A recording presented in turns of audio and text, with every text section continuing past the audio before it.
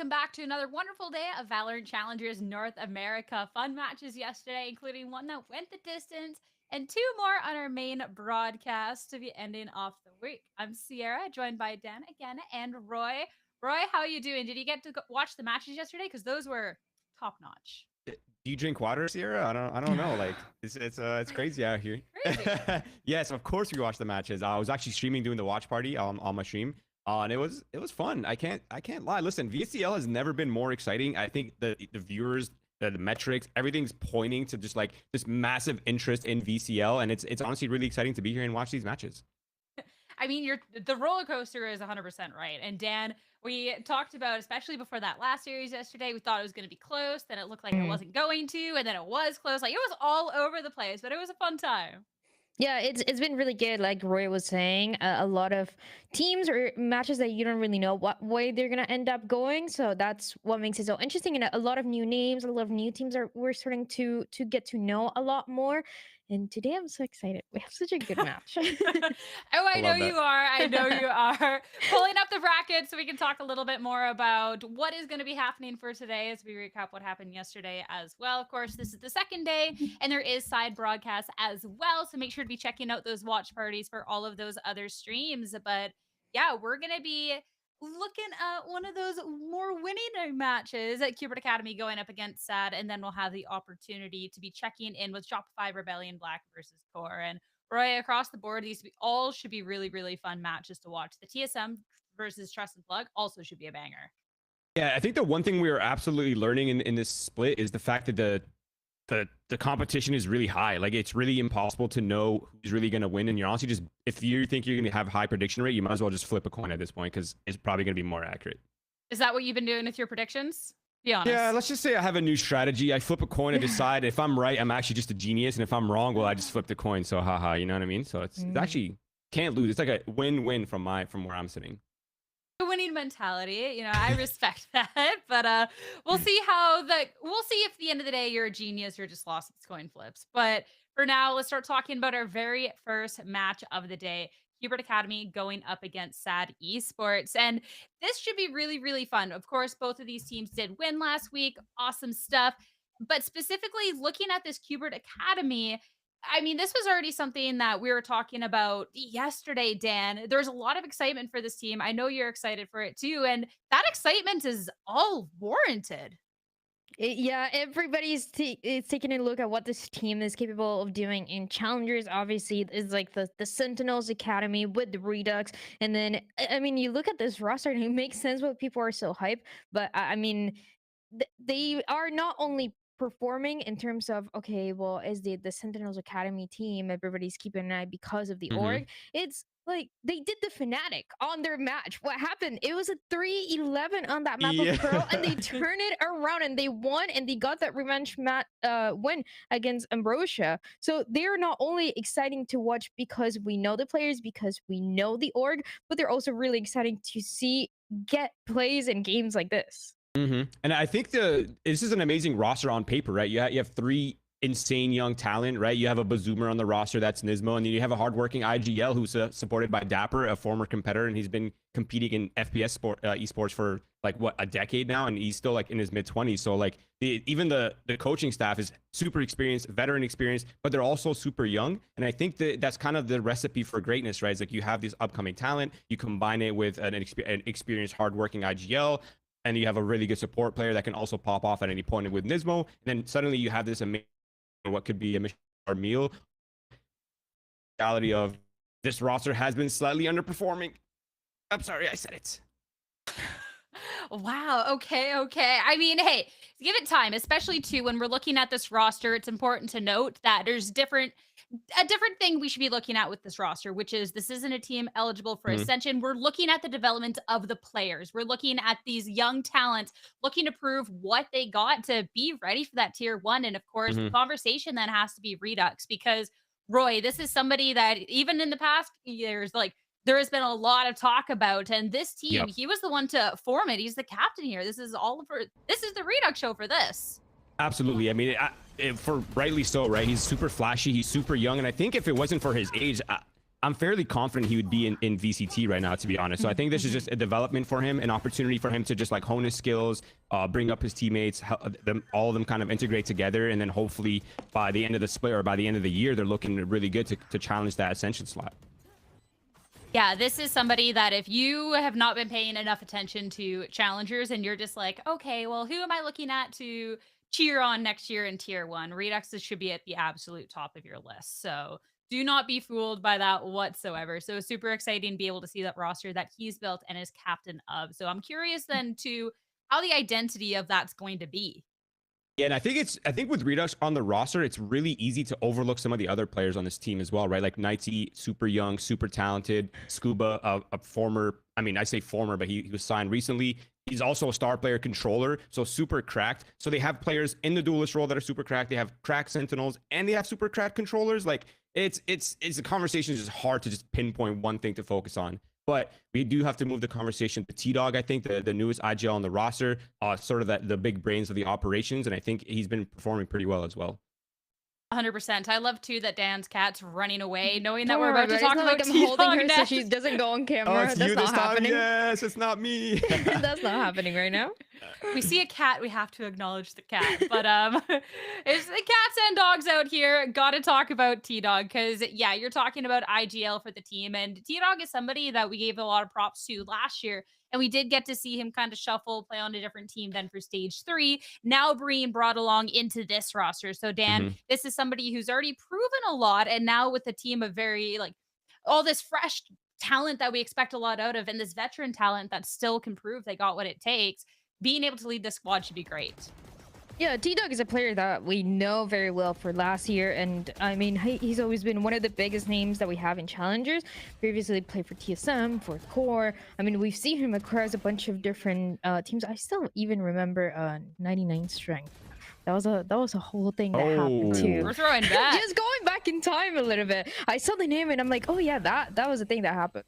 Yeah, well, you just brought up my trauma because he actually knocked my team out of the VCL the first VCL qualifier. So thank you for that, Dan Dryad. I really appreciate that. Thank you so much. 99 strength. Feels bad. Okay, I'll give Roy a moment to recollect himself. We'll move on from T-Dog and start talking about Cubert Academy's opposition for today and talk about the SaD Esports. This was a pretty close match that we got to see them play going up against QOR last week, but it's a SaD Esports with a similar core to what we witnessed last year, Dan, and a core that is still working out for them. It is something that we saw just in the first week. I mean, now we're getting the chance to see these teams on the main broadcast now a few times. And yeah, we talked about where they came from. We talked about Benji, for example. Just in the first week. I mean, now we're getting...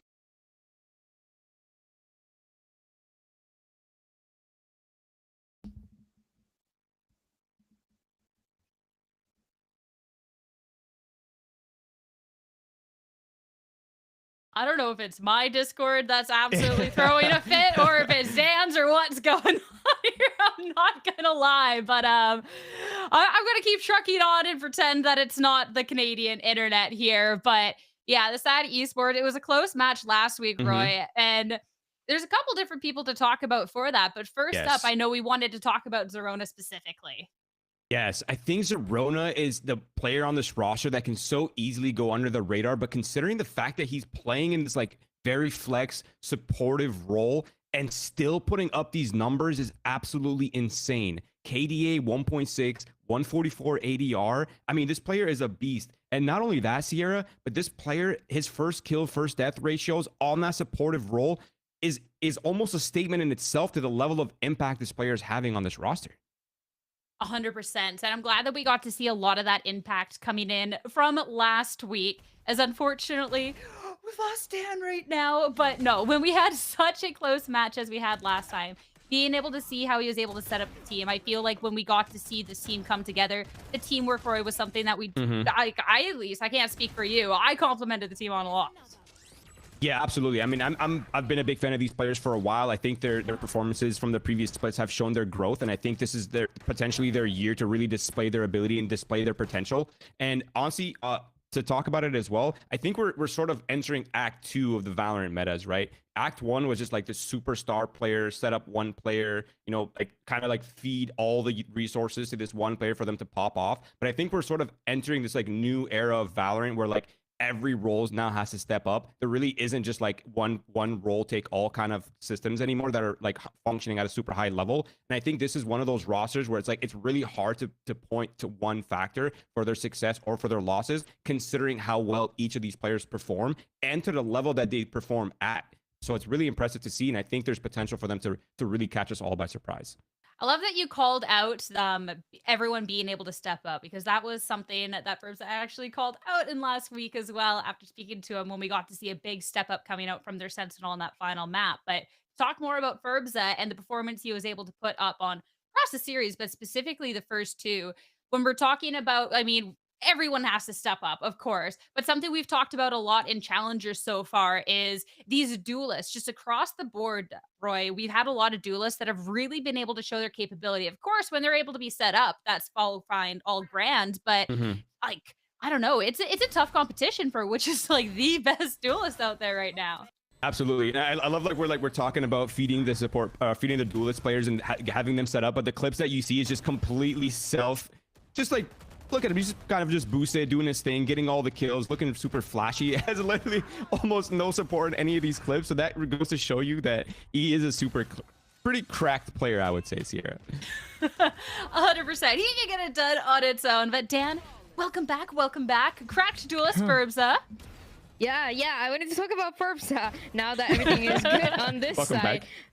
We had conversations on the first week when we got the chance to see Ferbza about, you know, how good he is. Obviously, a name that we know very well in Challengers, but I feel like I still had a couple of doubts looking for consistency, looking for, I mean, how much can he do, just because the competition for duelists specifically, it's so hard. I mean, that's why we're seeing duelists from NA in EMEA. I mean, we used to see them in Pacific with Narrate.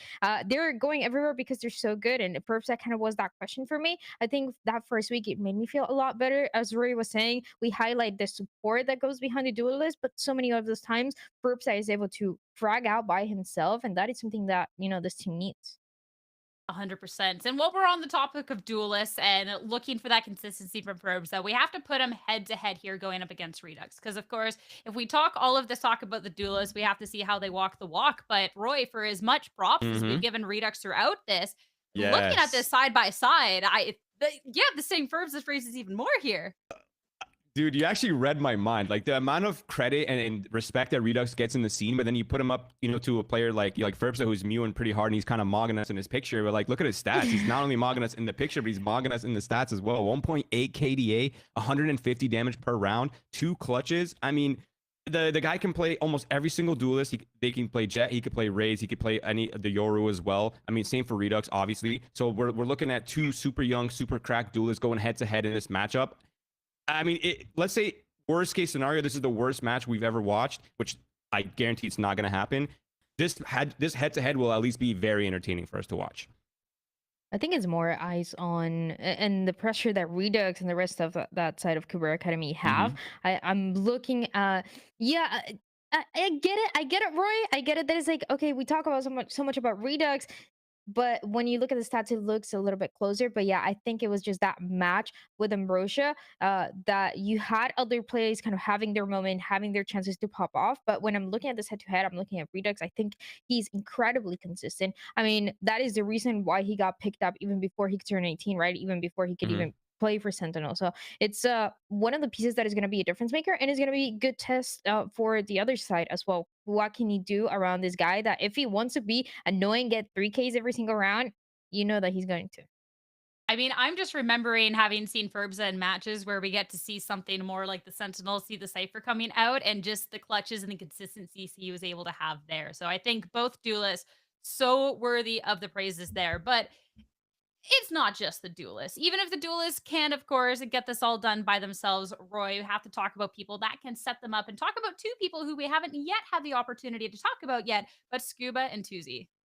Yep. I mean, like I said, Act 2 Valorant, we're entering the star player roles in these off roles, right? Scuba's stats honestly do not do him justice in this picture, but if you look at their last match, he was actually one of their top performing players and one of the main reasons why they even were able to close out the series in the 2-0 fashion. So Scuba's not being done justice here, but I think he's a very valuable player to this roster, not only in terms of mechanics, but in terms of his risk versus reward assessment, his willingness to step up and sort of be the hero whenever the round is required. And it looks like he really has no fear. And whenever he's needed to sort of pop off, to kind of clean up what his team isn't able to achieve early in the round, you're looking at Scuba to kind of do that for them.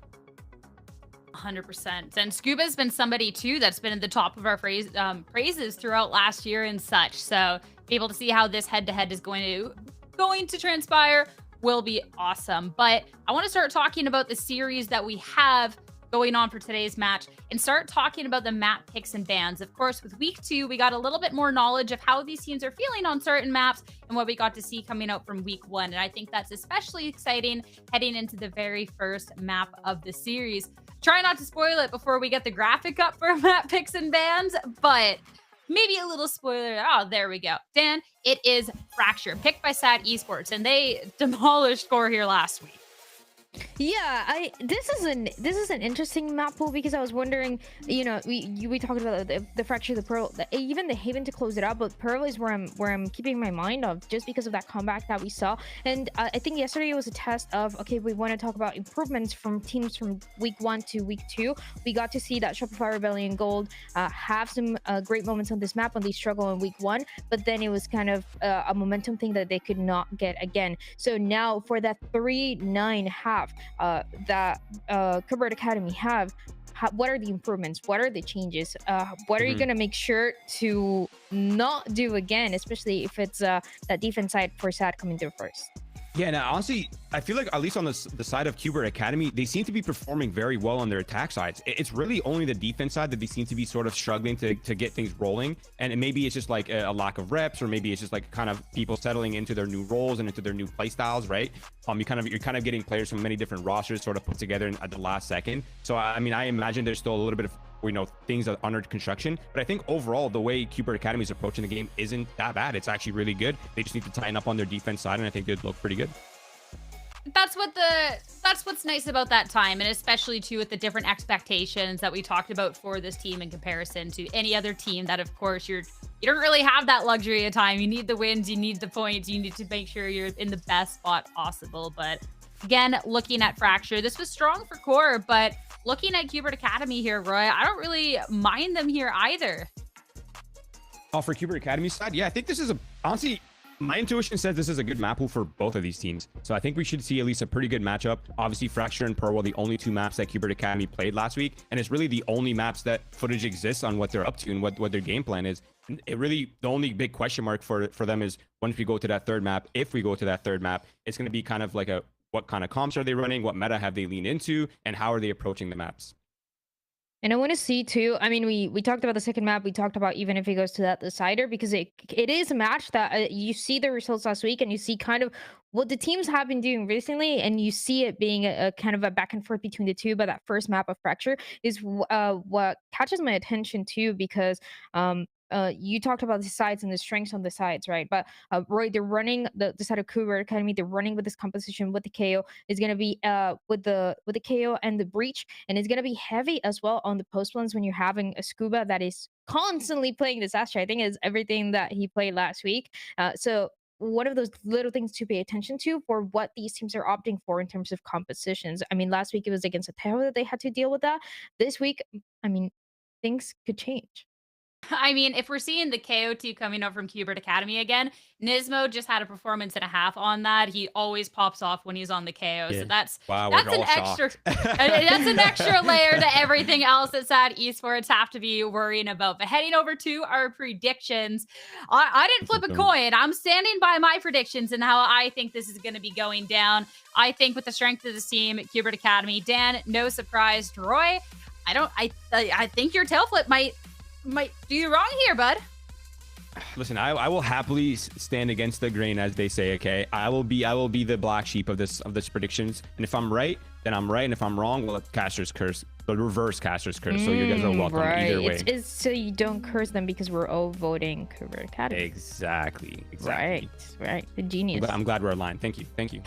All right. I mean, Dan, I don't know about you, but I think it was, yes, they had a close series versus Ambrosia for the first 2 maps, but I think this roster, once they heat up, I think it's going to be one of the top contenders, no doubt, here in Challengers. So I think my vote's pretty clear there. I'm just gonna say, barely any teams ever can come back from a 3-11. That's why we remember that Fnatic lap so well. And now we will remember the Cubert Academy, Ambrosia, and Challengers for the rest of time. It really is a hard thing to do. You need so much confidence to make it happen, and on top of that, such a elaborate playbook to get away with a comeback like this one, where the other team wins the pistol, you think it's over, they're up to 11, and then you start winning round by round. I mean, we've seen attempts so far in the main broadcast by other teams, but it's hard to close it out. Yeah, the fake comebacks, we've seen a lot of those. A lot of those. Gotta keep it interesting, you know, on the roller coaster that is Challengers so far. Do not get me wrong, but then that brings up the question. There's a Cubert Academy that's been able to have the mental to make that run there, going up against the SaD Esports that have obviously have a lot more tenure as a team all put together. So, Roy, especially with you going up against the grain, how do you think they're going to stack up? I know there was talks of maybe not a map 3 in the series. Do we think it's going to be a Cubert 2-0? Like, how do we think it really stacks up? Honestly, I stand by my opinion that anything could happen, like at any point in time with any team in this league. I think the competition is tight. I think all the talent's really capable, and I think, you know, this is where magic happens. And I'm here for the show. I'm here for the entertainment, and let it go however it goes. All right, well, all good entertainment needs some popcorn. So quick break from us due to a player crash, but we're going to be right back with a great match. So don't wander off too far.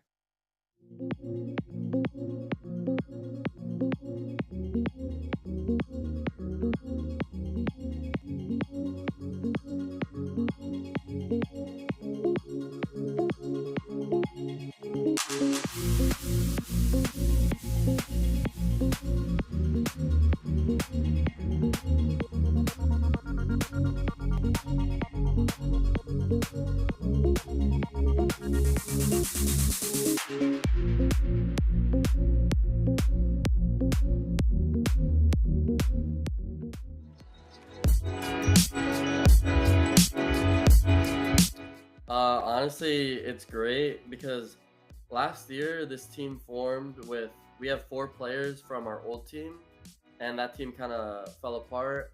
And then towards the end of the year, we came back together, and we're back as like 4, and we picked up Nanners as our new 5th. And it's really like rewarding to see all the hard work that we put in, from like playing like tier 3 events and Premier, like pay off, and finally we qualified for Challengers.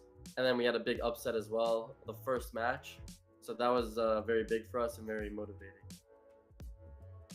Well, we definitely had some issues with roles with this guy, because we have basically 3 Senti players, 3 people who play Senti. Me, Nanners, and Alvin were originally all Senti players. So we had to figure out roles pretty fast, because we weren't scrimming for a while, and then we started scrimming halfway through January. So we had to figure out roles fast. But I think he's been an upgrade as far as like vibes and comms. Like he's very, like he's always one like cracking jokes or saying something funny. Like he's always there keeping the vibes up, never complaining, never really saying anything to ruin the mental. Honestly, from the match that we've played so far against Shopify Black, I would say it's a lot different. Like they were way more organized and structured with how they played, which was kind of like a double-edged sword. Like it made them a little bit predictable at times, whereas in tier 3, like you'll never expect Pickle Spear to swing through a smoke and get 2 and just be by himself while the rest of his team's at A. Whereas these guys, they're kind of playing more together, they're trading better. So I mean, there's pros and cons to both. Honestly, I mean, we started the year with a big upset. I would say that a lot of people weren't expecting us to be competition. So just expect the unexpected, right? Like we're gonna show up, we're gonna play our game no matter who the opponent is.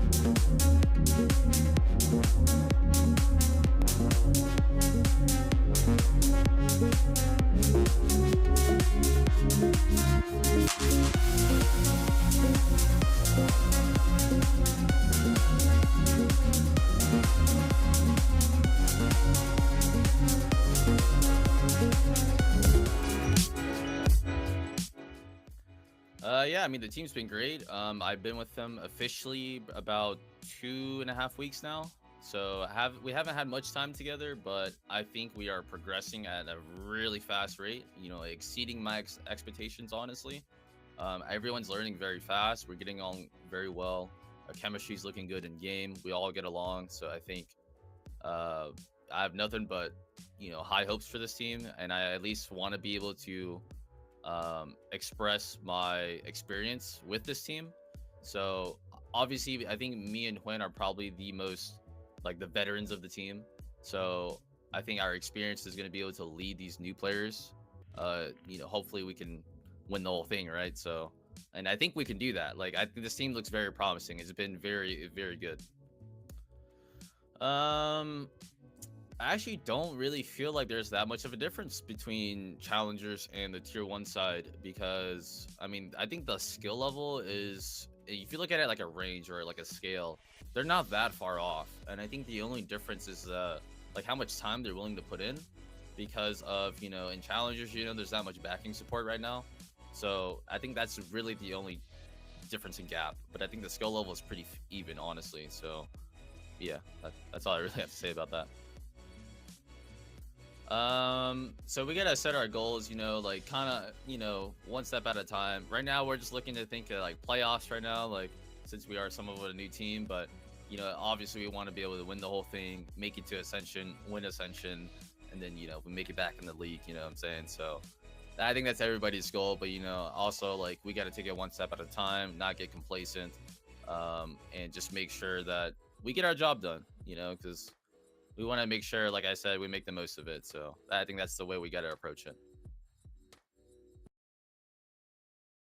Everyone, thank you so much for your patience. It's time to get started with Cubert Academy going up against SaD Esports. So we talked about all the players, we talked about the map and how it's looked, and it's time now to talk about the agents. So Dan, we had talked about the Taeho versus the KO, considering they both won on this map last week. We'll have to see if we see a repeat of that today. And yeah, it seems like that's exactly going to be the case. It's going to be SaD once again opting for this Taeho composition, and once again, obviously, Furbsa on the Yoru. On the other side, Cubert Academy is going to go with Redux on the Raze, and that's one of the roles that he's the most comfortable in. So everybody kind of opting for what works for the team. It seems like we know Nismo for playing this KO for so long. So I want to see now a little bit more in detail in this main work as how he's going to implement it with what the team wants to do here.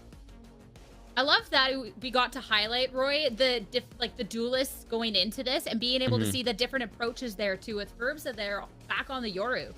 Yeah, I think there's actually a lot of like similarities in like compensations that are happening, right? Like you look at Cubert Academy side, they have the KO and the breach for the flashes. Obviously, the SaD Esports is opting for the Taeho, so they get an extra drone, but they get the flashes back from the Yoru. And then, of course, the only thing they really lose is the raised paint shells, but you get that from Taeho's kit as well. So there really is like a pretty kind of like nice balance between both of these sort of compositions and sort of stylistically. I think really the only difference is that SaD Esports' comp is a lot more like stalwart, like they can hold down space and they can challenge space pretty hard with their early utility, whereas the Sentinel side, they're a little bit more information based.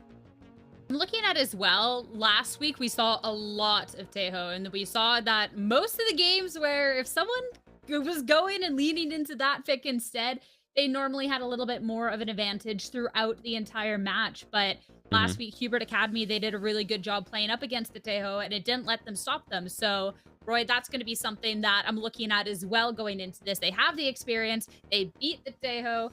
Is SaD Esports clear them in that aspect, or can Cubert take them down as well? Yeah, I think statistically speaking, we touched on this last time, but it seems like the non-mirror matchups for Taeho seem to be pretty favorable for him right now. So I think teams that are running this agent are either one, they're getting a sort of head start, or maybe they're offering a different look that teams aren't that comfortable with, and they're kind of catching them off guard. So this, I mean, going into week 2, going into week 3, we're going to see the meta sort of settle in a little bit more, and we'll really start to understand whether, like, is Taeho really the best pick right now possible, or are teams just kind of not, you know, they're not really adjusted, or they're not really familiar with what he does in the moment. Yeah, because when SaD Esports went up against QOR and QOR opted not to run it, dip on this Taeho was just absolutely phenomenal. And honestly, it was just like the most obnoxious comp to go up against between that and the Breach. It was fun to watch, do not get me wrong whatsoever. If I'm up against it in the server, I would not necessarily enjoy that. So Dan, when we get into that match, even if there is a lot of compositional similarities, especially here with Sentinels starting on the attack, something that they are a bit better at, I'm wondering how much that Teo is going to be slowing them down. I feel like it's not really going to slow them down as much, to be honest. I mean, again, Cubert Academy already played against this composition, and it's honestly a composition that we've seen a few teams play, obviously in officials, but I imagine in scrims we see it a lot more. And it's a Tejo that I really like for the post. I mean, obviously you can use that drone, get that info early on, but for the post, the timings are still kind of weird. And is like Roy was saying, we're still trying to figure out if this is an agent that is meta, it's really good, or it makes sense, or is more like the teams are just not used to how to deal with it, just because of that delay and how slow sometimes it takes for the utility to have any impact. So that is something that I think Cubert Academy is really not going to be struggling with. Again, I just want to, instead of having to deal with SaD Esports, I want to know how they're going to make this their own game with their own implementation of this KO that we don't really see as much. See, the last thing that I'm looking at with these two teams is we never really talked about the Sentinels going into this, and Benji, the amount of first kills and just the hold that he had on Fracture last week was top notch. But then comparing that with Knights on the other end, Knights has been hailed as like this absolutely cracked, crazy kid that we're going to be one of the next top players, and someone that we haven't really gotten to see too much. Roy, last time we saw him was with Rangers, super performed there. So this is another chance to prove himself. Yeah, I think Knights is one of those like players that you find in rank that you're just like, okay, this guy clearly passes the eye test. He's mechanically very gifted, and then now he's sort of starting to implement into an organized environment, into a high level strategic environment. And I think maybe there will be a little bit of adjustment period, but I mean, if his debut is a +1 137 ADR and you're 6-2 on your openers and the Sentinel role, I think he's off to a pretty good start. But guys, I do want to point out to one thing here for the Cubert Academy side is, we see Scuba swapping off of the Astra. He was playing Astra before on the Fracture side. Now he seems to be opting back for the Brim. Obviously, the triple smokes that last longer are pretty good on this map, and it's probably the main reason why teams have opted for the Brim to begin with, as well as a very strong ultimate that is pretty versatile on both defense and offense. That's definitely a great call out. And with Scuba being somebody that we've highlighted here too, and seeing that Brim's making a little bit more of a resurgent here on Fracture, that should be really, really nice to see. But there's enough talking about the game and theorizing what we can see here. It's time to head into it. Yet again, everyone, thank you so much for your patience. It's time now to head into your Fracture and go over to our casters, Tenric and Marks. Thanks so much, Sierra. What a way to start off the day today, seeing two teams take on the game, emblematic of not only what we can expect from them going forward, but what we can expect of the meta and the game as a whole. Two-star duelists amplified by a team of not just people that can amplify their own kits, but can also hold their own. Again, the story of this new year of Valorant. If you're a gamer, you're an aimer, point blank period, no exceptions. Marks, SaD Esports, they certainly held their own against QOR, a more defensively oriented team against the very attack-heavy Cubert Academy, held up by Redux on that front line. How do you think they are going to fare today?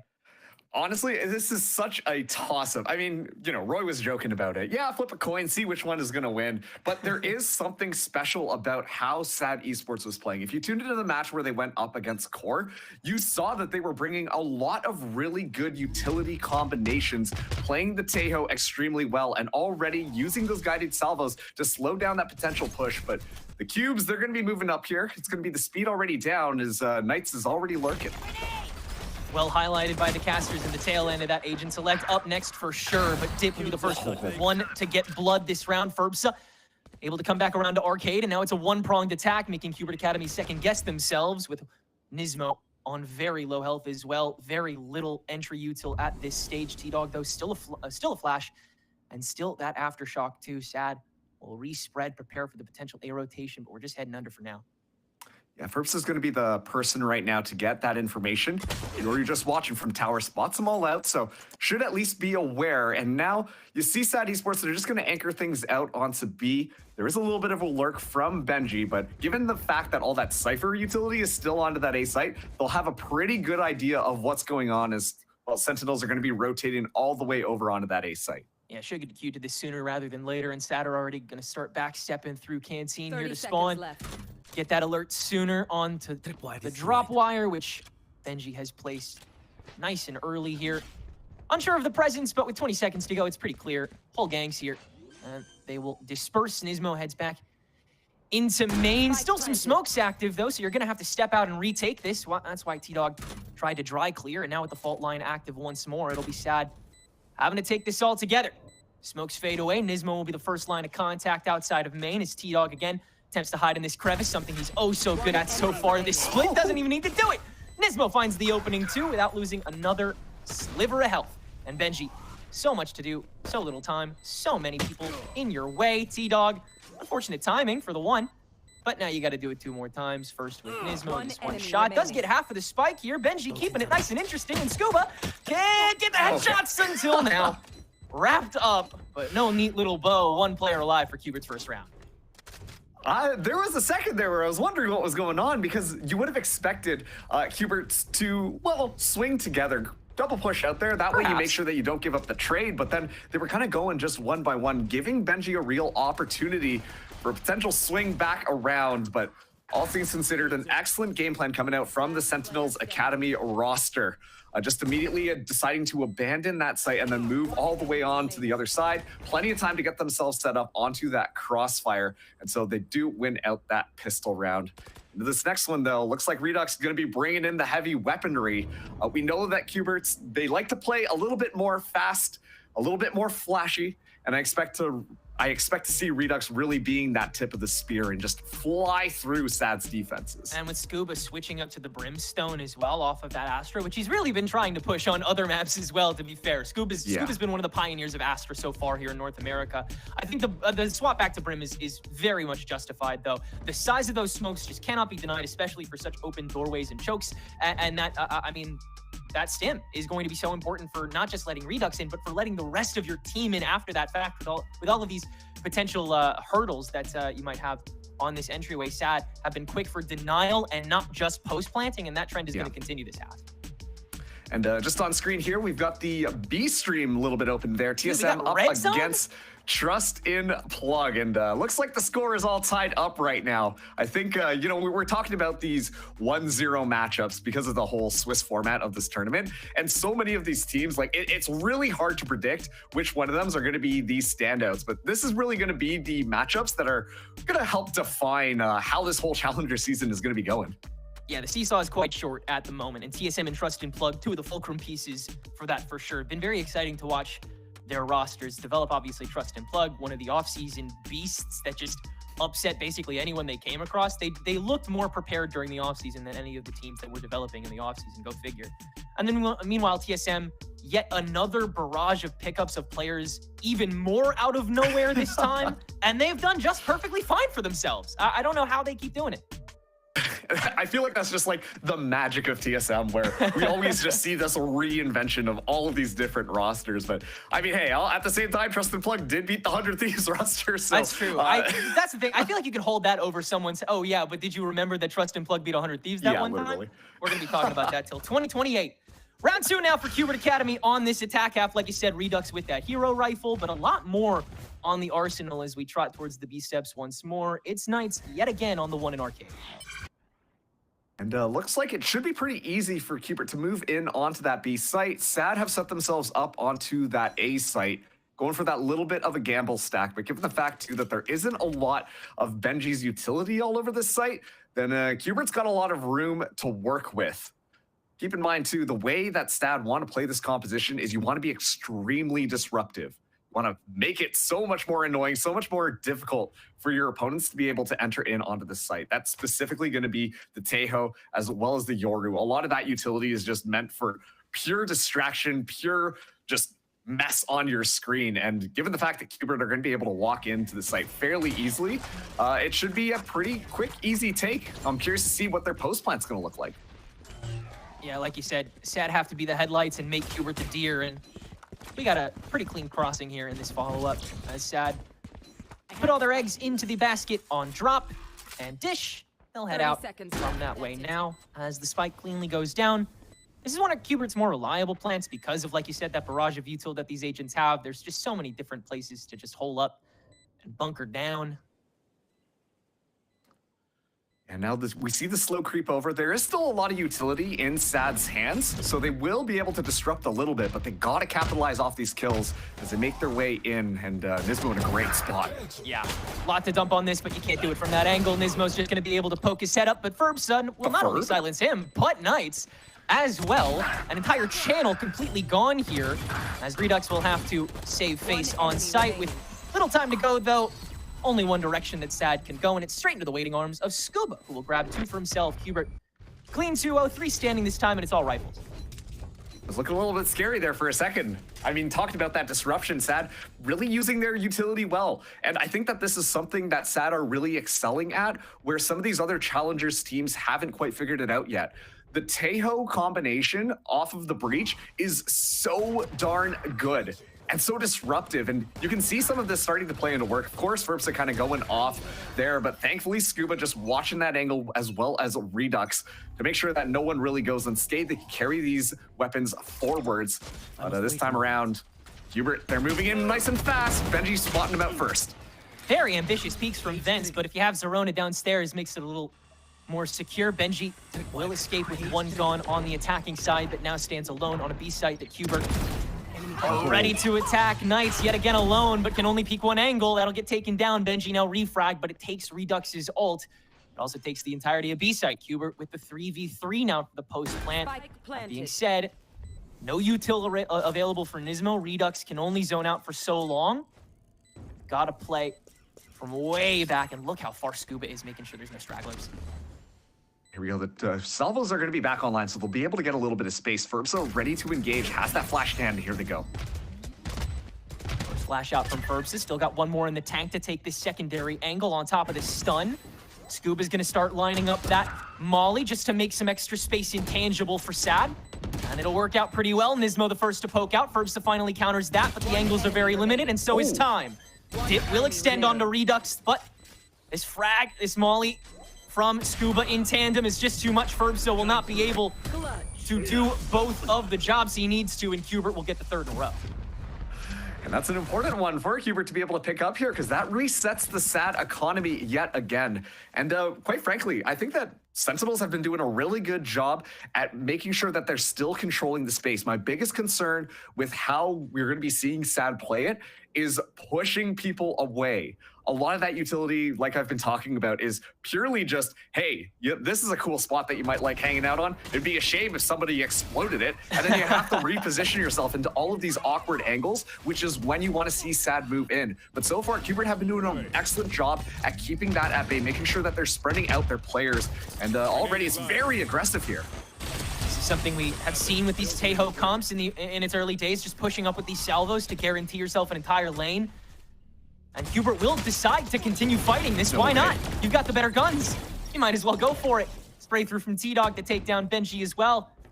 4v4 here after that opening pick, but Ferbs has come around the back! And that's an easy 3 down. Finally enough time wasted on 1 forefront, and SaD have control of the spike, and no doubt the round from here.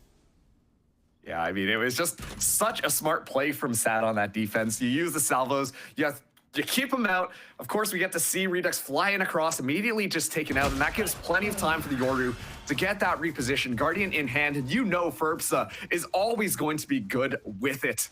Finds the kills necessary. Now also the kill leader in the lobby with 8 kills just like that. SaD, they find themselves on the board. A couple of ultimates available for them as well. While Cubert, they should still have enough money on this round to be able to buy up here, but that is a good momentum boost for SaD Esports. I find it so fun talking about Redux's ability to just push that front line. I mean, he's learned how to be an aggressive duelist for 3 years, and he's still not even 18 yet.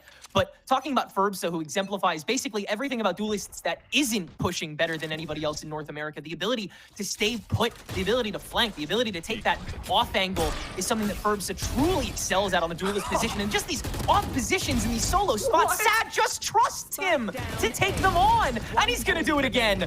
4 down now for Ferbsa on this Yoru, and that's another spike dropped, isolated, and another Cubert member with so much that he has to get out of his sleeve if he wants a chance at this round. But with such an unstable economy, it's a question of what exactly Scuba can get out of this round, and at the very least, it'll be one more orb. Yeah, and at this point too, given the fact that Scuba's got the ultimate online, just hold on to that rifle, stay alive. Please don't go across the ropes. We've seen that happen too many times where things go wrong. But what an excellent round from SaD. Ferbsa Nation rise. That was unbelievable play kind of going out there. Of course, we saw Tuzi be a little bit of that bait, but SaD are just doing an excellent job at keeping Cubert Academy in check. They're never really given an opportunity to even really engage on these sites. When they're able to get in, then they do an excellent job on their post plant. They do an excellent job setting themselves up. But SaD have just been kind of stopping the door before it even opens a crack, just making sure that Cubert can't even really get through the main areas before, let alone even plant the spike. And Scuba at least able to find Ferbsa, a little bit of revenge for the rest of the team. But the position being known now, Scuba's got to be so careful in these next 15 seconds. And this will be one of the biggest ways that SaD is able to continue getting rounds on Cubert, is, like you said, being able to shut that door before they can fully open it. And it also, in a way, kind of puts a Band-Aid fix over one of SaD's bigger weaknesses that we saw in their last match, was the initiator's proclivity to become aggressive when Ferbsa can't be. Zerona and Dip sometimes getting too ahead of the line and falling for it and not maximizing that util the way that other teams are able to. But luckily, Ferbsa has been so dang good they haven't had to overextend yet. And so we haven't seen that problem so far. If Cubert is able to, especially like poke through both sides, like if Knights is able to find a lot more space on one of those lurks, then we'll see a lot more Cubert targeting and exacting upon the players that need to fall first, so that Ferbsa will be forced to get in front of the problem a little more aggressively and thus lose so much of the power that we see him hold. And this is interesting. You see the knife get tossed out onto that A site to give SaD the inclination that maybe this is going to be an A side hit. But once again, given that Cypher utility, the trips are going to be set up, the camera's ready to grow. SaD still should be aware of what's going on. And as soon as that bullet's fired, yeah, SaD have an idea on what's going on. And so we're going to be seeing Cubert now get themselves set up for this initiation, and they should be able to get that spike down. Let's see if they're going to be successful here. Still managed to find the whole site. And Dip walled away to use the salvo or no. Will on the plant. Guessed right, wasted some time. Cubert now forced to fight at least a little bit. And Redux, the one to try and get it started before SaD can think about it. They will punish. And now have a 5v4 on the retake, plus that dimensional drift that Ferbsa will use to take over the vents. There's one. And he won't go any further. We'll head down to steps instead. Just put the Tay-hole towards the tower. You don't need to clear anything else. Now that you know one's there, you don't care how many more are. And Zerona now has free reign as the rest of SaD extends onto site. Cubert, the one place that was Tay-Ho ulted, is now the one place they get to reside, as SaD Esports will very safely get this defuse with smoke, player, anything but death in their way.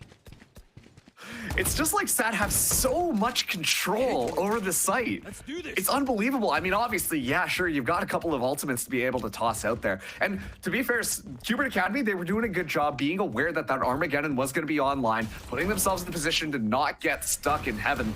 And still, though, it just worked out perfectly for SaD. They're able to completely zone Cubert out and take over the site. There wasn't even an opportunity for Cubert to re-engage with things, just with how much control SaD are oppressively throwing at Cubert Academy.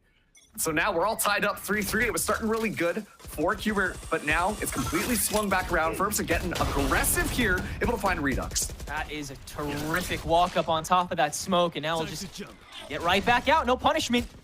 Ferbsa, one of the few players that can do that, on one of the few agents that can do that. Now the Aftershock to attempt to pressure him away. That's gate crash number 2 utilized. Now, Ferbs is just like any other duelist with one flash in the tank. But Cubert don't have a guaranteed site. They have a B site that everyone from SaD has eyes locked to. And so we'll head back on around, take this rock and share the other way into Dip's waiting arms.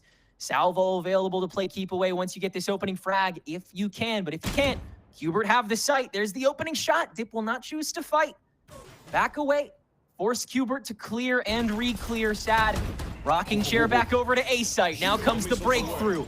Salvo out again to play them back, and everyone's walking through doors, so SaD have easy entry to meet this fight the moment it starts. But Nismo is just better with the opening 2. Make it 3 with the help of Knights.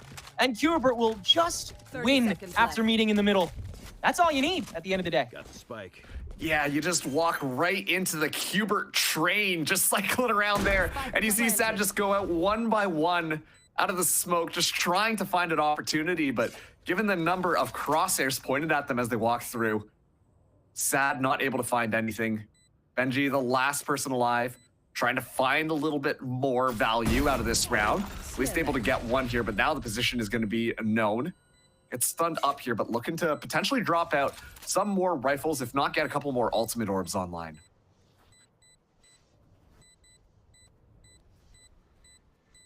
Perhaps one more on the board here.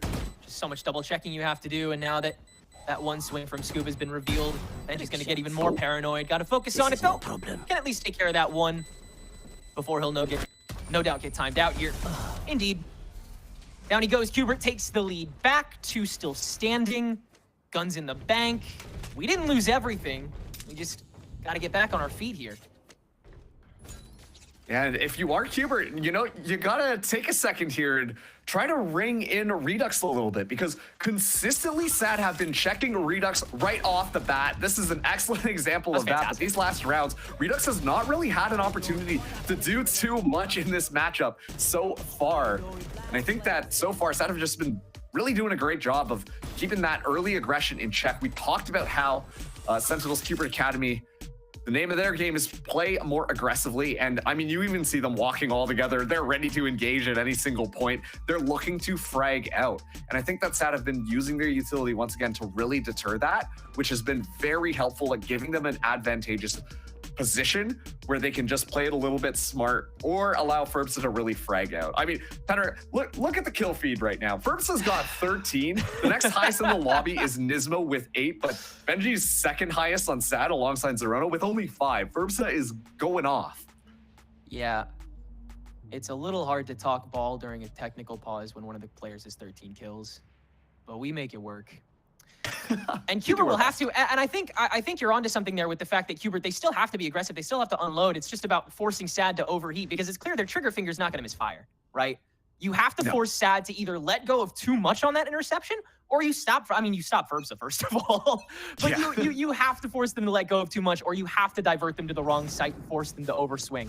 At this point, SaD are going to be ready whenever you decide to press that trigger, but whenever you decide to break out, it doesn't matter when Cubert starts the fight. It matters that SaD finishes it.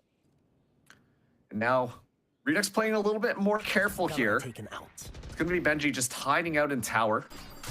Already, utility going to be tossed in, so SaD should be aware that this is happening here. Redux going to be going in now, leading the spear as T-Dog gets set up to potentially use that ultimate when the retakers come in, but Benji just a little bit faster. Waiting for the unload, and now it's SaD that have to initiate, but they're more than happy to. That's why Knights has been watching. Finally, a moment for him to shine, and a rolling thunder to give him an easy third one. Dip, jumping back, still finds the shot. Scuba has to re-up for it, but it creates a 2v1 that should be pretty manageable for Cubert Academy here, especially considering the Ferbsa doesn't have access to any other gun right now, and the man's holding a rifle, or an operator. Yeah, I mean, Knight's just absolutely popping off, making sure that Cubert is still in this match, and somehow Dip finds just the single bullet. The magnets were in it and takes Knights out. Ferbsa gonna try this, operator in hand.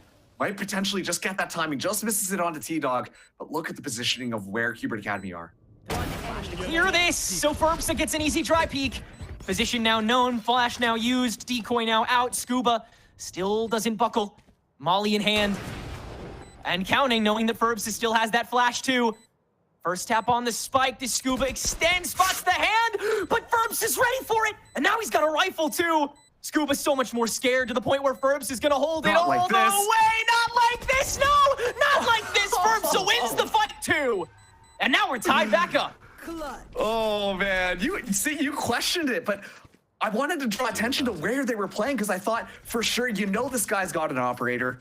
Let's spread ourselves out. Let's make sure, because that operator has got one shot, and then you're gonna have to see Ferbsa swap weapons, group up, play off of that trade. But instead, they decide to split themselves up, watching 2 different angles to try and lock that one down, allowing Ferbsa to find those opportunities of just the 1v1s. Nice little replay here. Knights, we talked about him in the pre-show with how much damage that player can do, but Ferbsa coming up clutch here, finding the win against Scuba, and then being able to steal that round back. Also gets the operator out as well. Yeah. very important round going forward here for SaD to try to launch it into a lead, leaving it. Zerona, the early denial. Knights peeks before the smokes go down and doesn't win that fight. Now Zerona hungry, finds Nismo as well on the entry in Arcade. You don't have anywhere else you need to look. Scuba, though, with that ultimate, can at least cut the board in half, and Zerona now stranded for his troubles. SaD still on the run back, though, and even a wraparound from the north side leads Ferbs and Dip a little late to the party, meaning that Cubert can potentially re-extend a little bit. SaD has such a good idea on where all these players are. Ferbs gets that first spot out. There should be a nice, easy kill. Yeah, there's that first snipe onto Scuba. Arcade re-cleared.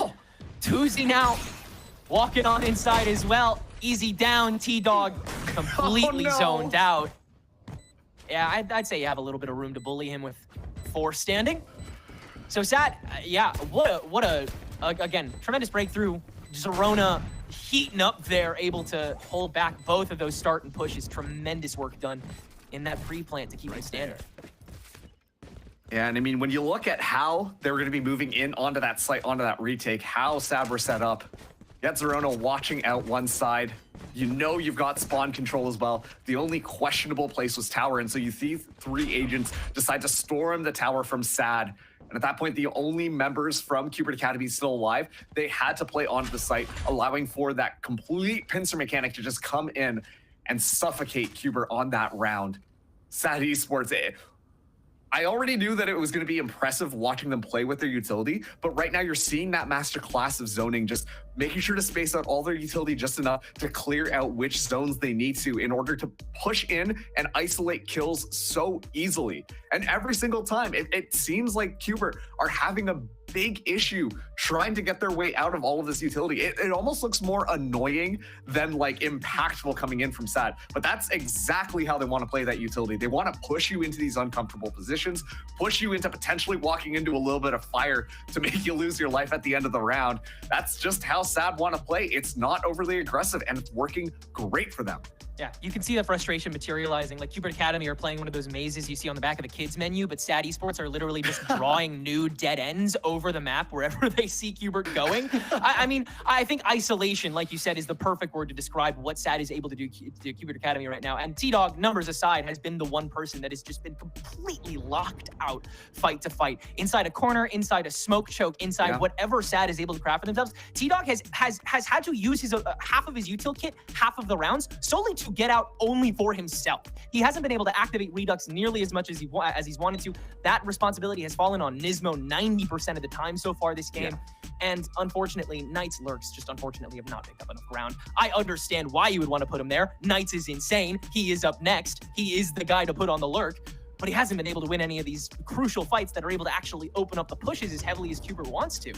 It's just none of these puzzle pieces are fully like they got sanded off, and so you can't put the whole puzzle together, but you see where it's going. Yeah, I mean, it feels like David Bowie's Labyrinth. Remember that movie from way back? I might have just dated myself right now. Oh, brother. That's the one with all the puppets, right? With all the Muppets? Yeah, with all the puppets and the creepy stuff. Yeah, great movie. I know that thing. But like that's kind of how SaD are using it. They're using their utility to really change up some of this free space that Cubert Academy just assumed that they can take. But then, whereas previously with how these agent metas work, if you see a little bit of utility, you can be pretty certain that that agent is going to be there. Tejo really throws a whole mix into that because the guided salvos, you can be anywhere and that guided salvo will still make its way to the destination to zone things out. And that's why when you're talking about Knights' lurks going through, there's so much more room to clear because you're not 100% sure where these SaD players are actually playing on their defense. And if you've been watching the map on how SaD have been splitting themselves up, it varies every single time. They're getting a little bit more creative with how they want to put their defensive agents. And quite frankly, Cubert Academy aren't 100% sure of what the read is simply just because of all of this disruptive utility. Yeah, it is really hard to get a read on this. Is Ferbs going to be right in front of you, or is Zerona going to wait until 3 people have walked past him to start taking shots? Like, how exactly is SaD going to approach this defense round around in Cubert? They are so much more prepared for like the scrappy fight after they start unloading util that this composition is like giving on the attack. I'm sure that Cubert will have a lot more room to facilitate that from the defensive end, and I'm excited to see how especially T-Dog is able to rise from the ashes on that side. But there's too many variables that Cubert was not prepared to walk into on this attacking half. And Ferbs is half of them, 16-4. Are you joking? Are you joking? And another ult in the tank, operator as well. I mean, you have everything you could ever ask for these last 3 rounds if you're SaD Esports. Yeah, and it's so interesting too, because when you talk about like Duelist players, right? We've been really highlighting the Ferbsa versus Redux head-to-head, especially in the pre-show where we're talking about the stat lines and all that type of stuff. Redux is a very aggressive duelist, wants to go in, wants to actively take that space, whereas we see Ferbsa playing a little bit more different, biding time, playing off of information, going for secure kills, and having that escape route available. That's kind of why Yoru has started to kind of pull back a little bit more into this control-ish style of composition with that Seiho, because the Yoru can kind of just teleport around all over the place. And I mean, it's reminiscent of the early days of Chamber, where if you got that operator in hand, you can go for an aggressive peek, take a shot, and then immediately just back yourself out into safety and get set up again. And quite frankly, Ferbs has been doing an excellent job of finding those first bloods, and Cubert Academy are consistently kind of playing into their cards. So at this point, if you are Sentinels, you know, Cubert Academy, the biggest name of the game right now is going to be trying to draw out a lot of that disruptive utility early. And as soon as you see it come out, you got to be ready to storm in onto the site. I think that could really help the disruption in making it a little bit easier for them to take the advantageous fights and making sure to check everything around, because once again, the repositioning of SaD Esports has been fantastic so far. Yeah, that's such a hard part about this is checking and then rechecking for Cubert Academy, because your pushes are so foot to the floor, 0 to 100, we activate Redux and we go kill. And meanwhile, I mean, Ferbs has just been so self-sufficient. He's just been able to wander off and do all of these stupid things and then TP back and then flash himself out and do all of the things that Redux's incredible Raze lives to have done for him by initiators like Nismo and T-Dog. But again, it's not connecting nearly as often as Ferbs' just ability to completely, I mean, this is half the highlight reel right now. This is another 4K from Ferbsa. Here we see. Also too, when you just saw that last replay there, that really emphasizes the point that I'm making, where they're just using utility to force Cubert Academy to be in such weird positions where they can't really retreat, and so Ferbsa just walks away with a 3K. Yeah. Communication going on between SaD Esports is really well, but when we see that actual head-to-head like you talked about, that scrappy fight, I mean, Cubert's got the boxing gloves on, they're ready to throw down into the ring. SaD have just been doing an excellent job of denying that ring from happening. A lot of that speaks to Tuzi's ability to smoke. We haven't really gotten to speak about him so far this matchup, primarily because he hasn't been fragging nearly as much as he was in his previous match, which, by the way, I think he was top fragging in his previous match. So praises to be sung for sure, but his assists are what he's been racking up so far this game, up to 9 for that matter. And a lot of it is because of, like you said, those smokes that don't necessarily wall out Cubert, but force them to just ask the question, oh, should we fight this now? Should we like fully fight this now? And the answer most of the time has to be yes. Ferbs is too much of an active threat that is right in front of you. If you kill him now, you might win the round. You have that much power in front of you, and they've only gotten that done 4 times. They have only been able to shut that down 4 times.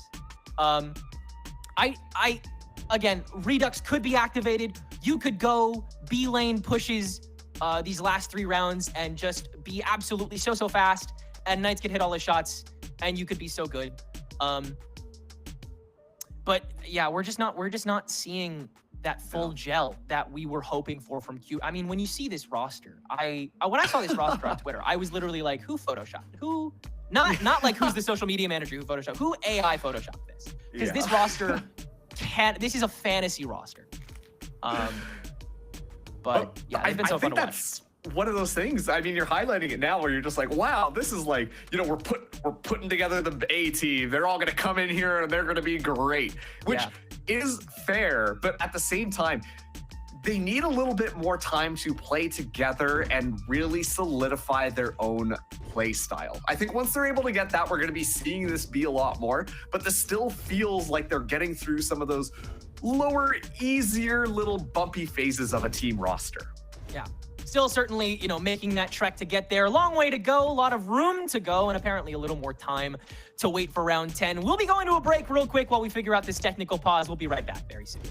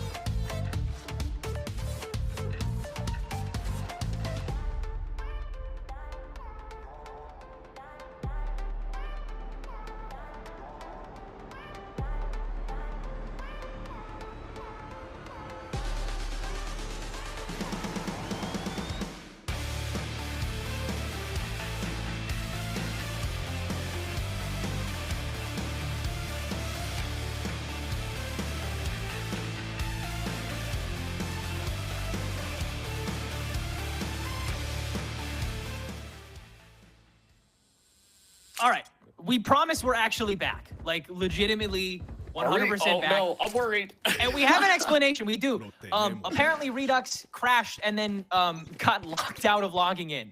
So that kind of problem does take a little more time. But luckily, powers of B have repaired things, and we are fully back in this game where Cubert Academy is still a round down here on this attack half marks. They have yet to fully decode this SaD defense. Sorry, I'm just getting my stretching out of the way right settled. now as we re-get the muscles in your brain working out. We talked a lot about how SaD Esports were specifically really good at using their utility to zone Cubert Academy out. This time around, Cubert Academy have already taken a lot of space. I imagine they're going to have a very easy plant here. And so SaD are just going to have to really focus on that retake. As soon as that spike goes down, Dip immediately trying to take a battle, but is going to be overwhelmed shortly. And that leaves the spike in again, so Cubert, they have to speed up the fight a little bit, and they have to send Knights through the tower, but he has spotted this Dimensional Drift entering Verb, so but can't lock down any shots against the players coming back from mid. Opening things up yet again. Nismo, though, fires back in Canteen, able to force SaD to reconsider as well. Ferbsa will peek back through the stairs, another smoke plopped down there, so that will force him to get through that smoke as well. Meanwhile, Scuba taking the zip down south to try to meet Ferbsa before this push is exacted, but only 23 seconds to go. And Ferbsa's ran like buck, almost the perfect flick, but Scuba's ahead of it. And now it's a 3v2, but with only 17 seconds to go, Cubert have to make this work, and lightning fast. Out we go from the tower, onto the spike to get it planted. Rip Benji, the first one with a sight line, and the frag grenade along with that orbital strike to force Redux away. Barely enough time, though, and still an angle to get the spike down, but the immediate extension leads right into twosies. Sights, now 3 on the board, and in the 1v1 with 5 health to go. But no molly, no stim, just a tap. Nismo, the peek, and the miss. 4 strong for the Brimstone for SaD here, giving him a 6th round here on the defense. And honestly, what an instrumental pick that we got to see Ferbsa do with that operator, denying the spike plant, and then you can see what the protocol was for SaD. And once again, we talked about this a lot before we had our long tech pause, but SaD prefer to play off of their utility. Play that information game. Don't bother sending your bodies into it until you absolutely must. And that is exactly what we saw afterwards. At that point, you know, that everybody was just kind of hanging back. They have that orbital strike to play off of, make it so much more difficult. And then Tuzi just absolutely clutching things up onto this last kill. Make sure that they get that round. SaD find themselves at 6. Cubert Academy at 4. They do have the showstopper in Redux's hands. We'll have weaponry too coming into this next one, but they got to start pulling things back. Otherwise, SaD are just going to look like they continue to run away with these rounds. Yeah, Cubert look healthy enough to make this a 6-6 half, but SaD have already done so much damage and could definitely do some more, especially if Ferbsa, holding this operator again, can catch one more of Knights' lurks. Extension, destruction. Cutting through. Nothing new on that end. What else you got, Cubert? Like, it's so easy for Ferbsa. Gets that first pick, and then Dip's already there. We talked about the way that they play these agents for map control. And yeah, SaD have complete control of both of these sites thus far. Cubert are the one that have to back off here, try and regroup, figure out a new strategy. Looks like they are going to be pushing into B. Question is, though, how they're going to be able to do this. A lot of Cypher utility available. Thankfully, Redux still has those paint shells. Should be able to destroy some of them. And also, to just satchel in. Here comes the flood. Dip is just doing a fantastic job of staying safe, making sure that these salvos can be used at the very bitter end of this push. It is infuriating. Redux on the showstopper, but is blinded away, and Zerona just walks right out to deal with 2. There's the ult gone, there's the raise gone, there's the push gone. SaD, once again, buffer up. And it's a smattering, not even on site. 1v4 is Scuba. Skitters on over to the A site. But it'll be another wrap, no doubt, for SaD Esports. Probably just an orb and then maybe a kill from someone peeking wanton, but that's up to Scuba. And the call is made. Tremendous work from SaD. Yet again, that is another crucial blind from Zerona that is exacted upon by Zorona. Notice that? And this is the thing too, I mean, as soon as you hear the showstopper voice lines start getting played, SaD are like, yeah, what if we just like didn't do that one this round? Dude, it's so you know? dumb. Zerona's like, oh, I should fight this. It's just like immediately the util flood just flies in, completely cuts them in half so that they can't really do anything. And Zerona, once again, just gunning them down. I think I saw a couple of running Vandal headshots. The spray control, the Crosshair was looking down at their feet and still being able to find the heads. But just such good protocols coming in from SaD. Now Cubert back onto a save. Ferbsa immediately flashed out a lot of heavy util from Cubert very early on, just to get a little bit of space. And this is why they're having such a hard time moving into sight. They've got nothing left to move in. Well, now they have nothing at all. Nismo on that null command, immediately stopped by Benji, who is not on site any longer. Rest of Cubert can make that work, and while they can spray down Nismo, that does mean they have util again. That means Tip can light up a little bit. Cypher ultimate, that'll force the fight from Cubert. They'll just press this and try to get it done the good old-fashioned way. Does a good amount of damage, but still ahead is SaD, and now that Armageddon to deal with the tower. SaD much more secure in their current position with the spike continuing to tick down, but Scuba unfettered with that molly, and that's going to be a whole lot of time wasted by default. SaD have got to get in, and they've got to do it now. Ferbsa upstairs. No one's checking Redux! Is there an ace on the table for this Sentinel sixth man? Indeed there is! Great way to end the half for Cubert Academy. A sliver of hope off of its front man. Switching sides. I mean, it's been so frustrating for some of those earlier rounds for Redux. Just trying to get active, immediately gets shut down, and then able to slip through the smoke off of just an orbital strike, almost providing cover to go completely unnoticed into the back line. And then at that point, you just line them up and knock them down. SaD did an excellent job onto that retake, but they just weren't being cautious enough to watch into their back line. And so Redux walks away with the ace, not tying us up, but getting us to that 7-5 half, where we're definitely still on winnable territory. Now SaD are going to be the attackers. I'm super curious to see how they want to play off this. When we have that Taeho breach combo coming into it, it tends to be a little bit more blitzkrieggy, a little bit more snowbally. You just rush in, run them down, and displace them, which they've been doing so excellently thus far. And Nismo going to be the person who might make first contact here. Already SaD have started to advance. Already throwing the knife out, and it's already been destroyed, which means SaD can still completely unload in this opening push, and they do have a good deal to their name. Zerona is fully kitted, and that guy is ready to clear angle after angle. It'll be a bit of a stumble here on the pistol round, but SaD will have the shuffle and the cycle to make it work. Benji's still on the lurk watch as well, so Redux cannot extend anymore. And it's all on Cubert to be ready to press that trigger, just as SaD did on their attack. First out from Benji, great hiding spot to catch Redux from behind. And SaD still have yet to move, waiting to see if anybody else gets as hungry as Redux did. And they're right, Nismo extends next. Ferbsa takes him down. And SaD have already intricately woven together a tremendous pistol round, but Knights has taken the time to come around to tower.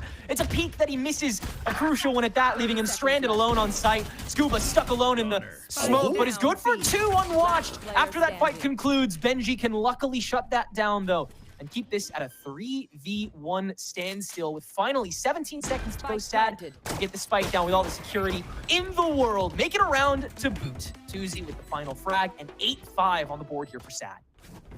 That's so interesting. You saw how SaD played that round. They just tossed out a lot of utility and then immediately just tucked away. And then they look like the meerkats at the beginning of the Lion King opening, where they just pop around corners, just going, hey, surprise, and finding free kills before actually going in on to the site. Also, too, worth mentioning, we see SaD flood in onto the site at like 34 seconds. And so there was a little bit of hesitation there from Cubert Academy, because usually the engagement happens at 30 seconds. And it's just this level of confusion that allows SaD to continue to win these rounds. This time, Cubert going to be a little bit more aggressive. They're already pushing out, exploring a little bit, not able to find any information. SaD, once again, just kind of digging their heels in, taking a little bit of space, but not being overzealous. It's a very patient game from SaD, and it's been working out for them in this map thus far. Very drag and drop, having an entire setup and then picking up that entire setup and moving house all the way to the other side of the map. The composition that so many teams try to master, but it's really hard to slice your util the right way if you're trying to be this fluid between sites. Luckily though, with the introduction of Taeho and how much people have really just started to get on top of these TPs on Yoru, suddenly on this map, some of these compositions have looked remarkably dangerous on two fronts instead of just one at the same time. Oh, yeah. Benji still has this fortress set up on the north side. And while he's moved to the other end of it, he has done nothing more than just kept Cubert members here, waiting to see if he can punish any of them. And it looks like he's about to get to. Oh, here we go. Not It's again! an excellent flank, yeah. And now this is going to be so difficult because Cubert have to be cautious about that potential flank. And you see that they're already investing people to try and potentially flush that flanker out.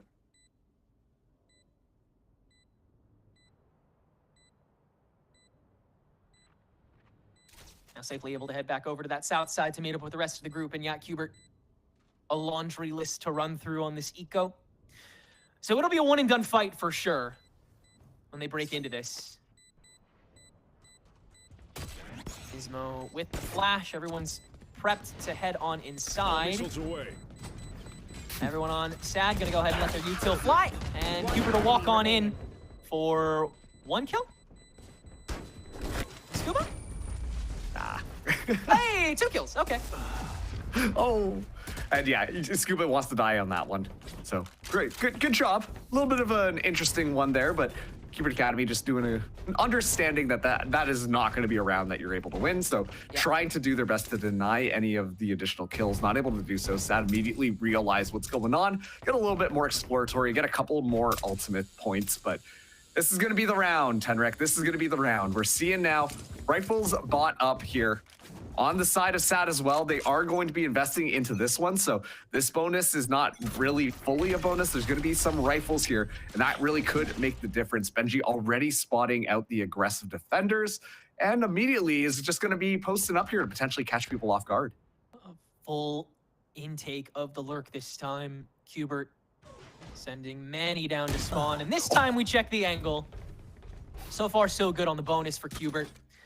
Taking a remarkable deal of space, but what do you do with it here, especially when SaD is coming up through arcade the rest of the way?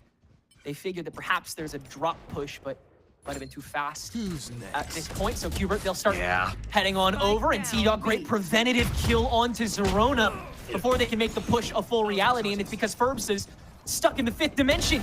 Still messing around here with Knights, who is able to hold his own only once, though. Into tower, SaD Treks. That's all they've got here, and that lets T-Dog Aftershock free kill onto Dip as well. Ferbsa forced to scatter away, and now nothing left in the kit. This will indeed be a bonus that goes Cubert's way, one that it looks like they'll have 4 standing for.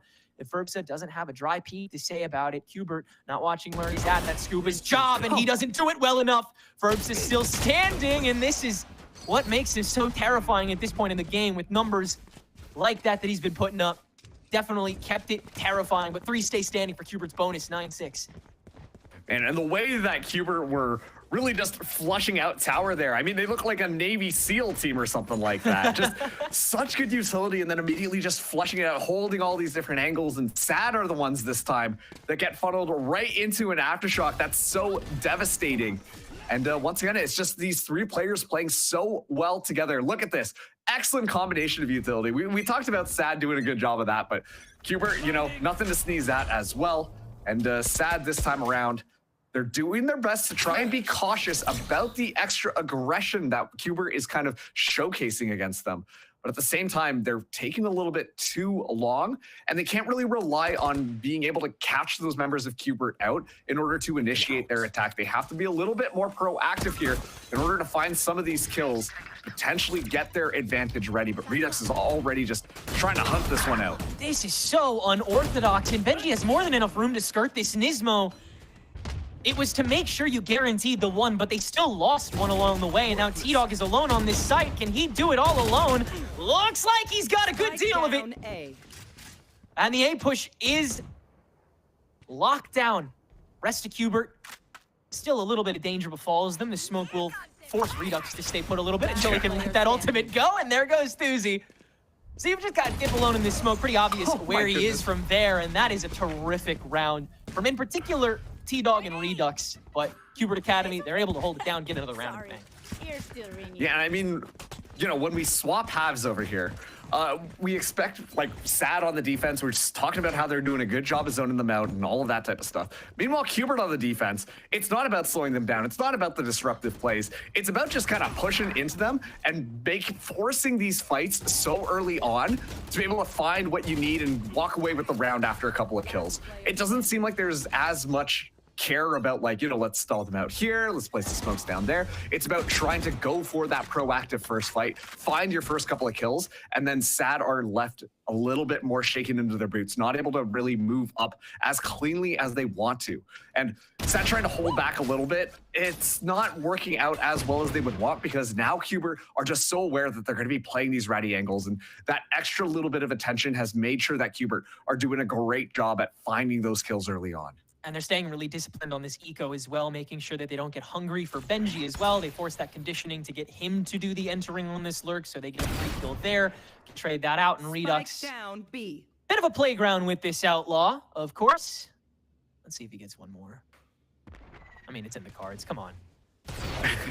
Now, smoke to force him to get away, but this should be a pretty clean pickup from Cubert to carry into the rest of the half. The momentum is certainly there. The players just still have to be. If SaD pick up a wanton kill here or there, then the eco is still going to look a little dire. And keep in mind, too, if Dip is the one who gets that spike down, the Armageddon is going to be online. It's true. Or, you know, just finds another kill, then there's potential stall here. The Guardian potentially finding a couple of kills could turn this one around, but Cubert, I mean, they look like sharks that have just gotten a little bit of blood in the water. They're circling in and they're ready to move in. They really do have a purpose this time. We see them. Molly will stall for only so long. Herbs caught by Scuba on the drop, and that's all the angles trumped. Oh. Except for Sight, which Scuba and Redux will take pretty handily. As well, it's a breakout that works splendidly for all except one, the Ignites. Cubert lessen the gap to one round. It's just that good old honest Valorant that we're seeing Cubert play right now. And it looks so darn good from them. When we talked about it in the first half, about this being like, you know, all the top players coming together, making the super team here, you know, getting those reps so that they can be VCT ready at some point in their futures. Now we're starting to see this. I mean, a lot of those fundamentals just seem so strong. It's when we see SaD disrupt them with the utility, when we see that little bit of uncomfortability, that's when the Cubert plan starts to fall apart. But on this defense so far, they've been really taking initiative. They've been the ones in the driver's seat. They've been the ones putting SaD on the back foot, because SaD just kind of tucked away, relying on that utility is not going to work when you've got like SEAL Team 6 swinging it out onto you and just cleaning up everybody in your spawn. So at this point, SaD taking the time out, which is honestly a really good call if you ask me, because you need to start re-strategizing. What's been going on thus far on this attack has not been working out after these last 3 rounds. We finally got a rifle round here. We've got that Armageddon online, really close to having that Rolling Thunder as well. Let's try and maybe pick up an Ultimate Orb and then engage, because those are really good map control tools. And there's still this level of fragility to Cubert's defense as well. So perfect time to stop the momentum with the call of that timeout as well. And particularly that is because of Benji's position, just setting up so much raw util and not approaching will force Cubert to act fast to deal with that, like you said, non-SEAL Team 6 group that's starting their approach. But SaD will of course execute another slow crunch, starting from the steps, starting from arcade, but not a whole lot of extension early on. Gonna see if Cubert chomps at the bit here. No doubt Dapper's told them, just cool down a little bit, make sure you continue to respect when they approach, because when they decide to approach, if you've given them nothing up until that point, they're so much weaker. And it's a slow crawl. Redux in such an annoying position. Nismo as well, just watching off of this off angle, that's going to completely surprise SaD. Redux's position could be good.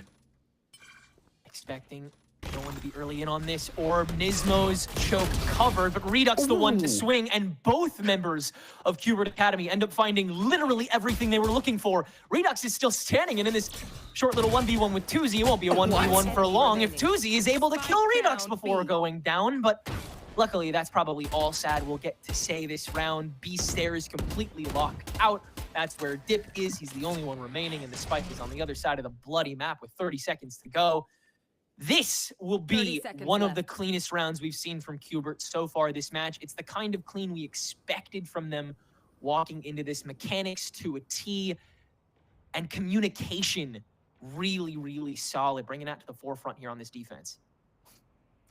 Once again, I think that's just such a fun little angle that we see with Nismo and Redux just ready to go. As soon as they hear the orb being taken, they step out just at the right time, and then they just frag out. I mean, it completely wiped the board of those 4 members. The rest of Cubert can just wrap around in, and SaD can't do a darn thing. Cubert Academy, they've now tied us up 9-9, and honestly do not show any signs of slowing down at all. A lot of ultimates on the board for SaD into this next one, but they don't really have the weaponry where this is going to be a necessary investment until you think that this is a winnable scenario. On the other side, Redux has really started turning things up. One away from getting the the showstopper online here. Once again, it's just that 1-2 swing off. T-Dog there, just a good measure. Those fundamentals are just so good from Cubert. Sorry, just the way that some of the kills look, I was like some source physics that I saw. Tuesday hit real quick. That was really funny. Source filmmaker at work here, huh? Oh yeah, I'm getting some nice nostalgia out of this game for more reasons than one. What a fun like great American melting pot of both like new and old gods that both of these teams got, right? Like this is such a fun blend of different eras of Valorant in this region. To see them all come together under such good coaching, really fun. Redux opening snipe here. Unfortunately, not as great gatekeeping over on the secondary door, but Nismo has that wall down. And SaD don't really have a push to their name here. No need to let any ultimates go to try and farm some kills. Let's just get to the next round. Please and thank you. I mean, once again, it's like SaD don't even have a second to pull out any of their utility. They don't even have an opportunity to really do anything. And if we're just coming down to pure aim mechanics, Cubert are going to win every single time. When we talk about that level of talent coming in, we know that all these guys are just absolute fraggers. And now Redux gets the flex the raise. The satchel movement so darn good. Cubert Academy take the lead now. 10-9, 3 more rounds. They might be able to close it out. And they've got a lot of ultimates in their pocket as well. Look how respectively Redux has caught up to Ferbsa on the kill feed as well. 21-22. Very quietly been racking up this consistency that you continue to see out of a kid who has been playing since apparently out the womb. Like, it's genuinely one of the most mechanical players across this game's lifespan for as long as most of the people watching it can remember.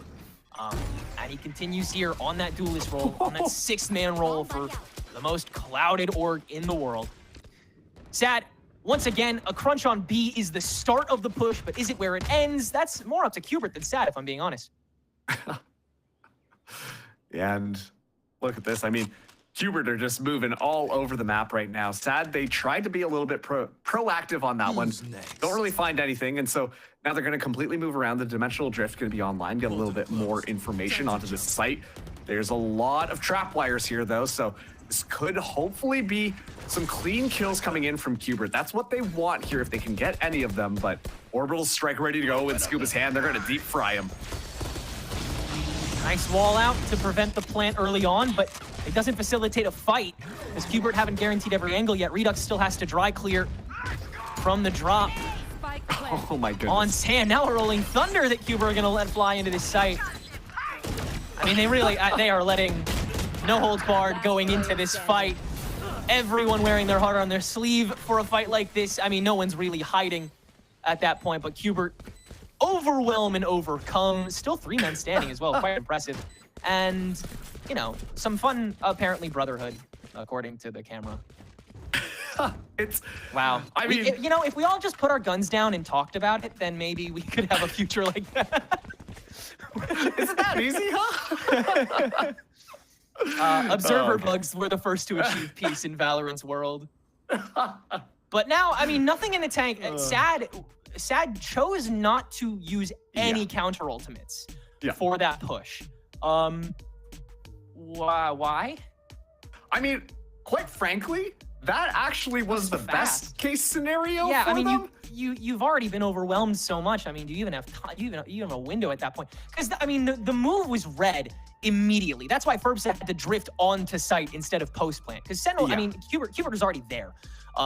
And so, I mean, orbital strike on top of site to stall out. But again, they didn't reopen the fight until after it went down. I mean, it feels like you might have a window there if you're SaD, and you might have just missed it. I mean, this late in the game, you might have one more round if your bonus doesn't go well.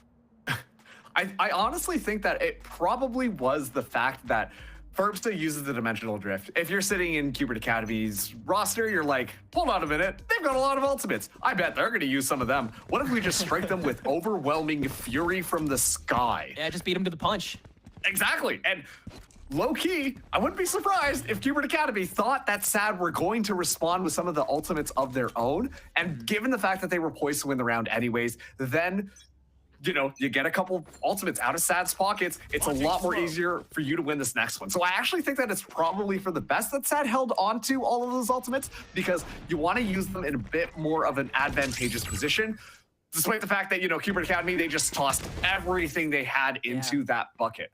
So if SaD are able to find a couple of kills, rescue a couple of rifles, this could be an important thing available to them to start turning it around. But as soon as I say that, Benji's already down. That's the trouble with trying to play for the long game, is that we're at the end of the game. So Cubert and SaD don't really have a lot of breathing room after that psychological warfare that they just endured. A timeout called for whatever kind of push doesn't involve Benji, and now make it dip 2. Knights will just dry swing, and this time he'll find a lot more purchase than he did on the attacking end. Knife in to guarantee no one's already entered on site through the stairs to pressure onto Scuba, and it's clean so far. 2Z first step out, good for 1, but the cycle again is very much there for Cubert, as is the entirety of the team. It's pretty clear where the fight's going to start. And at this point, SaD don't seem to have too much more to offer, unfortunately. And okay, we're just having a little bit of fun with it at that point, but good reason, because we're 12-9, and Cubert have just about everything except ultimates here on the table for these 3 opportunities. Yeah, and I just want to point out a little microplay that I saw there. Ferbsta uses the flash, bounces it off, goes right into the Cypher cage. And as a result of that, none of the members of Cubert got flashed off of that one. And so they just walk in and SaD get completely gunned down. A little bit of unfortunate timing here, but, this is going to be the round. Let's see overwhelming fury from the sky come out from SaD. If they want to pull this one back, that is what they got to do. Those ultimates are not going to benefit you if you lose out this first map. This time around, SaD going a lot faster pace than we're really used to. Benji has not found much success on this flank either, but is going to be exploring a little bit more on Dish side. T-Dog is hanging out on the site. Nismo has an excellent angle here, but Ferbsta already just moving in. T-Dog has to do a lot of the work here, so Nismo can continue to hold that fight down. Benji's going to win that one actually on Dish, which will actually force the rest of Cubert back a moment, as the rest of that Dish push comes back over from North Spawn. But now come the ultimates and the connection into mid. SaD will extend before Cubert can, and take this to a 3v3. Spike planted, and SaD very much extended, and they've read this Dish push. Gonna Teho ult it to force them back at least a bit, but it's a little earlier than one that would get a kill. And Scuba still holding it down in mid. Benji can't win that fight. Stun nade onto Scuba. Not gonna walk around to this. There's too much of a fight to be had on site. The drop down from 2. Dip loses that.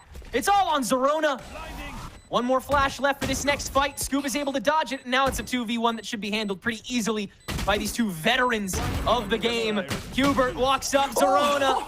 Good for the 1, but Redux finalizes with the shorty, and we'll have just about enough time for Cubert to take the win 13-9. It wasn't enough of the long game for SaD Esports, and thus it will not be enough of a game for them in general. They will have one more shot, but that's all they get.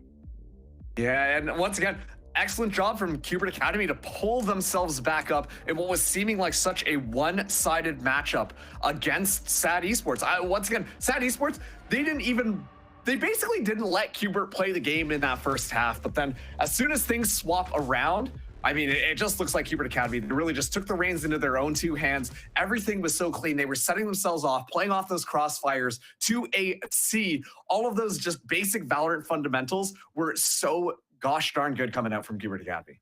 And I hate to say it, but SaD's playbook on defense or on attack just didn't look as strong as it did on defense. Plain and simple, they just didn't have as much strategies to be able to adapt. There was no adaptation on the conditioning flank that took place with that Cypher on North Spawn for any period during the game. There was a lot of looking for consistency that SaD found in that first half, and they just couldn't find it in that second one. Like you said, Cubert able to do so, and those players really starting to light up the board.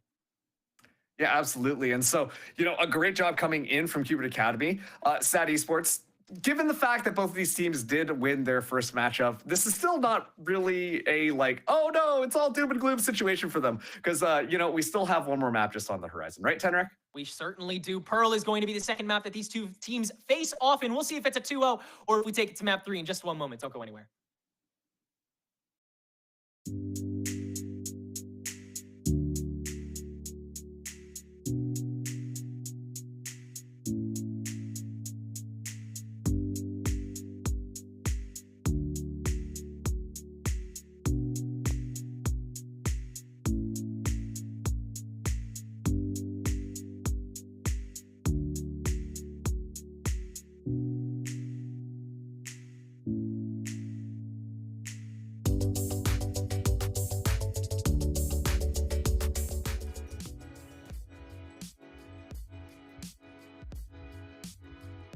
I think I'm getting used to it.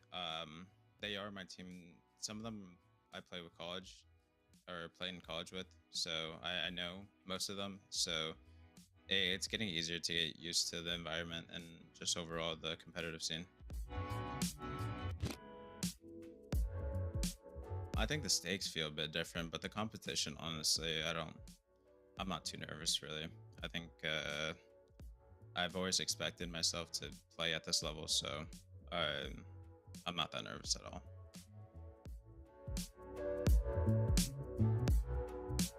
Key factor for us to keep winning, honestly, just keep improving. I think we've only been together for a week or two now, so every day matters. Every day we put in work, and as long as we keep improving, I know we'll definitely be one of the top teams in Challengers for sure.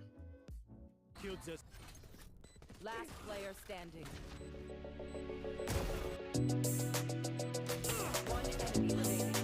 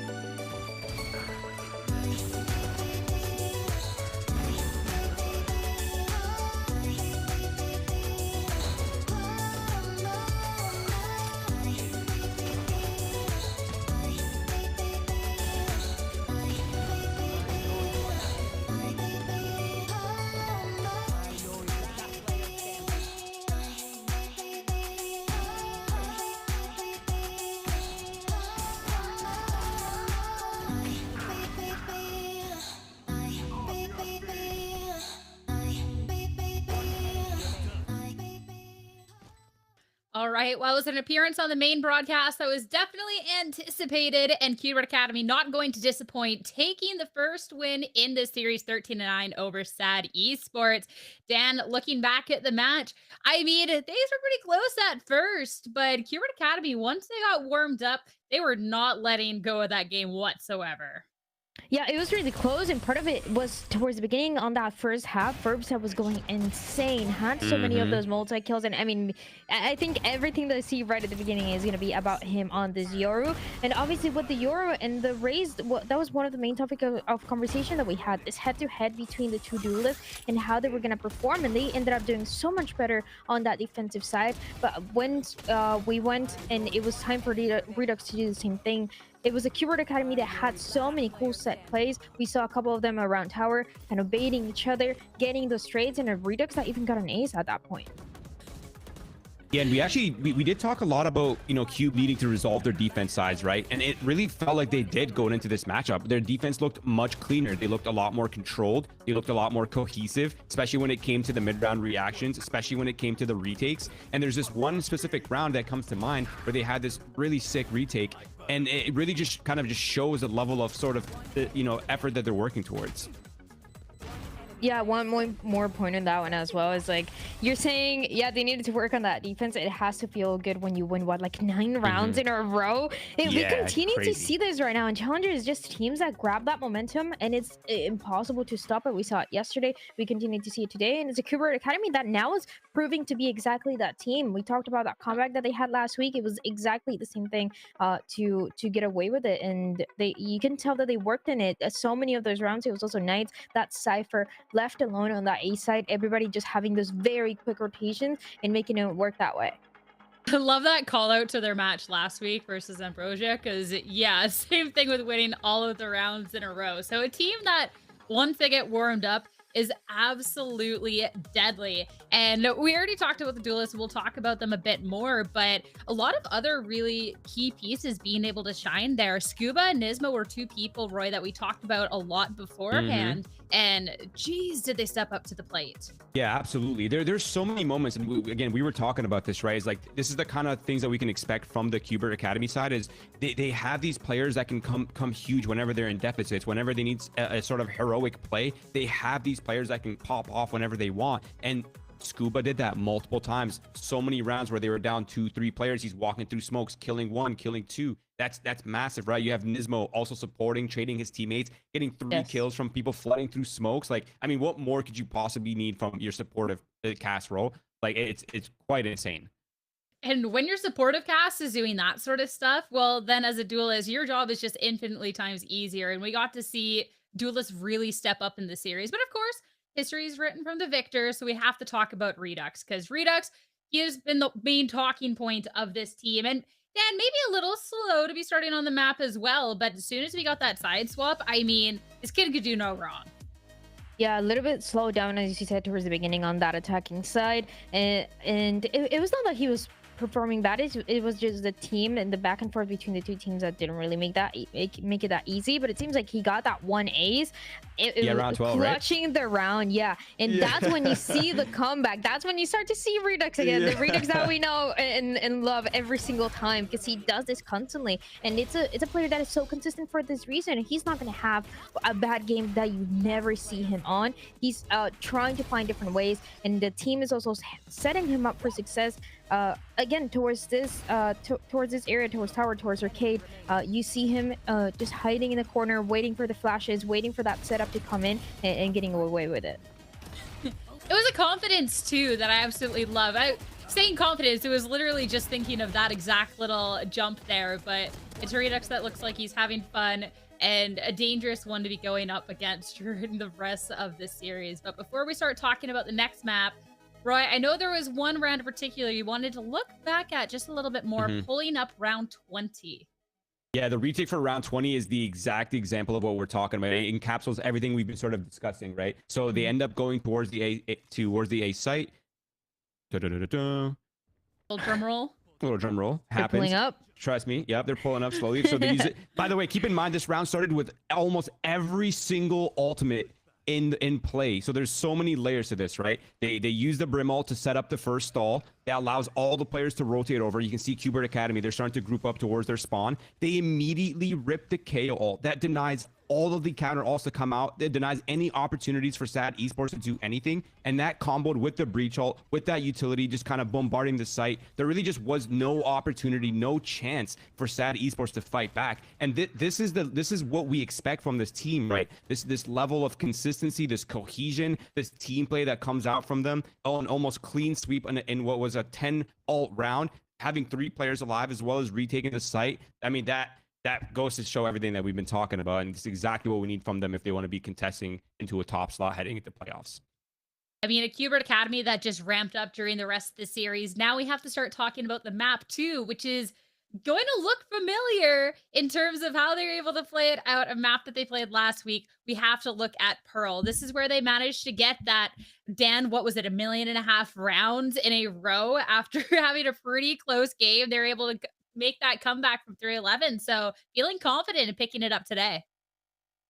And it might be one of those cases too where we're talking about, okay, what are they going to do on the defense? How much have they worked on that defense where they only got 3 rounds on the first half?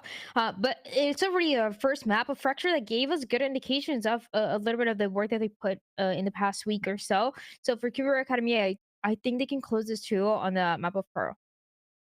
All right. I mean, when we're looking at a team that's looking as strong as they are, I mean, it's definitely looking strong for them.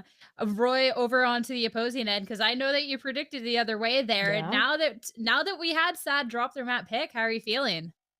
I'm still feeling pretty good as long as FERPSA does what he did in that first map, but keeps it rolling all the way to the end. I think they're chilling. But I think the one thing that we have to keep in mind is the fact that SaD Esports hasn't really shown their pearl in VCL so far. The last time they played it was on January 17th. It was against a team called Frog Squad. They ran a certain composition, but that was over 2.5 weeks ago. So they've had ample time to change composition or change the way they're approaching the map, or kind of just, just change their entire game plan so that they're not easily readable. Whereas Cubert Academy, there's very recent footage from them from the previous week. So I mean, there's a bit of a kind of an anti-shred advantage going into the second map. But at the same time, I wouldn't really be surprised if we keep seeing the same composition for SaD. We saw that Neon being played out yesterday. There's some teams that are still opting for this Neon, and it's kind of one of those questions that I have. Are we implementing new things to this Neon, or is it just going to be that wall to go into that B side and just continuing to have that mid presence? I see a world where SaD is going to keep the same composition, and I'm not mad because I like seeing the Neon. I like seeing FERPSA on it too. I mean, especially with the impact FERPSA made early in that last game, if he's doing the same thing on the Neon, this could definitely make things tricky for Cubert Academy. But it's time to head into our agent select to see if SaD Esports are in fact going to be sticking with what they showed just a couple of weeks ago, or if they are going to make a little bit of a change heading into today's series. The drum roll yet again across the board, and it's not going to be a Neon, instead FERPSA with the Jet. Yeah, it's going to be the change, but something that I want to talk about really quickly too is one, that we get to see Vice on both sides. I've been waiting for this moment. We don't really get it that often, but I think Roy, you've been talking about it as well on social media. Vice is so broken. It's such a good agent for this map. Yeah, she's amazing, and I'm looking to see what kind of setups they have going into this to kind of stall out. I mean, I'm looking too at the, going back to that Tejo difference, Nismo, who was crushing it on the KO, off of that onto the Tejo, but then on the opposing end, we get to see Zerona picking up the KO instead. So it's kind of like a little bit of an inverse there. There's so much to dive into, but that's not going to be for us. Instead, it's time to get into Pearl and head back over to your casters, Marks and Tenrith. Take it away, guys. Wait, we have to talk about the game now? Oh boy, strap in, everyone. Oh, God, sorry. But hey, there is a lot to talk about, and yeah, that double Vice sticks out to me like a sore thumb, doesn't it, Marks? Absolutely broken setups with this agent on both sides, but mainly that A side able to just completely shut it down. That Sheer has been such an important tool, not just for defensive teams in holding down and slicing a push in half, but also for offensive teams for playing that mental battle of where the push is truly going and becoming just a little bit stealthier after triggering said Sheer. And I mean, there are a couple other pieces of util that agent happens to have that also are just as influential, but the game is about to start. Yeah, and once again, like talking about the Vice, so many different teams have been trying to just build this into the roster, and honestly, it feels like that's kind of the heralding of a new meta coming into this, especially with the Tejo and the Vice coming in. A lot of teams at that tier 1 level are starting to run this, so a lot to see whether or not we can see some new niftier ideas coming out of Challengers, because this is kind of that like think hub, if you will, of trying out different strategies with all these different agents to really see what kind of sticks. Oh yes, we are merely watching 10 lab rats try to be aim gods, and the way the world of Valorant works will forever shift based off of the research us mad scientists get to watch here on Pearl as Cubert Academy start their apparently blasphemously strong attack up this B lane. It's gonna be Scuba on top of these Astra smokes that again he's just been pushing to hell and back. Is that a raw salvo kill? On the Benji, that is rough, man. Great start for Cubert here. As Knights has been caught out on the door. Oh, peripherals, buddy. Not just on the desk, but in your vision, too. SaD, luckily, are able to stay face at least a little bit on the front lines, but it's left down to a 3v3 that the entirety of SaD is not here for. Zerona, though, able to hold his own a decent bit of time. The KO-Teo matchup has been really solid between these two initiators already, but it looks like Nismo will make about as heavy of an impact as he will fall next. Redux now on the far angle. T-Dog the close. Leads to a 1v1 now after Tuzi gets the trade. Redux will win the swing war. And who else do you want left standing in your opening round of the game? Man, it's like these two teams just went to the scrapyard and picked up their pistols that only kind of worked a little bit and then just started smacking each other with them. There was such like a weird 1v1 scenario on all different parts of the map there. Just looking the wrong way, getting caught out of in the weirdest positions. And honestly, it wasn't even really down to any utility, any flashes or any smokes. It was just kind of these dry peaks of swinging angles and taking those fights. So Cubert Academy, we've talked about it on that last map, tend to be just better aimers. Already the salvo is going to get expended here to prevent SaD from being able to push out, but that's not going to deter them just quite yet. Recon Dart ready to go, and now the swing comes through. Yeah, they still want to get ahead of this. Redux a quick shutdown, and Cubert will make mincemeat out of this attempt from SaD Esports. To be expected with a fight like this, but some chip damage done along the way, and Redux will doubtfully enter with a swath of Cubert players to take that health pool for him. Still one down, but that's all SaD will get. Cubert up 2-0. Yeah, at that point, SaD, they more or less just pushed into a blender of bullets and utility, just completely melting any health that any of their members had there. So just, you know, sometimes the gamble stack works, sometimes it doesn't. And Cubert Academy, we've talked about this already, but extremely good on their Pearl attack. We were treated to that when they went up against Ambrosia, and they staged that nifty 9-3 comeback. They only lost 2 rounds against Ambrosia when they were on the attack side. And SaD were actually the ones who wanted to start on the defense. So we need to start to see SaD Esports start to pull up their pants a little bit more and be a bit better discipline-wise. Cubert, though, they've invested in their rifles onto this round, so they definitely want to continue that advantage forwards. But as SaD decide to creep up here, a little bit of reposition from Cubert. As SaD, they're gaining map control, but not finding any of the agents. Scuba going to get ahead of this shear now. The drone is cleared past the door for it. Force SaD to realign a little bit towards mid, where Cubert have taken the fight to. And this is where they'd love to hold it down. Bonus mid fights are so much stronger for the aggressors, which is why we're still looking into art. We're still holding this with 2. T-Dog and Scuba continuing to very slowly clear as Cubert continue to weigh their options, but this one looks to be the one with the most potential. That's why you see the A main push coming in too. The knife is going to suss out 2 members though, and so we might have to reset all over again. SaD are going to converge on this. They might want to take the door fight now, and that's the perfect moment. Gun spotted. T-Dog and Scuba looking for more, but it's a 1v1 trade, in fact, that Cubert walk away from a little bit disappointed. Redux attempted push into Vice Util, but Knights falls on the other side, so you can't do it both ways. Redux now attempt number 2 on the push, but Tuzi is present, and the flash will continue to stall him out. Cubert on site, what can they do? Nismo good for 2, and that might be the only breakthrough they need. Just enough time to get the spike down and just enough space to Cubert head back to lane. And with no smokes in tow, they can hold wherever they please. Zerona, knife available. We'll want to split this board of defense on the spike, along with a molly. Potentially suss out that lane presence beyond the column. That's why you see Zerona dry swinging all of these angles in Plaza. Guarantee that one sight line he's got to focus. Salvo for the first fight. Zerona steps in front of it, and Nismo will shut it down. Another bonus goes the way of Cubert. Oh, it's so annoying to try and push into that one. Take that 1v2 against, you know, the Astra and the Tejo. 2 excellent stalling agents on that post-plant position. But SaD are trying to come up with a couple of niftier ideas. That wraparound there actually was supposed to catch the enemy off guard, and quite frankly, you see them buddied up here. They're expecting to go for those trades, and unfortunately, we're seeing multi-kills come out of the different members of Cubert Academy. We talk about the raw firepower, the raw talent that these members are bringing in, and it's in moments like those that they're starting to shine. This time around, Cubert going for a bit more of a quick attack, but Dip's Recon Bolt spots out quite a bit of information. We're seeing those SaD. They're going in once again, putting heavy pressure onto this middle side, trying to catch a weird angle onto some of the members of Cubert Academy, assuming that they are there to be able to rescue one of those rifles and turn this round around. But full mid control now taken by SaD as Cubert, they're doing the rotation back around. Benji's flash was able to alert them to the presence on the B site, but Knights was able to catch that lurk, and now there's more members. Tuzi wasn't prepared. That cuts deep into SaD's reserves. Okay. I didn't know we could do that. I didn't know it landed there either. That's fun.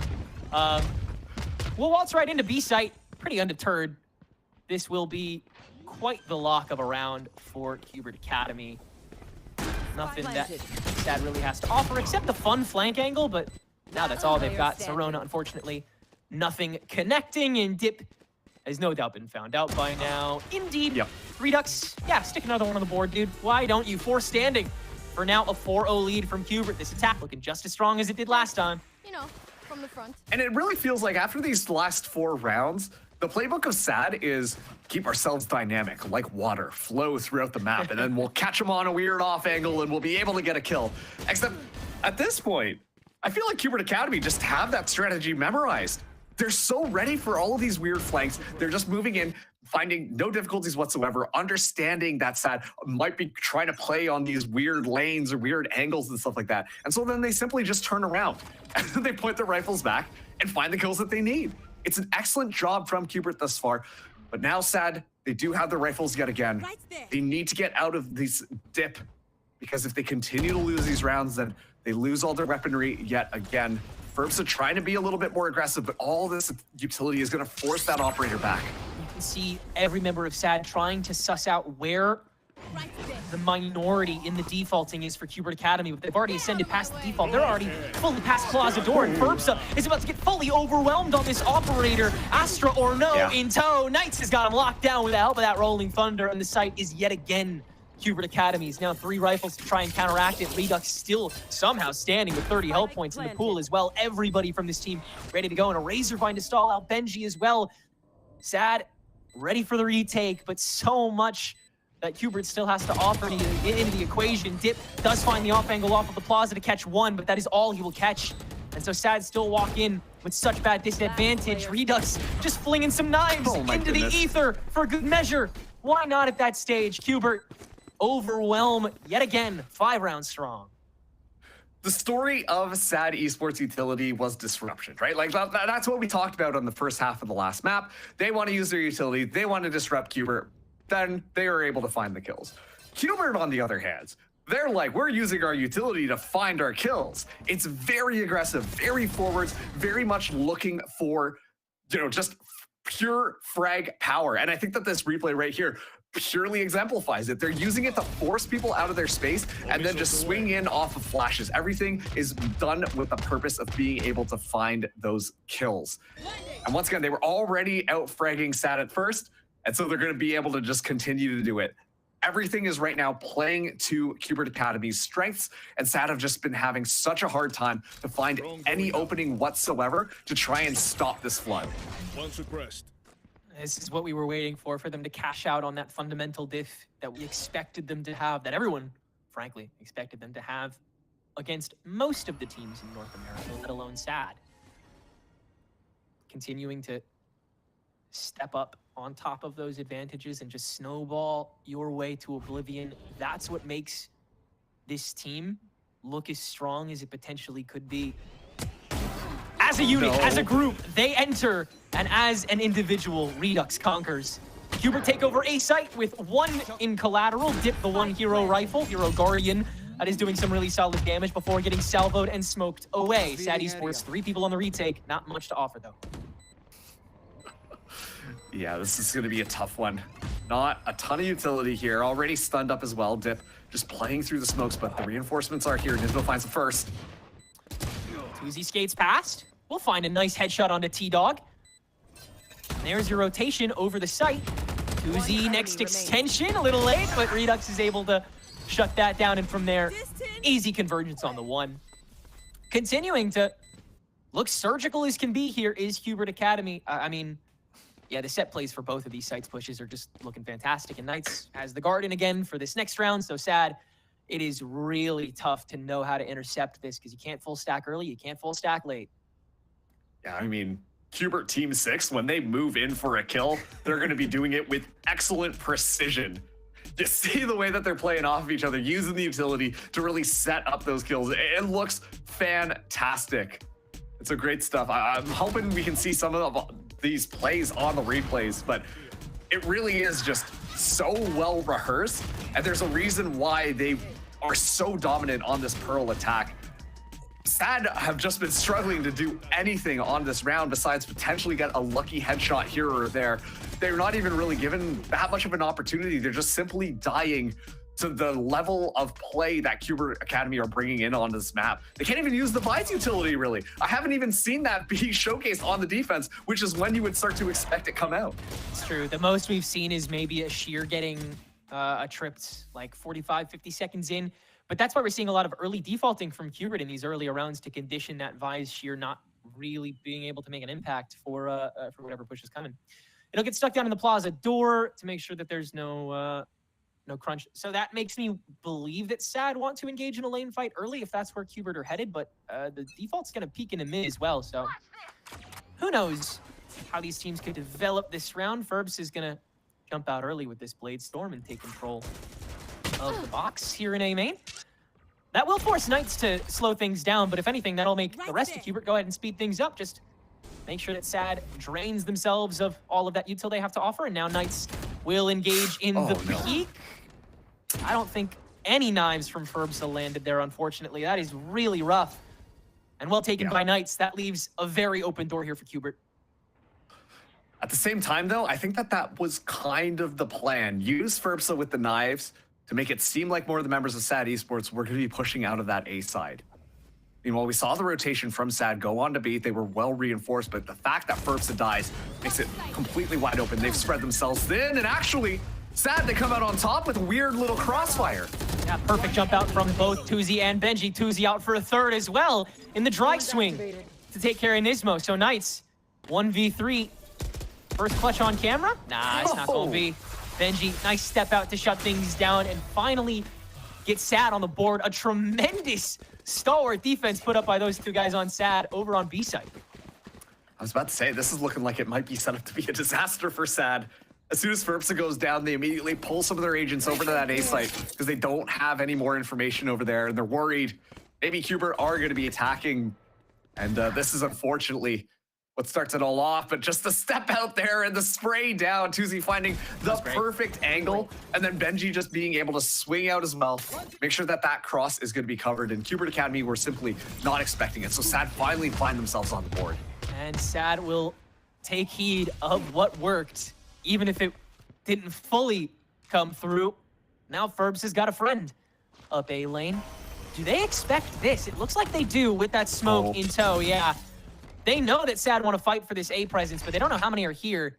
Meanwhile, that Art Lurk starting to gain some traction, and Dip is going to have a lot to hold up against.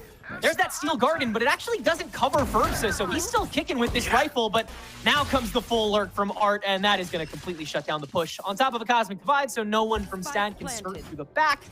It'll be as clean as a whistle. Cubert up 4-3 on the retake, and Dip is right up close and personal with this Divide to get things started. SaD will take this fight sooner rather than later, especially with the Cosmic Divide of their own. Starting by taking the entirety of the site. Now you just got to deal with the rest. The Steel Garden on top of it will hopefully suffice. Redux with the shorty, though, might not need it. Doesn't land the shots, and he's got to run back away. First Nova, first salvo, first half of the spike taking Tuzi safely on the Cosmic Divide, and it'll force a swing. Good is every member of Cubert, and they are able to hold back the remainder of SaD and get their 7th on the board despite everything that they brought to that counter push. And SaD, like, they got a little bit too tunnel visioned outside of A, expecting Cubert to be 5-man pushing A main. Actually, it was that rotation through Art that completely caught them by surprise. Redux got so much space for free, able to navigate in onto that A site and still walk around with a complete flank as well. Ferbsa could have been the difference maker here. It was an interesting idea, playing crisscross with those Cosmic Divides, but fortunately, not able to find much. And so a bit of a weird buy coming in from SaD here. Zerona only got that Sheriff in hand. The rest of the members have rifles. SaD are really trying to force the issue because this is going from a bad situation into a much worse one. Yeah. We're seeing a swap around on the defense as well. FERBSA no longer going to be leading the push out front of A. They're relying on that Vise utility to play more anchored in onto the site. Well, meanwhile, Cubert Academy, they're taking that middle presence. They got away with a murder through art. And this time around, they might be swinging on to that left side instead. Tuzi just on the other side here might have an opportunity for a spray down. They want to continue to punish the places they think that SaD may have forgotten or missed. That's why they've planted Redux still on this A main, despite the very full frontal push into full-on CT. This is so brazen. And it does leave Dip a little bit available for one, but that's all he'll get. Wall trip. Rest of A site taken over by Cubert. Benji Shear will actually get to divert some members of Cubert, but it'll just turn into a one-for-one trade as no other member is available. FERBSA finally skittering on back over, but it's a little too late, unfortunately. 99 times out of 100, and FERBSA will say, I'll take the 99 and my rifle to go. Thank you very much. Doggy bag in hand, he'll walk back out to lane and give Cubert an 8th. Yeah, just the clean execution coming in from Cubert. I mean, you saw the idea from SaD, how their defense was going to be working there, and that little stealth drone really just kind of confused them, and it gave them the opportunity to be able to push in right into them, and Cubert Academy just completely overwhelmed the two defenders there. And immediately when that happens and they back their way up, SaD just simply do not have a finger on the pulse of how Cubert Academy are playing these. Nice little flick from FERBSA. We'll guarantee that the rifle should be able to survive here, but that is the smallest consolation prize that you can find right now. SaD are down 1-8. And it doesn't look like things are going to be getting better for them. This is going to be a tough round. They're not going to be able to buy up weaponry onto this one. And yeah, we're using that second time out. I genuinely wonder whether or not SaD did their homework on Cubert coming into this one. The fact that they picked the defense, especially with how good Cubert Academy looked on their offense. You've got the tape. They talked about this on the desk. You know how good this offense is going to be. You got to be extremely confident in your defense, and we're simply not seeing that right now come out from SaD.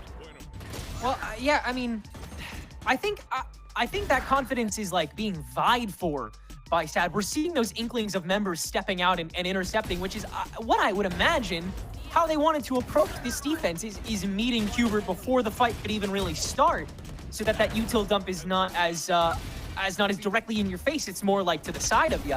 But unfortunately, Cubert have still been too fast, and they've still been too aggressive for SaD to really muster against. And also, I think, like we've been talking about, especially in the very beginning of this game, the mechanics, the fundamentals are just looking so much better for Cubert. So the raw player diff is really shining on this attacking half so far. Cubert's got some aimers, dude. The secret's out.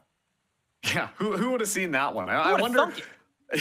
Genuinely, I feel like in the whole like Challengers split one thing, I want to see Cubert go up against the rankers, because you know that team is just all aimers as well. They're playing that's the thing, is that's what we're seeing style. So many echoes of here from Cubert is like a death ball push with like relying on players' raw ability, and then we'll figure out the gelling stuff later. You know how to flash a duelist in, right? Yeah, get in here, man.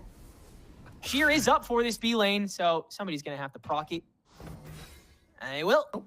And so SaD will poke their heads out of the stand momentarily here. Very hold up this time. B site is completely inoccupato.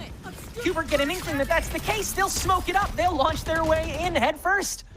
Not a care in the world, not a gun on the other side, at least on this site that can stop them. Clean plan. Yeah, now they've got plenty of time to get themselves set up, plenty of time to get their utility back online. Even if things look dicey, Cubert Academy will have more than enough to be able to deal with this. Recon Bolt is going to be able to at least spot one out. The knife catches quite a few as well. And now SaD are going to be trying to push in to make something happen. Nismo's ultimate can catch Tuzi up in Plaza. Going to try and fill in those shoes is Benji, but Cubert should have the rest of the site circumvented. Plaza is the only channel in which you'll see SaD coming out of this round, and with just Sheriff in tow, it'll be a swarm of Cubert that launch onto this lone Sentinel. 9-1 here on the attack. And once again, I mean, really nothing to complain about for this attacking half as it continues to be one of the strongest halves from any team on any map so far this split. Oh, Tenrek, I'm so curious whether or not we're going to be seeing that 12-1 score, or sorry, 11-1 score line at The this point. SaD Fnatic us did today? Is that what's going to happen, guys? Enemy remaining. If that does, man, that would be absolute insanity. Because we do know that Cubert is a little bit weaker onto their defense, but once again, like, look at this. They're already ready to go. A lot of information given. I don't think that's going to slow down Cubert at all. This time, SaD are reinforcing Art because they don't want people to be pushing them on Art, but I don't know. It just seems so good from Cubert. They're undeterred completely. They're just finding everything that they need and tucking themselves away, just completely flexing on SaD. Yeah, they don't even need to look at any other position here. They understand how little is here. They understand how much they can connect onto this. The fragment will stop Redux's reign of terror up in Art, but the rest of Cubert's just going to extend onto this. Knights find a stupid shot. Knights finds an easy shot. Knights finds 2 kills to make Cubert turn this round to a triviality. Why don't we hand this guy a couple more? Let this kid get his hands dirty on his first match on stream. Planted. I'm so glad that Knights is getting at least a couple moments this match, just because the times that we saw him on Rankers in the previous split in 2024, I mean, he was such a blinding light. You could not ignore him. He refused to be ignored in that series, and he refuses to be ignored in these matches, standing with some of the best of the best. Not necessarily shown in the kill feed as much as he'd like to, I'm sure, but it's also, first of all, an off role for him. Second of all, a really tough ask of what, you know, they've put him on, primarily those lurks, primarily those follow-up trades that he's been assigned to. And I think he's done as solid of a job as you can do, just entering a scene like this from him. Again, with the players that you're standing next to, I mean, I would be proud of him. The switch. Like, that's the thing too, right? Like, Cubert Academy, they're put together of like all of these players that people are so familiar with their names by now. And Knight's kind of the new blood. First debuting with Rankers like you talked about. The style is very similar right now. And so Knights just has an opportunity to really just continue to dominate. And right now is tied for top kills alongside Nismo. I mean, the Steel Garden has been online for a little bit, but no opportunity really to use it because Knights simply just kills all of them. So it's an excellent look. And this is going to be the round to determine whether or not Cubert Academy find that 11-1 half. We're seeing already, Dip is going to get the Hunter's Fury online. All weaponry potentially bought up from SaD, but it still looks a little bit sad. Haha. That joke hasn't been made 1,000 times. Nice one, dude. Thanks, man. I needed that. I'm going to put that on Cubert Academy. They're going in, and this is going to be really tough for Benji. Everybody's in it once. The one Razor Vine is going to massively slow down Cubert's bottom line, which is all of the site, but they're happy with some. Redux sweeps in, sweeps away Benji, and from there, I mean, it's already gatekeeping. Ferbsta will step in and catch Scuba, lacking a little bit overextended, a little bit overheated, mayhaps, I may say.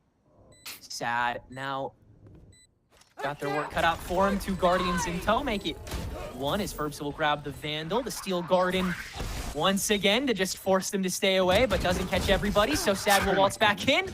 Redux and T-Dog have the backline locked down, though, so that will be just about all she wrote. They're definitely watching this. They don't have util to counteract it, but time is very much nigh. And Dip is very much alone at this point. Concentrate. So it will be 11-1 attack here from Cubert, an even better attack half than they had the previous match against Ambrosia. SaD's response needs to be deafening, and it cannot be interception. So where do you go? This is gonna be really tough for SaD. You ask where do they go? I genuinely don't really know what they're going to be able to do. At this point, Cubert Academy, they're looking so good. They're playing so confidently. They can be confident in sending one person to go out and just lurk or find a couple of kills on the other side of the map. That's how on fire all of these players are. Meanwhile, SaD, it's almost like a wet blanket on the ground. They haven't been able to find too much value and are just kind of feeling a little stuck. So this pistol round, I mean, obviously is going to be so important. If they can catch some of the members of Cubert Academy overheating just a little bit, might be able to find a foot in the door. But then they really got to pry that thing open if they want to pull back in this map. T-Dog is that first leg. That SaD will shut down handedly. Knights, understanding the presence, will take a step back here. Let's see how the ubiquity of Vice affects Cubert's defense here. And the first swing out from the back line is good for one, gives enough time for Redux to extend as well. Good for one for him too, keeping this nice and even at 3. SaD still get the spike down though, just in time for Scuba to make his flank back. A little too late for the shots, and now Tuzi staring him down. Easy headshot on the Ghost. Good start for SaD. Now, the sheer to prevent Redux from engaging without committing forces to wait for Nismo, who does have some salvos up to make this fight a little more interesting. Gives away the position for it, and so Tuzi quickly shuts that down. It's just going to be Redux who steps out into a world of eyes upon him, and it's a good start for SaD's attack.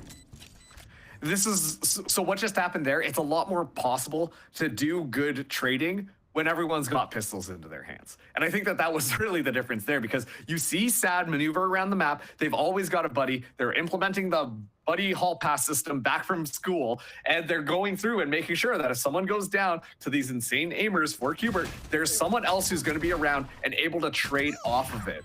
Of course, there are a couple of those instances where we see that just the 1v1 across the map, but I don't know. As soon as Cubert start to get a bit more weaponry, things can really start to fly back around. Cubert going for a complete save this time. Only classics in hands, but they are stacking themselves up. SaD Esports, they've got the better weaponry. Just hoping that they can find the better kills too. A world in which SaD isn't ready for this. They need to prove it. Dip opening frags, and he's basically the only person peeking for a couple moments there. He can still make it work. So, again, nice shutdown of the fight. Cubert's attempt, all for naught. In fact, everyone's still standing here. Zorona, a little worse for wear, but he's already maximized most of his util. The hard part was done. Now it's just taking care of Scuba, who is already kind of low. Will finish off Zorona, for that matter, but not much more that you could probably do. Indeed, Dip will shut that down swiftly, and SaD will get to the meat and potatoes as fast as we want to. 3-11. And now things get interesting. Now things get dire for SaD. Cubert, they have the arsenal. Do they have what it takes to hold it down on this defense? I'm just going to be clear. I don't think that this is going to be a proper comeback here. But we do know, once again, that Cubert, not that good on the defense, according to their last time that they played here. And the disruptive utility was good. Didn't quite look as good as SaD on that last map. But Cubert Academy, they find a couple of key kills here, really turn things around, and they're already going exploring, making sure to pick up that ultimate orb. They're still playing Honest Valorant. Big flash out here, entrance into the smoke. Redux is gonna try and take it over, but fails. Still a 1-for-1, and Nismo is still standing, stunned though. Also traded away. SaD minimizing collateral this time. Now T-Dog, the one on the ticket. Benji, perfect swing on the flash. And SaD currently crossing T's, dotting I's, making things look nice and clean. Still not out of the woods though. 3v2 as Cubert attempt to renegotiate where they'll head to. Scuba's keyboard might have a rock in it. Hate those darn rocks. Already don't clean my keyboard enough. All Imagine right. a rock getting in there. Knights, lock in, dude, I guess. You got a 3v1 here, man. What if Scuba just left and was like, here, give it a try. We have a couple rounds. See what you can do. 30 seconds left. We don't want this to listen. We had a long tech pause. We gotta get those guys a little bit more Valorant in their pocket, right? Well, Knights is going to have to fight this by himself. Scuba is a little out of the picture. Oh, he's back. Okay, just as Knights is able to get actually a kill dry with no help and get out completely scot-free. So actually, this is very much doable. Smoke cycle through. Tuzi will have one more available to him. Dip expecting a flank at this point with how inactive Scuba was being. Nowhere to run. First tap. Ooh. Hunter's Fury for Dip. Good scoping. One more on the tap. Okay, cycle's gone. Now you really engage the fight. Ooh. Really hard to engage with this man. Knights is gonna try to, but yeah, just so many ways that SaD can dip in and dip out. No pun intended, of course. 4-11 now for the attackers. Yeah, and honestly, that just kind of came down to timing a little bit because things were just so uncomfortable with how you were supposed to play it. You don't even have time for Scuba to be able to set up any of the smokes or anything like that. So unfortunately, just a little bit of tech issues making it a bit more difficult for Cubert to be able to win that round. And moving into this next one, though, they're still going to have all of the weaponry that they need. They're finding good opportunities to really just shut down some of these SaD players, but I don't know, SaD have been once again doing a good job of at least isolating fights and taking a little bit more map control. They really want Nismo to get that Armageddon back online, and that is exactly what they have. And so this is going to be an interesting round from Cubert Academy because now you've got that Armageddon tool available. As soon as you hear SaD hit one of these sites, SaD always just biding their time is going to make that time crunch just a little bit more painful for them to be able to move in and get that spike down. And so I need to see SaD be a little bit more proactive. You can't let this utility be the reason why you can't get the spike down clean. Dip not discouraged by the piece of util that befalls him. Redux going to fill in the gap for that once this drone goes bye-bye. Does this catch him? That was really tight. That was really tight. I don't know how aware Dip is of this, but Redux, I mean, he's going to check it regardless. Or is he? Oh, he's not! Redux for free!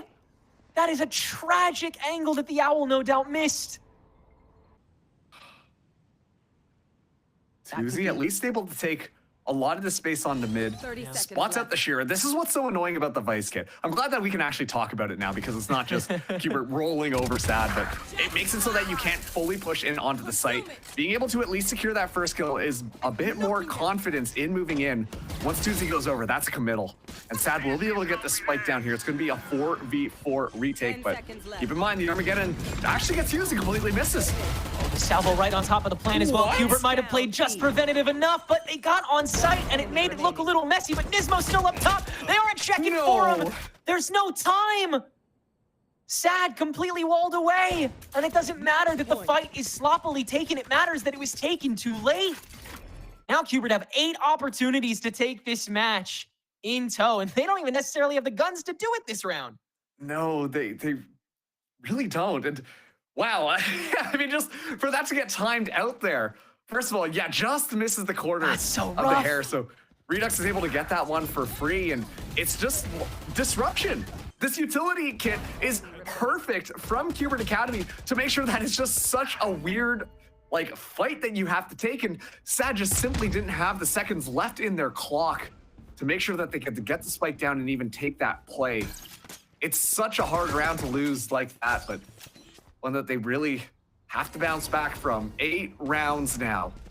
That's what separates them from forcing this overtime. And they gotta do something because otherwise this match is pretty much over if they can't find any more rounds. And you already see them having to get ahead of it. You saw Redux trying to stall early. Once the clock becomes your enemy one round, it becomes your enemy the rest of the game. SaD amping it up, using that Cosmic Divide aggressively and getting onto site the same format. They'll get this spike down very quickly. No chance for an early flank either. This time the Sheer is on that back door, but there are 2 strong, and the Cosmic Divide just shroud their noise, so they'll be a little more ready for this than SaD, but just a little.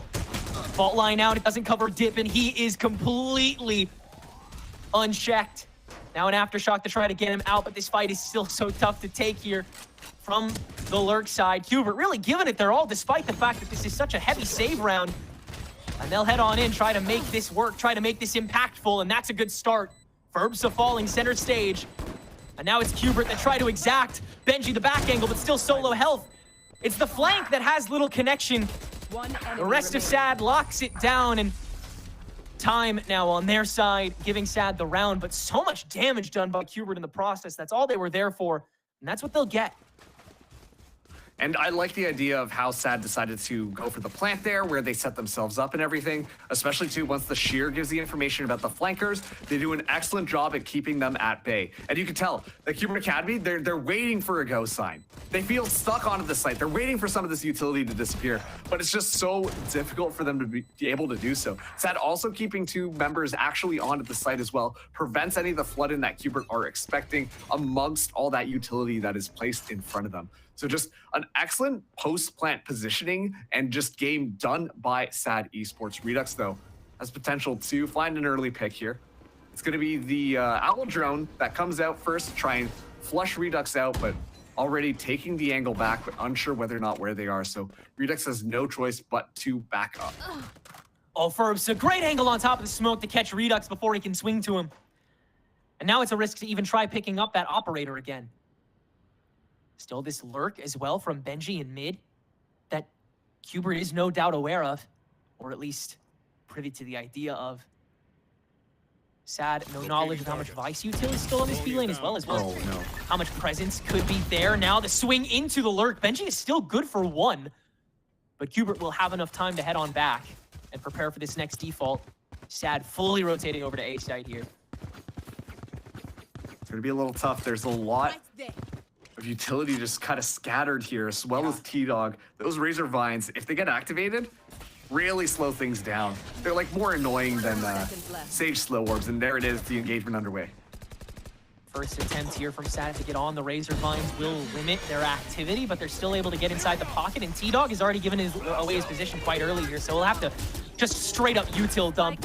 We'll try to spray onto Zerona as well, does a good job of it, but now the Steel Garden is what carries the rest of Cubert's counter push, and it should do the rest of the job. SaD Esports are gonna put everything on the table here for this push, and Dip does a great amount of work, hello? That's 3 from the Sova that saves SaD from absolute destruction. While they did a lot, it really seemed like Cubert had that push in the bag. Great work there from Dip to keep them stable. You see them. It's like SaD Esports are on the side and they're like, I mean, we've got our pistols. Let's run out there and try to find some kills, question mark. But you see just enough utility to slow down Cubert Academy from really just sweeping the floor with them. Also, too, just the timing of it working out, that Dip is able to pull that rifle back into hand, and then it's actually Cubert Academy who are the ones that are all over the site, like looking for an opportunity to try and frag out. And then at that point, it's just Dip keeping his head on a swivel, making sure that they can find the picks necessary to shut Cubert down. And the fact, too, that they get the res onto Zerona, carries another rifle forwards. SaD Esports, they're slowly pulling their way back into this one. We're seeing another save from Cubert Academy. 2 ultimates are online. The knives already pulled from Redux, but they need to start finding some of those kills to really be able to swing this back around because, you know, this is starting to look a little bit more dicier than that situation where we were sitting at 11-1, Tenrek. Certainly the tides have shifted, but still such a fragile tower that SaD Esports continues to be one piece gone, and it's curtains for the match. Zerona posted up on site for Cubert's entryway, an updraft from Redux to scout, but it won't do much more than give SaD an excuse to start praying and spraying. Knight's entryway from the back, Redux picks up one in art as well, and Cubert continue to make even these eco rounds nightmarishly difficult to hold on to economy for. Left. But they'll double back. They'll try again to re-up on the 1v2 against Dip, and Knights is just so lit up right now. Perfect time to be. Tuzi will try to get ahead of the button. With 18 seconds to go, he still has Spike in hand and can't finalize until the site's been totally cleared. There's 10 seconds on the clock, and everybody's gone. Cubert's re-navigated over to Art at this point. This is so beautifully woven, and they're able to rush right onto this as the pressure subsides. Redux, the perfectly timed shot. And there is that instability, the one round of it that Cubert needed to supersede and make that Pearl scoreboard look as good as they wanted it to last time they played on it. A fundamental difference leads Cubert Academy to a 2-0 record now in the Swiss. Oh my goodness. I mean, Cubert Academy, Pearl is their playground. Specifically on the attacking side. We were actually genuinely seeing SaD start to pull themselves back, but it just leads up to a round where, you know, at this point, Cubert, they've gotten so many rounds that they don't really need to be as careful about how their playstyle was going. We saw a certain level of confidence coming in from the attack where they're like, yeah, we can just kind of go in there. We can have a little bit of fun. And immediately the story completely changes around when they go onto their defense. It's a lot more disciplined, a lot more just being careful. And SaD were doing a good job at running over them when that happened. So, you know, if you are Cubert Academy, yes, you do walk away with this win. You're feeling probably pretty good about yourself given the map scoreline, but there is still a lot to look on for Pearl and tightening up some of that defense because you know, you lose 5 rounds and then you just get 1. I mean, sure, you got enough on the attacking half to do that, but that's never really how you want these games to go. Still much higher as to ascend indeed for both of these teams. for that matter. But yeah, clean as a whistle, not just finding the fun, finding the power in those compositions and plans going forward. We're excited to see where Cubert Academy goes from here, but they're going to the 2-0 matches that'll take place next week. That'll be all we see of them. We got one more match here, but we'll get to talk to our fun little front desk before we go to that. We'll take a quick break in between us and them, though. We'll be right back.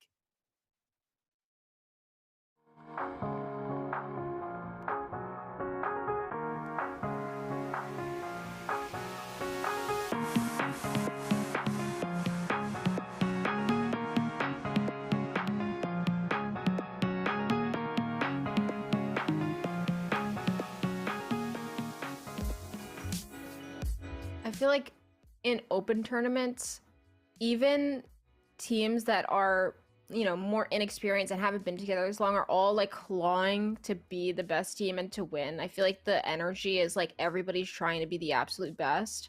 So that is something I feel is a little bit different than Game Changers, because there isn't a lot of Game Changers teams at the moment. So it's hard to field that kind of competitive environment when there's just so few teams right now. So playing in open tournaments, I feel like we kind of get that sort of push for us to be even more competitive and for us to try even harder against these teams who are also trying just as hard. I feel like this is not a diss to Floor, because obviously Floor is just the best Game Changers player to exist. But I feel like we're more well-rounded as a team because it's not solely focused on setting up Floor now, where it's more so everyone on the team has an opportunity to pop off. Obviously Karn is insane and she's still a pop-off duelist for sure. But I think it made everybody else think, okay, I need to step up and I need to be able to, you know, frag out a bit more to fill Floor's shoes, essentially. To be in Challengers, it feels like my entire career and my team's entire career, I've kind of led up to this. It feels like this is always what we've been working towards. So honestly, at first it was a little anticlimactic because it was like, oh, well, we did it. Now what? So to be able to compete in these matches and play against better competition, it's honestly really fun more than anything, but also it is like a breath of fresh air to be able to play against new players and new teams and all that. Honestly, my only expectation for us is for us to do our best, and if we do that, then I'm happy, to be honest. I'm not going to set a super high goal or expectation. I just want us to do our best, to be honest. Headshot. Defeated. Me fast. One enemy remaining.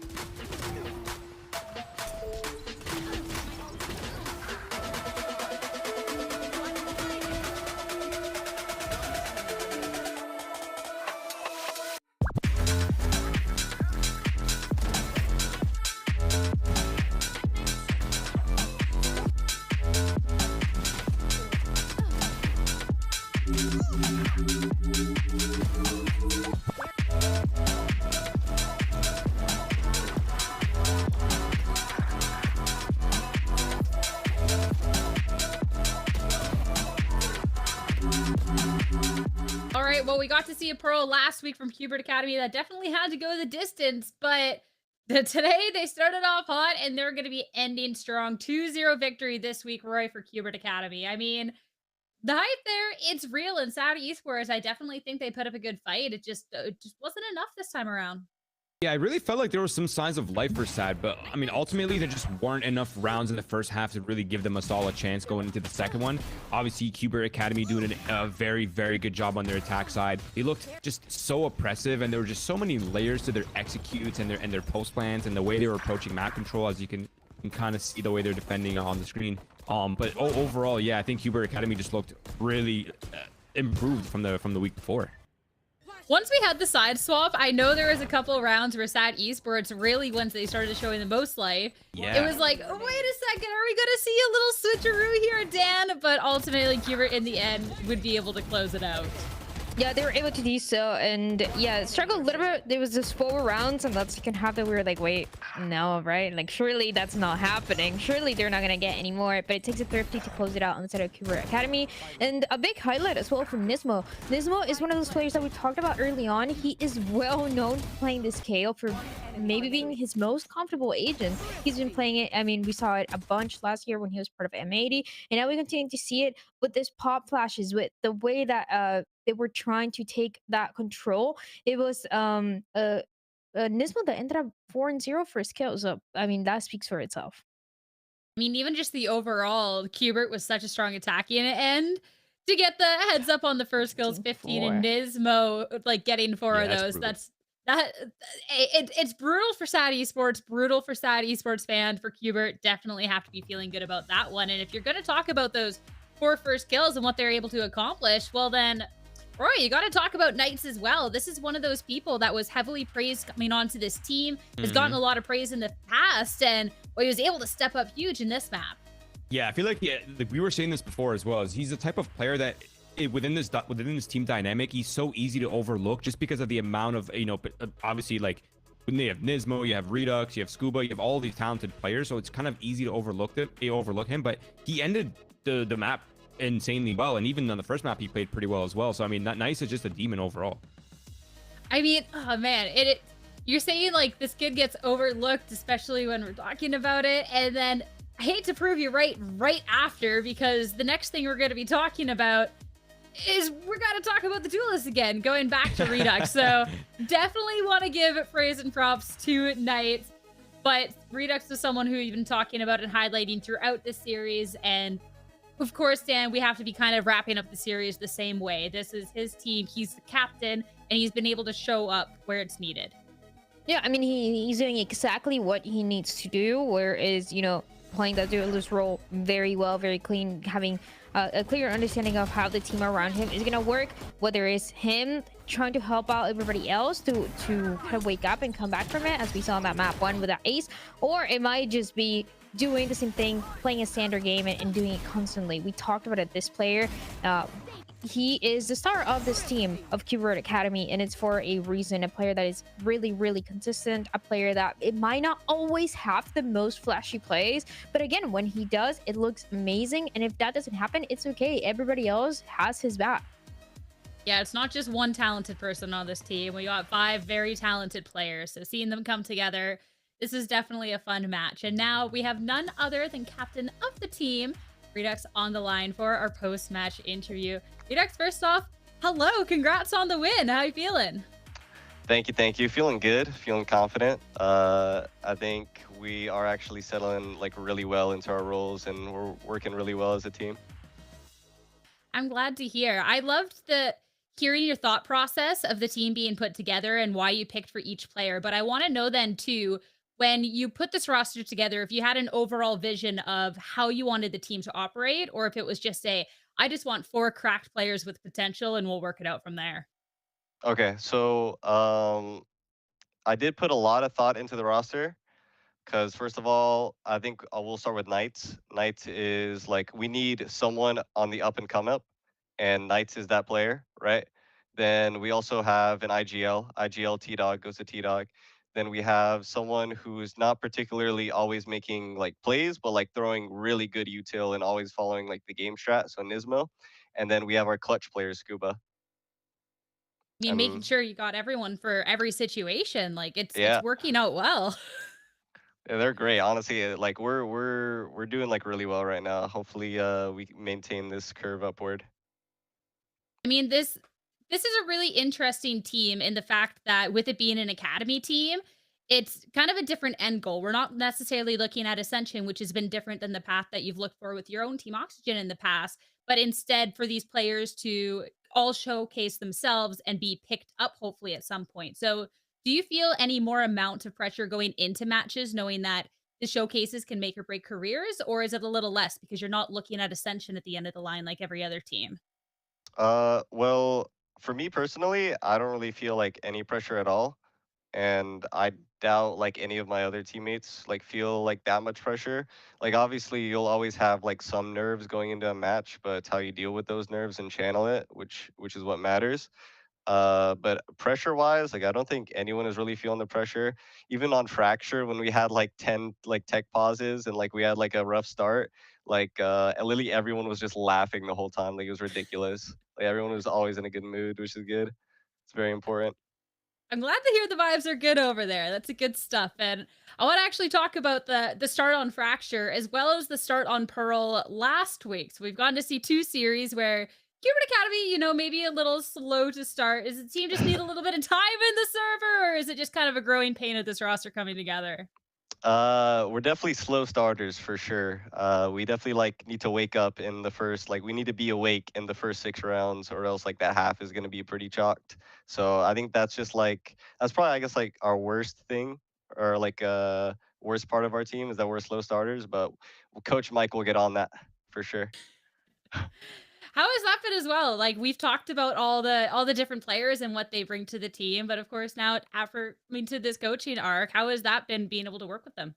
It's actually been like really good. Like I knew Mike was like he could be a good coach. I think, or I thought earlier it would take more time for him to get settled into the coach role. But honestly, like he has good work ethic. He's good. He has a smart mind for the game. He literally won an international, so nobody can deny that. And I mean, he's been putting in work, VOD reviewing, doing all the good stuff a coach needs to do. He's also been super like confrontational. Like we're a team that like if we need to criticize each other, we will. But obviously, it's all love, and we're all doing it out of love. So I think Mike has actually been a very good coach, and I'm proud of him. Definitely glad to hear that. Redux, it was great watching you guys play. I know there was tech pauses, so it'd be nice for everyone to go on with their evening. So I'll let you go. Thank you for your time. Have a good night, okay? Thank you. Thank you. As for us, hey, it was still a fun game, even if there was tech pauses galore. And we do have another one lined up. It's going to be QOR going up against Shopify Rebellion Black after a short break.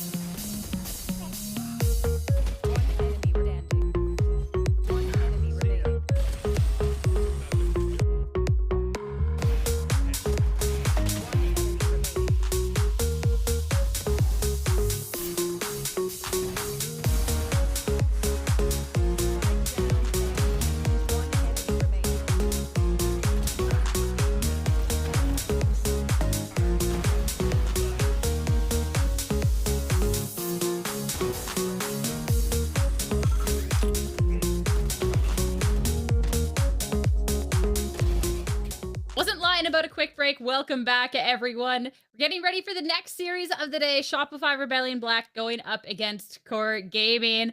Dan, the last match was fun. I know we got our fill of being able to see this Cubert Academy, but going into this next one, there is a lot of hype around this team as well. QOR we got to see last week, but Shopify Rebellion Black, there is a lot of conversation about this team coming into things as well. Yeah, Shopify Rebellion Black, they came to Challengers this year as one of the favorite teams, if not, you know, like that top one for a few people. But that first match, it didn't really go the way that we expected it for them. Now, you look at this roster and you understand why they are, and they continue to be one of the favorites. But my question here is, are they going to bounce back today? Are they still the favorites? Has that changed? I think they should be the favorites for this match for sure, though. Yeah, I'm still willing to chalk up to a little bit of growing pains as, of course, looking at this roster, it's a lot of newer pieces kind of coming together. And of course, we're now going to be able to see kind of different roles. Pancakes in the past was IGL, now BCJ up, stepping into that role, being able to see Paint move up. So, Roy, I think there's a lot of exciting things. So, first, let's talk about Paint, because Paint is somebody that we've been able to highlight in individual games in the past, but is a name that I think a lot of people maybe are not most familiar with for Challengers. Yeah, I mean, correct me if I'm wrong, but Paint's like his sort of like rise to fame kind of started when he was a stand-in for one of the VCT teams, and he ended up performing very, very well. And ever since then, it's not like he spawned out of nowhere, right? Like he's been in tier 2, he's been in tier 3, he's sort of been competing as well as participating in the rank system. So it's like it's not even that he's completely new to it, but I think his recent rise to fame is completely justified. He's a very well-rounded duelist. He's very vocal. He's a very high energy type of player, and it, you know, the statistics seem to back that up. Yeah, like you said, I think that's true. And it's not that Paint was not competing before, or a player that we didn't really see around before, but it was like in the qualifiers, sometimes he would just not make it through. He was right there one match away, and that just they didn't quite close it out. But after he played that one match with MIBR last year, it seems like we started hearing more about Pain. Everybody looking up like, oh, who's this Pain guy? And now he's competing again, one of the best wrestlers that we have right now. Definitely super deserved, because even on a roster that maybe didn't perform so well in the past, he was always a bright spot. So having a legion of strong players around him, only hoping for the best. And talking about some of those players, you got to talk about the Proctagon. This is someone who we've seen throughout Challengers. And Roy, whenever we talk about him, it's always talking about this consistency and everything else that he can bring to a squad.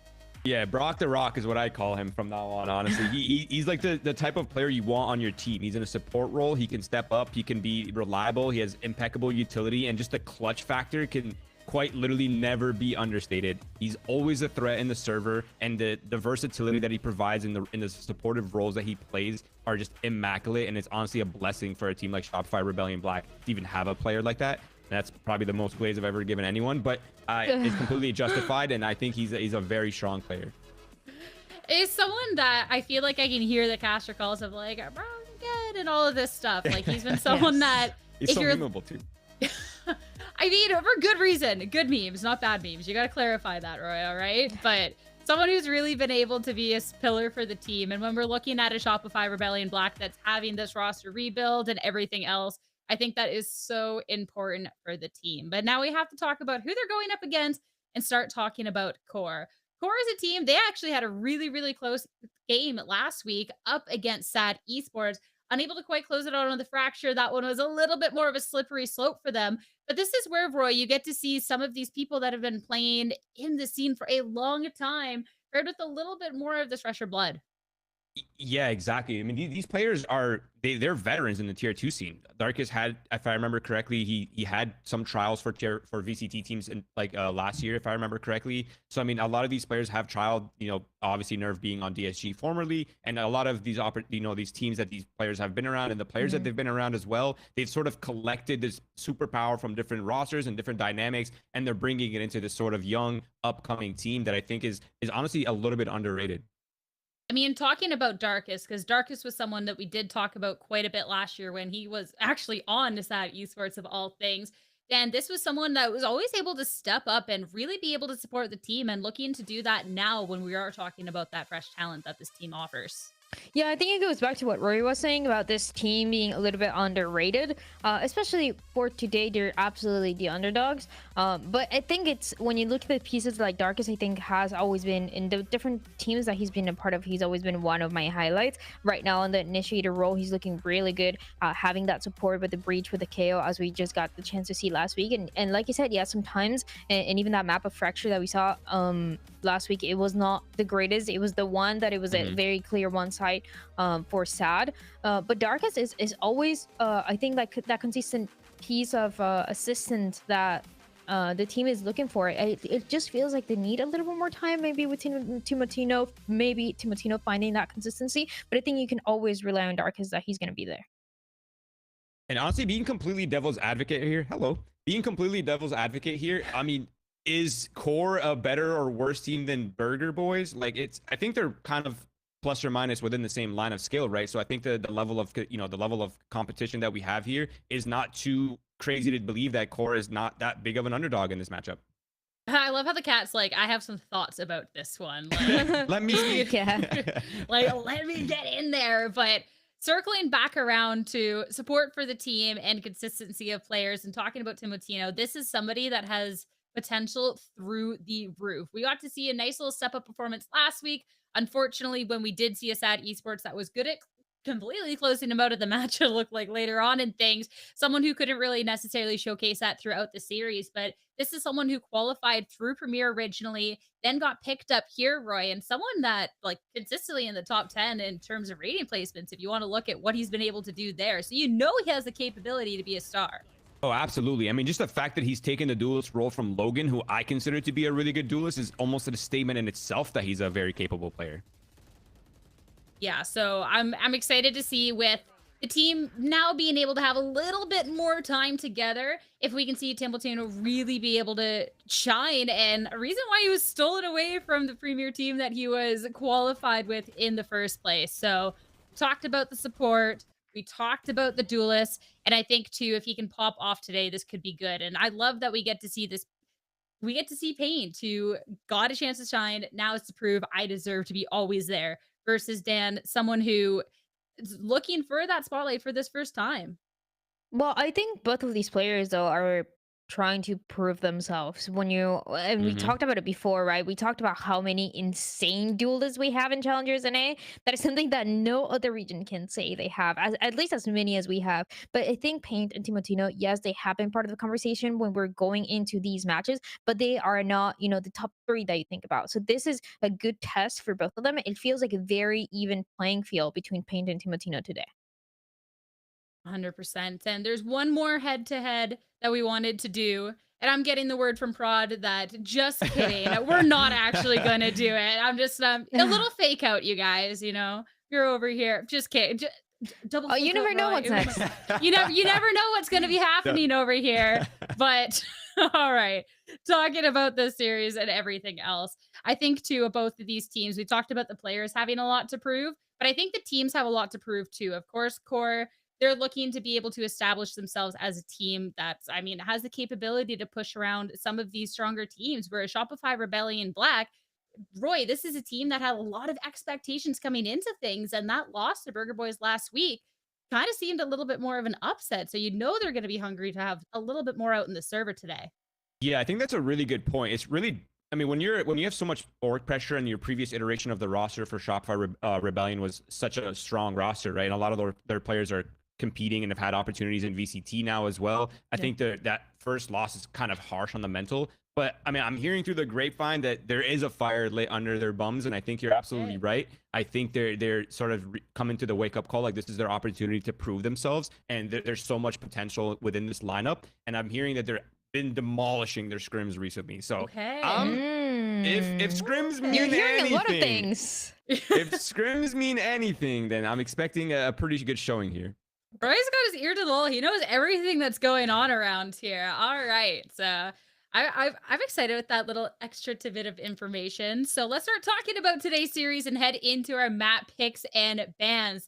The fact that we got to see both these teams last week, a little bit more information. QOR, Dan, they're kicking it to Bind to start things off. And this is a map that, you know, it's not that I want to say every single time, but it was one that they lost because of the momentum that SaD had on that second half. So many rounds on the attacking side. They lost at 13-9. So going into this map first for QOR, I think is a good decision coming through for Shopify Rebellion. And again, if the streets are talking, Roy, what are they saying about these maps?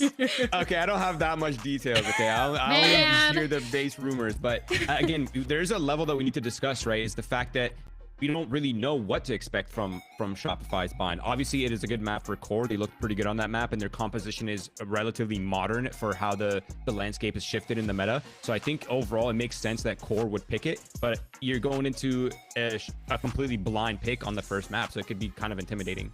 Yeah. I'm just looking if we get to that third map, that split. We're talking about that upset. It was a very close match that Shopify Rebellion Black had up against Burger Boys. So I'm really hoping that we get a 3-map series in this. I also love that we're kicking it to the 3 OG maps. This is my ideal map. Well, I love this, but I don't know. Find Haven lover? Crazy. Haven is good. I'll say that. Yeah, I like Haven. Yeah. Okay. You like what you like, all right? I'm not gonna sit here and defend myself. I'm not the one on trial here. You know what? We're gonna make people defend themselves about the predictions. I think that's gonna be the real testament. You know, Roy likes to flip the coins for the predictions, but you're still gonna live or die by them. I want to know if we're all in agreement. Oh my god, Roy, yet again. Okay, bud.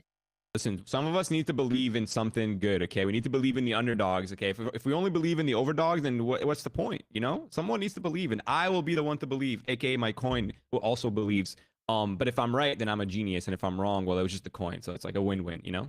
I'm taking that coin away from you. If you're wrong, we're gonna make sure that is evident for everyone. Absolutely not. You're not getting away with this one. But I think it's safe to say here that there is some pretty big names on this squad. I think once things click, Dan, the potential for this roster is just through the roof. Not to discredit QOR, I just think, I don't know. I see the names. I'm like, this has to work, right? Yeah, I mean, and the thing is, like, we already talked a few of these players. I think Brock, I remember from a breakthrough, that's when we started hearing about this guy and the potential that he had and how insane he is and he continues to be. Then you look at somebody like Payne that we talked about, we started hearing more about since he was able to sub in for MIBR last year. And then we talk about BCG, for example, a player that has been at the very top, then went down, and he was so close qualifying to Ascension last year. Everybody thinking that that was the favorite team, and things just kind of slip through their fingers. So are players that are hungry for those wins. They really want those wins. And I think as we were saying, it's kind of a wake-up call, that match that they had last week, to see what they can do today. I mean, there's absolutely a possibility that I see where they're just stomping because of how hungry they are. They want to be that team that is perfect. It's flawless. It's always winning those matches, and it's intimidating for everybody else. I can't believe that Roy has that inside scoop of there is a fire, they're ready to go, guys, and then bets against them, of all things. Okay, that is crazy that you would frame it that way. Yeah. I just go with my intuition, even sometimes when I have information. You know what I mean? It is what it is. My coin. But it's completely cool. I think QOR is plus or minus within the same level as Burger Boys. The talent is very capable. Anything could happen. Momentum is a real thing, and we'll see what happens. Anything can happen, and I love that we can always phrase Valorant up to that at the end of the day. The match is almost ready. We're just waiting for our last player to get in, so quick break. We'll be right back. Stay tuned.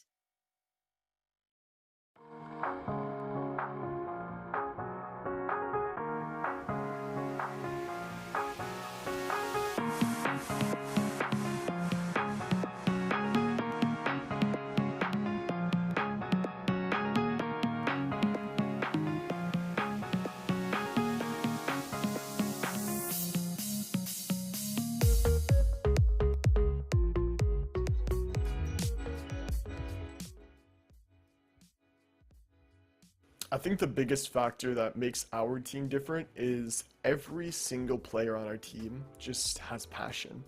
We're all playing the game every single day. We're not playing TFT, we're not playing League of Legends, we're only playing Valorant, putting all our time into the one game. And it's like what I brought up earlier for my my wisdom of the year is the more time you put in, the more it will yield. Even if you don't feel it, even if it's like you're playing bad, putting in time matters. Like, and not many people just like grind rank. Not many people just put as many hours in the game as us, and I think that's what gives us an edge.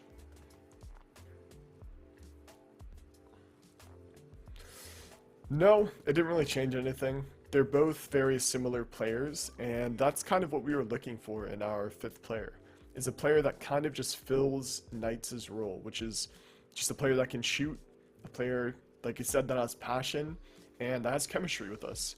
We all have played with Ion before in ranked, or most of us at least, and he just filled the spot perfectly. Maybe a little bit. I think that going in the last time, it was like, we have nothing to lose. We're all just like a random team, we got together, like a pug team, right? And if you lose with that team, it's like, whatever, who cares? We were randomly thrown together. But now that we've won something, I think there is a little bit more pressure on us to keep up like the good results. But I don't think it's anything that will stop us. What can we expect? I mean, absolute domination.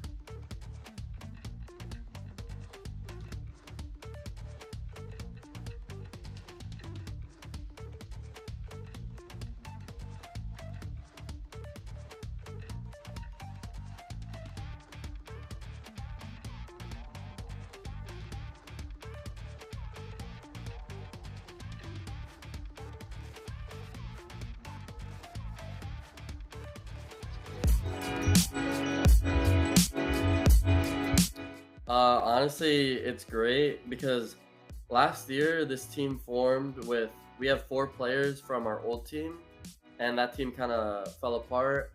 And then towards the end of the year, we came back together, and we're back as like 4, and we picked up Nanners as our new 5th.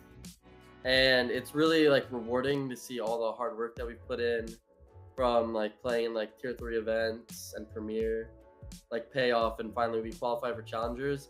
And then we had a big upset as well, the first match. So that was very big for us and very motivating. Well, we definitely had some issues with roles with this guy because we have basically 3 Senti players, 3 people who play Senti. Me, Nanners, and Alvin were originally all Senti players. So we had to figure out roles pretty fast because we weren't scrimming for a while, and then we started scrimming halfway through January. So we had to figure out roles fast. But I think he's been an upgrade as far as like vibes and comms. Like he's very, like he's always one like cracking jokes or saying something funny. Like he's always there keeping the vibes up, never complaining, never really saying anything to ruin the mental. Honestly, from the match that we've played so far against Shopify Black, I would say it's a lot different. Like they were way more organized and structured with how they played, which was kind of like a double-edged sword. Like it made them a little bit predictable at times, whereas in tier 3, like you'll never expect Pickle Spear to swing through a smoke and get 2 and just be by himself while the rest of his team's at A. Whereas these guys, they're kind of playing more together, they're trading better. So I mean, there's pros and cons to both.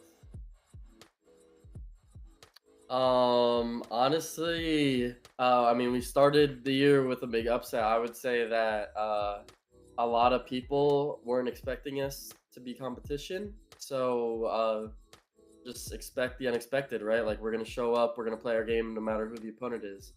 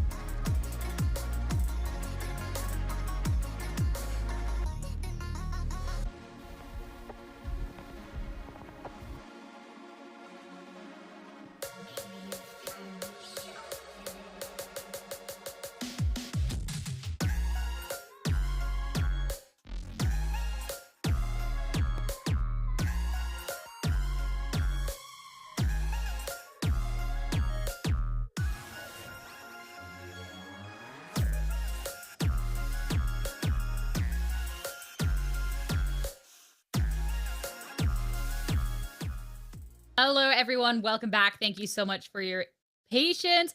We just some ping issues. Got to make sure everything is good for everyone. We want to see the best Valorant out there, but it's time to start getting ready for Shopify Rebellion Black going up against QOR. Roy, QOR, we're taking this to bind to start things off. Expectations heading to this agent select in this map. Honestly, the expectations is expect crazy set plays. They have Breach, they have a Tejo, they have a Yoru. Hopefully that's what they end up picking, but that's what they played last time. So I think overall it should be a pretty util heavy set play type of game where we're going to see a lot of action and a lot of chaos. I love it. You guys made fun of me for loving bind. I love the chaos. I love the action. So I'm sold. You guys should be too. But now as we're heading into the agent select, here's the chaos. Timitino back on the Yoru on the opposing end, and Shopify Rebellion Black. All right. Interesting. Go ahead. No, you go ahead. Yeah, I wanted to highlight, first of all, this core composition that we're seeing with the Tejo, with the Vice, with the Yoru. This is what we're seeing is kind of working out the best in Americas, with Sentinels and G2 running and opting for these three, in the mix of these three in a map like this one. I think is really good. But on the other side for Shopify Rebellion, but I didn't really know what to expect. We're going with the Gecko from, for example, 100 Thieves playing in and Paint on the Race. Yeah, looking back, this composition, maybe things kind of switched around on who's on what, but something similar they played a little bit back. So it should be interesting to see how this fares against what QOR has been cooking up. But let's hop into the game. Let's not make anyone out there wait any longer. So Marks, Tenric, have fun. Thanks so much, Sierra.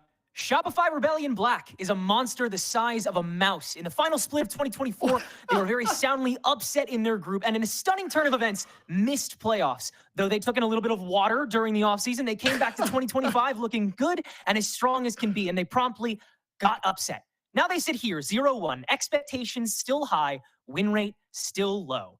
QOR is a monster the size of a... Oh, I'm so sorry. This is the exact same script. Minus the part about absorbing another organization. But the fact still is, Mark, one of these teams will finally get to break the very low status quo that has been set for themselves so far. Okay, I wouldn't say there's a low status quo here. I mean, I'm not sure about you, but I got pretty hyped up when I saw the Shopify Rebellion Black roster announcement coming through. But like you said, both these teams have been struggling a little bit. This is a bit of an interesting pick coming in from QOR, as they haven't really found too much success on Bind thus far. But this really just feels like they might be just trying to workshop it a little bit, get things clicking, because we know that this composition can work really well. So far, they're off to a good start, though, with Pancakes down. Timitino will end up getting punished after the initial push by SRB, which looks as strong as can be through lamps. Plant goes down with the little guy just in time before the Aftershock procs, and so QOR tiny bit stranded, but a lot of angles that they can consider, starting with Nerve in the back 2v1, though, and it's overwhelming. Rest of SRB now get to be as well. Darkest extends, easily thwarted. And QOR, unfortunately, shuffle into an easy post-plant that Shopify Rebellion have set up for themselves. Yeah, I mean, shuffling is a very great way to describe that. At first, we talk about it, Pancakes going down. Okay, maybe this is an opportunity for QOR to be able to do something. The members of Shopify Rebellion are a little bit more damaged. And then they just start to use their utility really well and play a little bit smarter around the map. And so Shopify Black will be able to get their first round here. A very aggressive play by Timitino. I'm going to be honest, we can expect to see a little bit more of that as this match continues on. Timo has been a fantastic Yoru player, an absolute demon, and even in the last match where QOR was up against SaD, was doing a fantastic job. This core squad really does play around that Yoru, and so I'm curious to see how Shopify Rebellion Black are going to do their due diligence to make sure that they keep that in check. Yeah, Timitino's activity is a necessity. The last thing you want to do as a QOR member is discourage him, and so you're going to see him try to go for those extensions quite a bit against these Shopify members who have staggered themselves quite a bit here to see if they can find the stack without losing too much in the fray. It'll be BCJ, one of the most weathered members of Challengers, period, to take the brunt of the blow, and Spaz to absorb the attempted trap. They'll do some damage, but no more. Nerve stays alive, as does the rest of QOR. Yeah, and honestly, that was just an excellent trap play there. QOR should have been able to secure that first kill, but given the fact that they aren't, this is going to be a little bit more tough for them. Shopify Rebellion should have a very easy job just storming in onto this B site and getting the spike down. With the smokes down, they have the whole place to themselves. And so, like you said, indeed, they'll waltz right in. Nothing to stop them except a stack of core that looks to die with some money in their hands. Turns out you can take it with you, just in-game. Yeah, look at this. I mean, it's just really disciplined play right now coming in from Shopify Rebellion Black. They know they don't have to push this a little bit too aggressively. They can spray through the smoke. The core hasn't even gone to try and get that defuse at all. Timotino watching up top, BCJ opening it up. Looking pretty good so far. With that Guardian in hand, is now the swing through is going to be happening. Hold down that left mouse button. It's going to be a nice, easy spray down coming in from Shopify Rebellion Black as they take their second round, and we'll be able to bonus quite nicely into this next one. There's a good amount of space made by core with, to be fair, quite minimal util, but Shopify Rebellion, they look to explode from the Garden and the Hookah, and with Timotino shut down before he can do too much damage, there's not much more that core are left to scream with this round. Pretty much to be expected.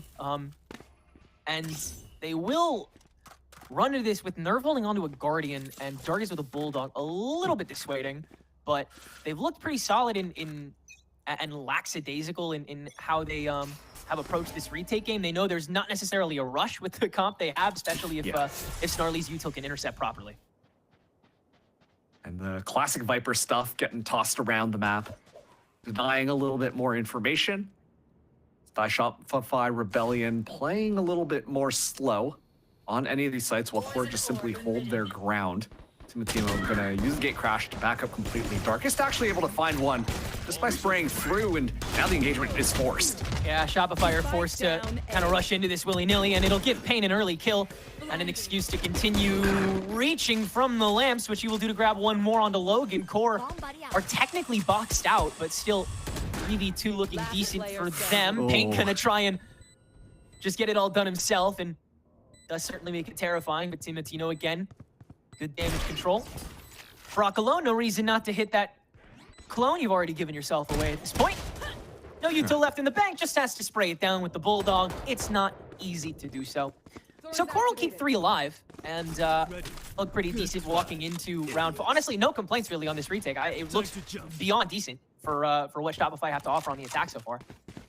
Yeah, I would completely agree with that. You see core just completely back out of the site. Shopify Rebellion Black doing a great job playing around all of those smokes, understanding, wait a second, smokes galore. That means we can probably get a little bit closer, and that's when those guns are going to be a lot more effective. And so that's why Shopify Rebellion did a good job with the take. But core just weathering the storm, understanding that they are a little bit better on the longer range. Play it nice and controlled. Into this next round, this is where things get a little bit more interesting. I mean, you saw it there, Timotino only has that Bucky. And we've seen some disgusting Bucky plays before, but it's gonna be a little bit more difficult. Okay, well, special drift available if you're looking for one. You know what? If that's how Timotino wants to approach it, if he gets a salvo to help him out, why the hell not? That is such a fun way to find value out of a Bucky, although it does give a good amount of space to Shopify Rebellion up B main. And so they'll use that to infect site regardless. A lot of tools at their disposal, including those smokes still on a decent timer, but Spike is yet to go down. Brock taking his sweet time on this double clear for good reason. He still has a lot on his plate. And core still have a lot to offer here. Timotino, no ultimate, still no rifle, to be fair, but we'll see what he can accomplish with the rest of his team in tow on the 5v4. Honestly, excellent job from Shopify. Understanding they don't have hookah control, they control the back instead, but look at that, Pain just with the crossfire, it's just lighting it up. We just run back out. Hookah control not fully taken in time, and so Shopify Rebellion have a war on 2 fronts. Still a 2v2, though. Beautiful bird from Brock to reduce it to a 2v1, which BCJ takes effortlessly. Chemistry between those two still can't be denied. 3-1 for Shopify. Yeah, and the point that I was making earlier was, you know, they're able to storm in onto the site. Just excellent awareness, given the fact that, yeah, all right, Timotino's just kind of running it down, and sure, you lose someone in the Bucky badness, but that gives you that space onto B. They didn't clear out Hookah, and I was going to be a little bit concerned about the retake, given the fact that there's going to be a lot of pressure, a lot more unknown. How does Shopify make up with it? Well, they just simply control the spawn flood in completely. Just watching that long angle, as soon as the smokes expire, Pain is able to find a couple of kills and completely stunts what can happen out of spawn, leaving Hookah being the only weak point. So just excellent map positioning from Shopify right now, and BCJ finding Timotino is a great way to start this next. And wow, brazenly just picking up that orb as well while he was at it. Not even a peek from the remainder of core. They don't know how many are there at that point. They don't know if anybody's re-upped his peak, and so too scared to try to punish. It is a 5v4 handed over to Shopify Rebellion. Core want to put all of their eggs into their one gamble stacking basket on this eco. It's Nerve with the hero rifle. He'll be the one to head down into SaD itself and see if he can find anything. He can't. Shopify is already over at A short, where they've let little guy take the reins once more. Logan has not been checked yet, though, and still has all of the util, along with one orb away from that ultimate, so could easily do a hell of a lot of clearing on his lonesome, while the rest of core walk in to no doubt die with him. Tenric, I'm going to be honest, I'm a little bit concerned about the timing here. Look at how slow that flood in from core is. This is taking a really Shopify long Rebellion time, back are just hanging out, and they've got so much utility to be able to deter this. And now this timing being found from Pancakes onto Logan, aware that someone's there in showers. Yeah, that'll be that. And indeed, now it's certainly got to be core just going in to try and find some damage on their way to die. Unfortunate, but the case this round. And Shopify, once again, keep it nice and clean. 4-1 now, everything you could ask for, and some ults on the board too here for the group. Yeah, I mean, this feels like just textbook Valorant play that you'd expect coming out of a team as well rehearsed as Shopify Rebellion Black. You know, sure, they're going to win that last round. It was a little bit of an eco, but still going to be a great round. Get enough ultimate orbs to have a couple of ultimates into this next one, and a couple of their other members should have ults in the future rounds. So they're setting themselves up to continue to just sustain the momentum that they've got. Of course, core, they're not out of this yet. They've got plenty of opportunities to make something happen, but everything just feels very rehearsed and coordinated coming out from Shopify thus far. We're already seeing that Mosh thrown. That's the second time it has been. Nerve has got to start setting himself up for that, especially if Shopify are going to be this fast with it going forward into the rifle rounds. Timotino, it should be said, holding onto that operator quite close as well up in hookah here. This is a tough vantage to be holding, and a lot of responsibility to be giving to Snarly, who is taking up that sentinel role, one of the longest standing members on core so far, and thus one of its most reliable. Couple pot shots taken, couple pot shots dealt to him in tow. In fact, he'll take the majority of the damage traded, in fact, all of it, as Shopify will switch on over through TP. It's a clear from the Tejo to time things out and force a split. Only Paint's upstairs in the showers. On top of the smokes, rest of Shopify will slowly make their way towards the site. The core is so prepared, more than ever this time around. Dark is still found out on the drop down, and Shopify with the showstopper see an easy opportunity to not only enter, but engage early. Paint's still on top of this ledge and can't get cut off by Snarly until the bitter end. Now can enter from on high, but Shopify's paying attention and they're able to counteract at the very least that. Nerve turns this back to a 3v3 from the new Heaven Peak. The rest of core will slowly but surely take this over. Now it's the truck peak you got to worry about. BCJ still making some trouble in shower, and now shrouded by a smoke. He's honestly a little more powerful. Shopify keeps strong on both ends of the deal, and thus strike one hell of a bargain. 5-1 now. I love the way that you frame that too, because you know you got a couple of members trying to play a little bit more aggressive. We see Paint just go in and try to just take the fight right to core before they can set up, and that goes a little bit wrong, which isn't exactly how you want that to go. But then the remaining members of Shopify Rebellion spread themselves out, are ready for that crossfire, ready for the flood in, have all the flash utility necessary. And you see that they take their timings so well. The game sense is so well honed in, because as soon as core decide to walk in onto the site, they have to check 3 different angles, and instead their heads just hit the ground. So fantastic hold from Shopify Rebellion. And yeah, the timeout from core is going to be called here, because really this Shopify train seems to be rolling right along. Yeah, really seems like there's little to complain about with this team so far. They have some very great set plays, some fantastic execs so far. Really, everything impressive. Certainly a lot to be impressed by on core side. I mean, Timotino obviously the highlight reel so far, especially with that fun dimensional drift push, but only enabling one duelist is proving to become a thing of the past. Valorant boomers, get with the times. Can't just sit back in your armchair in IGL like you're freaking MODOK. You gotta be up close and personal. Oh, I didn't realize MODOK was an IGL for a Valorant team. That's crazy. MODOK would be an IGL. Come on. No, I think the team would get a little bit too tilted if MODOK was the IGL. I don't imagine a lot of support or leadership coming out from that one. But, you know, like you talked about it in the pre-show where it's just like both of these teams followed a little bit short in the last version of Challengers. Now the rosters have been refreshed a little bit, a couple of things being turned around. And, well, you know, Shopify Rebellion, they fell a little bit short against the Burger Boys, but they're looking really clean. And honestly, even in a previous interview from one of the members of the Rankers, they complimented Shopify at how well rehearsed they seem.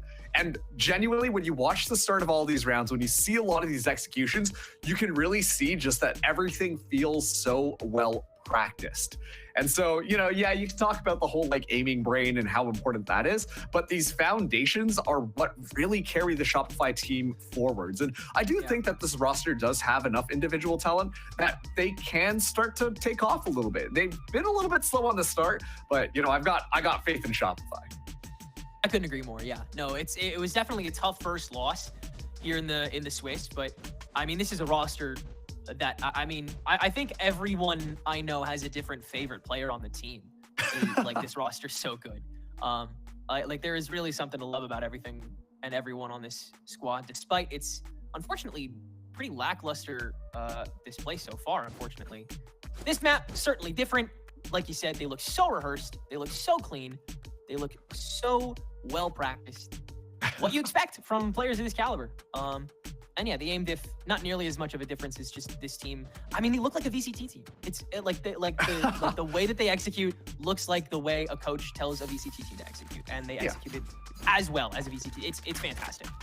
Yeah, you know, 200-page document required.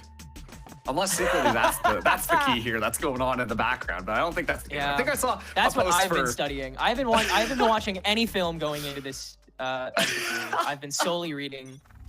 Just committing the entire document to memory. Oh man, but hey, I already have enough useless knowledge, dude. I'm a Valorant caster. You think what's 200 pages more? What's learning 15 defaults that don't work? You know? Yeah. Well, Paint is starting us off strong. There's a little bit of a cheeky idea there from QOR, but you can tell that it was a little bit half-baked. They never really had the confidence to really see it through. As a result, it's just 2 easy picks. So it's gonna be a nice, easy, clean take, and Pancakes finally being, well, actually, I was gonna say benefited from being that flank watch, but does get taken out. I think it's great that Pancakes is kind of taking that step back in that flank watch role occasionally. Great to do that with the relatively universal util that Viper gets to have on a place like Bind, despite the fact that you can't pick up that orb again. I just love watching Pancakes. I think I've been monitoring him the longest out of the 5 on Shopify Rebellion, purely because he got picked up by a crew when he was on Easy 5. And he's just been fantastic ever since. And now on this Viper, where he sits best, along with the rest of the Shopify Rebellion team, where everybody just feels like they slot in like a glove. Darkest only good for 1 here on the Eco, and Shopify, like you said, train keeps rolling. Yeah. Choo-choo, here's to 6 now. Station 6, just up ahead. And they arrive nice and easy. So when we're talking about the grand scheme of how this is going to go, I think that this round is really going to be the decider on how this map is potentially going to go. Because a lot of ultimate's going to be on the board for QOR here. They're not finding success in any of their traditional pushes. They're going to have enough weaponry this time to potentially put a stop in Shopify. But this is just further reinforcing that Bind is not a good map for QOR. And sure, it's still early on in the season. You still want to get some of that practice in here, but at the same time, like you can't be just giving up your own map pick like it feels like things are going now. A little bit of stoppage here from QOR's end, but I don't think Darkest is going to want to play as preventative being alone. Pit in the kit, Darkest will counteract with the Rolling Thunder, which actually kicks Pancakes out of it momentarily, but still the same danger present on top of the site. Just no spike to go with it just yet. BCJ will try to fix that as Darkest does get the frag onto Brock on the outskirts. Steel Garden now used by Snarly, but Pancakes still just walking around outside with a shorty. He doesn't care. They're in a pit. They don't need that. And BCJ just dodged it entirely. Sorry, buddy. What a strange reaction from, frankly, both sides, but one that was clearly better and more practiced once again. Henrik, I have so many questions about how that round got played out by Core. I don't know about that Steel Garden, man.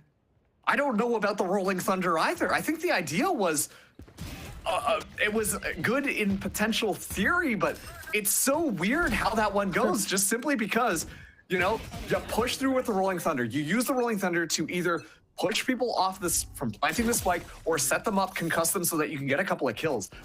If there's a giant Viper Spit in front of you, you can't see where any of those players are going to be booped up.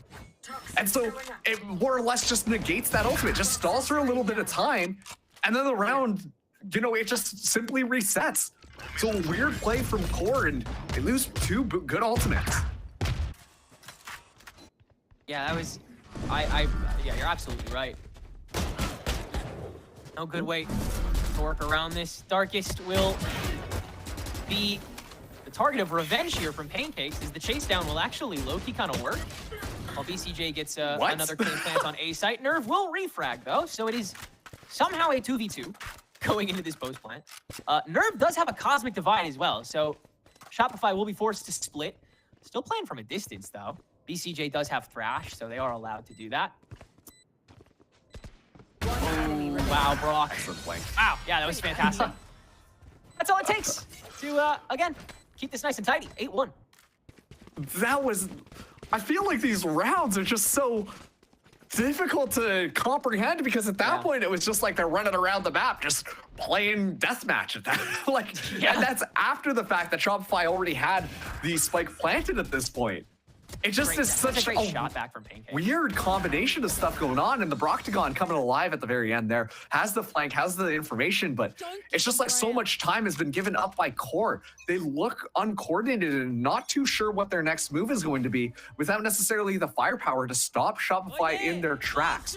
This time Timotino does have the operator, but the Thrash immediately just kind of checks that out, and BCH can just go and pick that ultimate back up. Yeah, that's all BCJ wanted to do with the Thrash for that first push. Just fully take lane, make sure that Timotino has to back out.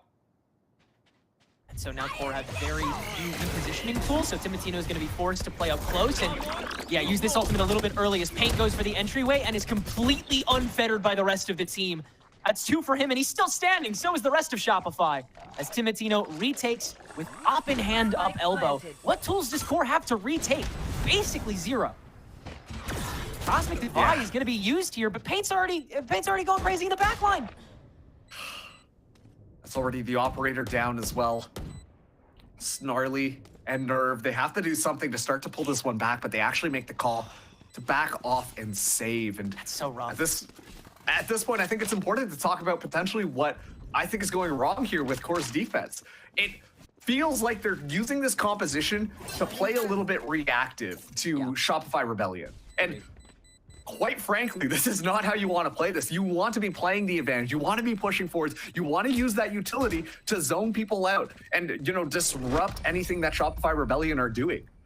If Shopify Rebellion have already taken the site, putting up all this flashes, putting up all the steel cages, everything is not going to stop them from being able to set up and, you know, be able to play the post plan. Core, meanwhile, then just spends so many of these tools, and so then they can't even play the retake necessarily properly.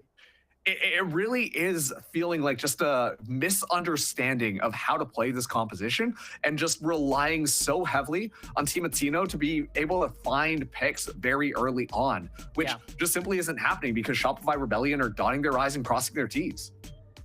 Yeah, they're Snarly's. Yeah, Timotino and Snarly have not been able to work in tandem as nearly as much as they'd like to. Timotino needs to like Paul Revere where the push is coming from, so Snarly can activate the Razor Vines and work around the shear properly. But Timotino, like you said, is just he's getting stopgapped way too early in these approaches. Shopify is just taking the space. They use one flash and they have the space back. It's just not nearly effective as a pushback as we saw someone like Ferbsa doing on the last match over on SaD. And the ult usage is just not really connecting here. Just Core, it seems like, I don't know, maybe they were fighting for the ping diff for a reason, because it seems like everything is just a little too stunted, you know? Yeah, no, couldn't have said it better myself. Like, Timotino, really good aimer, really good fragger. We saw that happen in previous matches that Core has gone up against, but it's just simply just getting shut down by utility. And that's kind of a crazy thing to say, but it really highlights the difference of preparation that both these teams are kind of coming in with. Like, the rehearsal and just the understanding of how to play off of each other from Shopify Rebellion can make a lifetime of difference in shutting down players who have that kind of unreal aim, unreal talent. Whereas on the other side, discoordination of that utility and engagement can really just stunt your superstar players.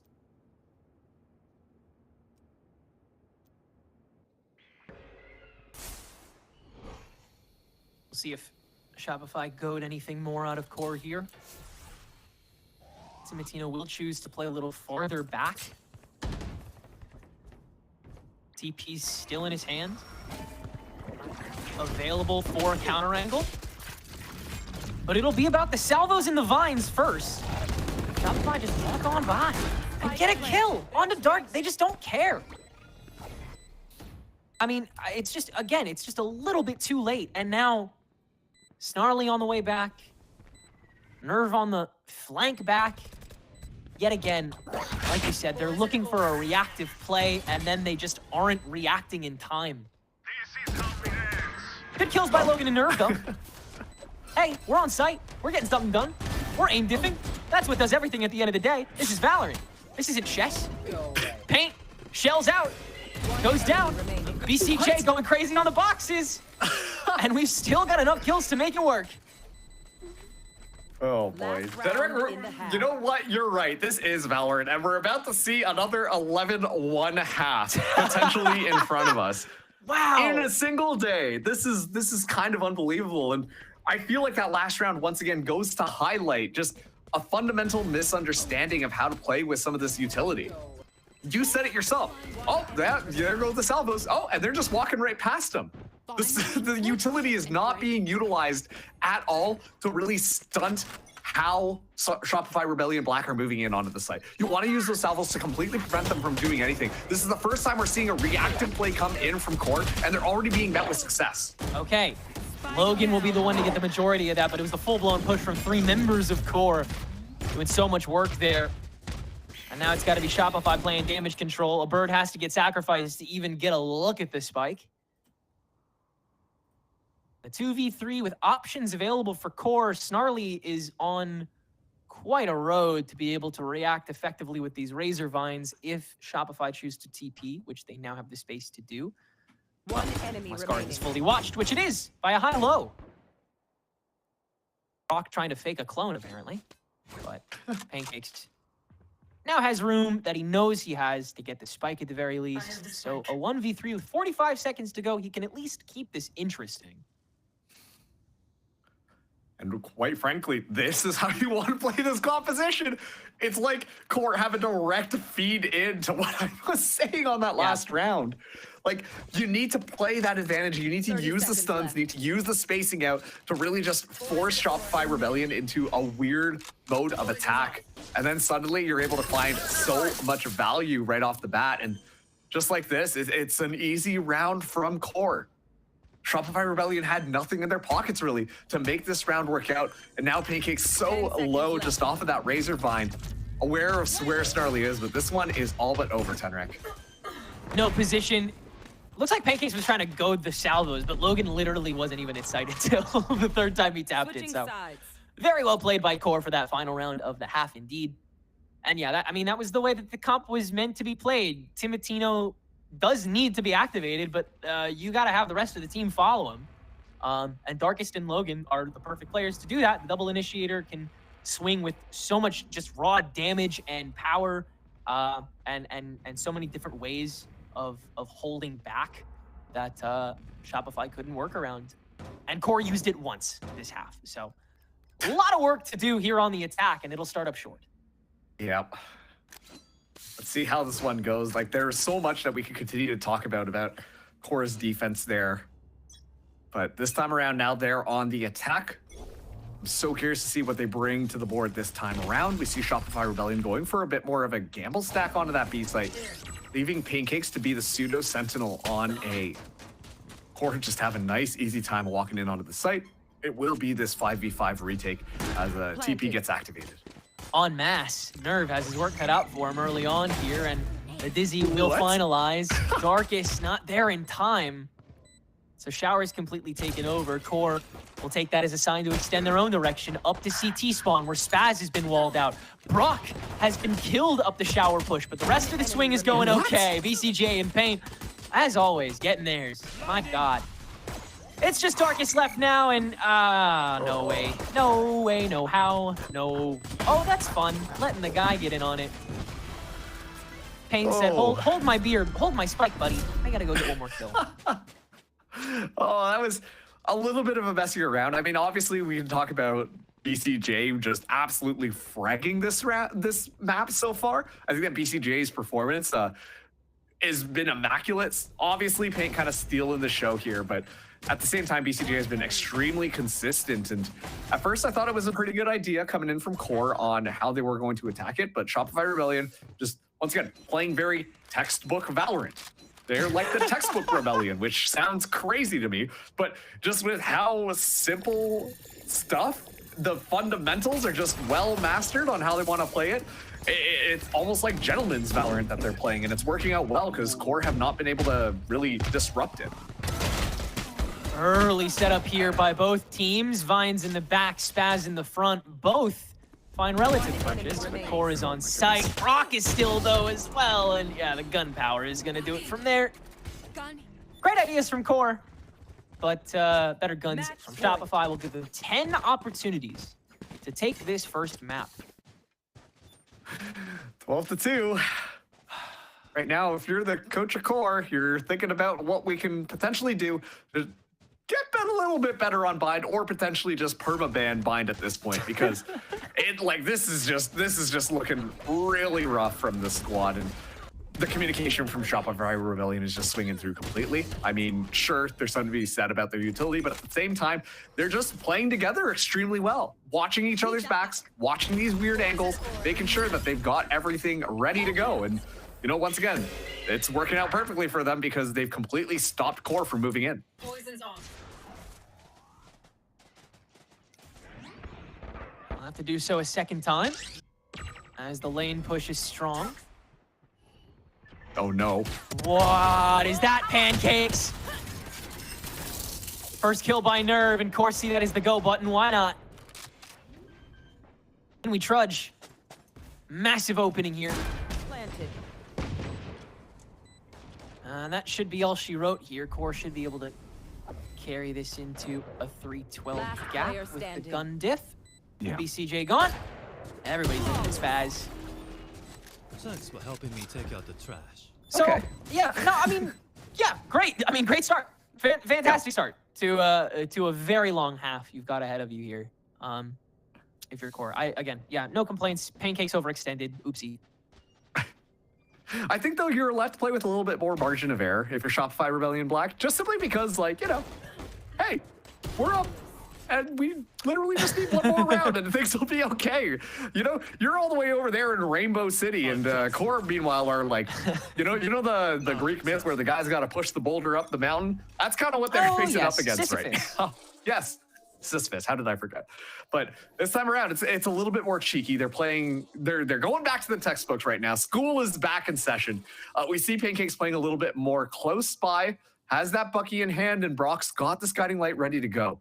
Core have been a little bit more slow this time around, but once that poison orb goes up, the engagement going to be through. Timatino able to escape.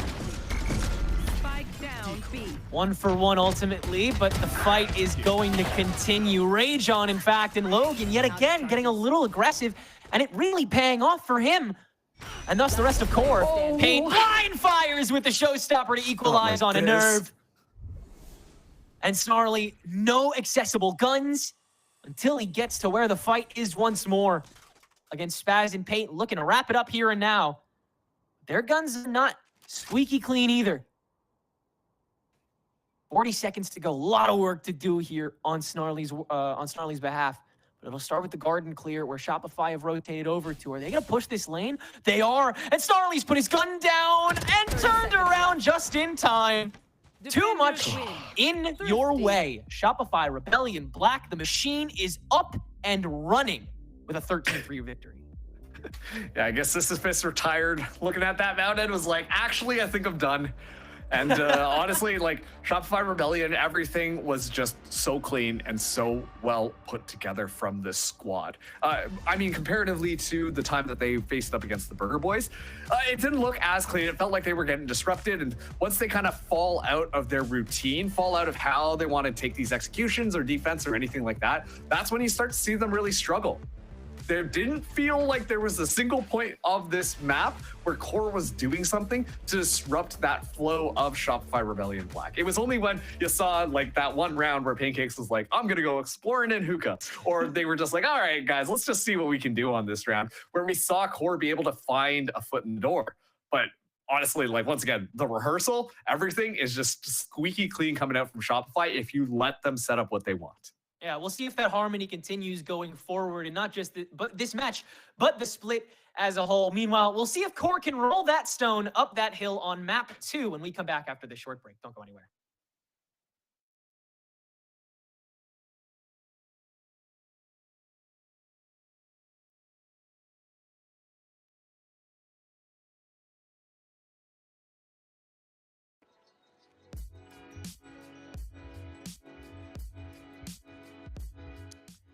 I think bringing back Brock from last season made a lot of sense. He's one of those players that fits the initiator role pretty well.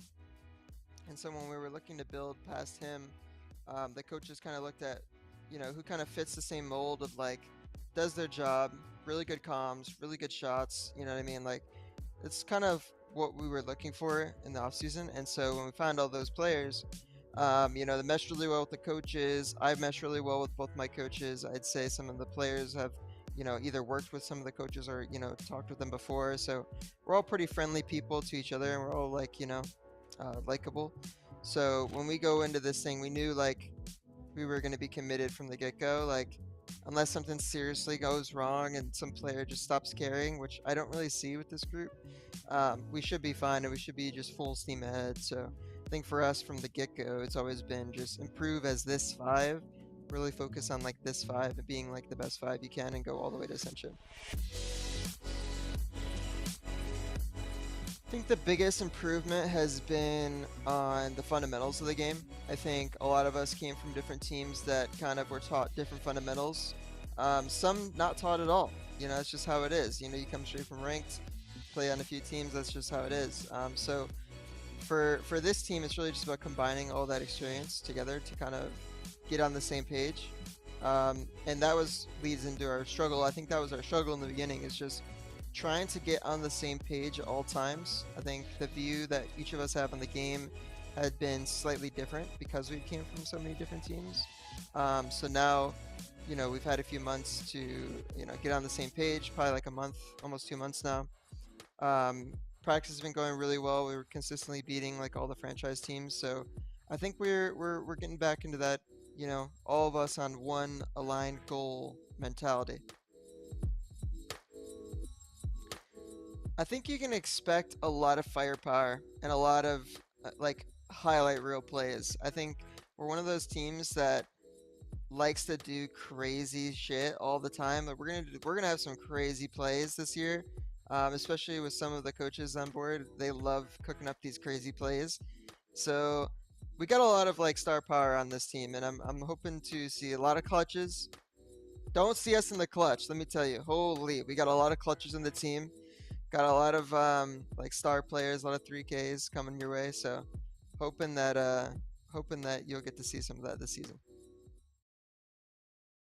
First map in the series, and with Challengers, we've gotten to see a lot of, you know, little comp changes here and there, teams trying out new things. Shopify Rebellion, they stick something a little bit more comfortable, and Roy going into it, it looked like, hey, is this going to be a comp dip? It was, but for Shopify. The other way around. Yeah, absolutely. Yeah. And not only did they play they made this kind of old meta comp work extremely well, they also seem to have adapted to what Core was going to do. They mostly avoided the breach traps. They mitigated the Yoru value. So it wasn't just the fact that they were going with a comfort pick. They came into this with a very clear game plan.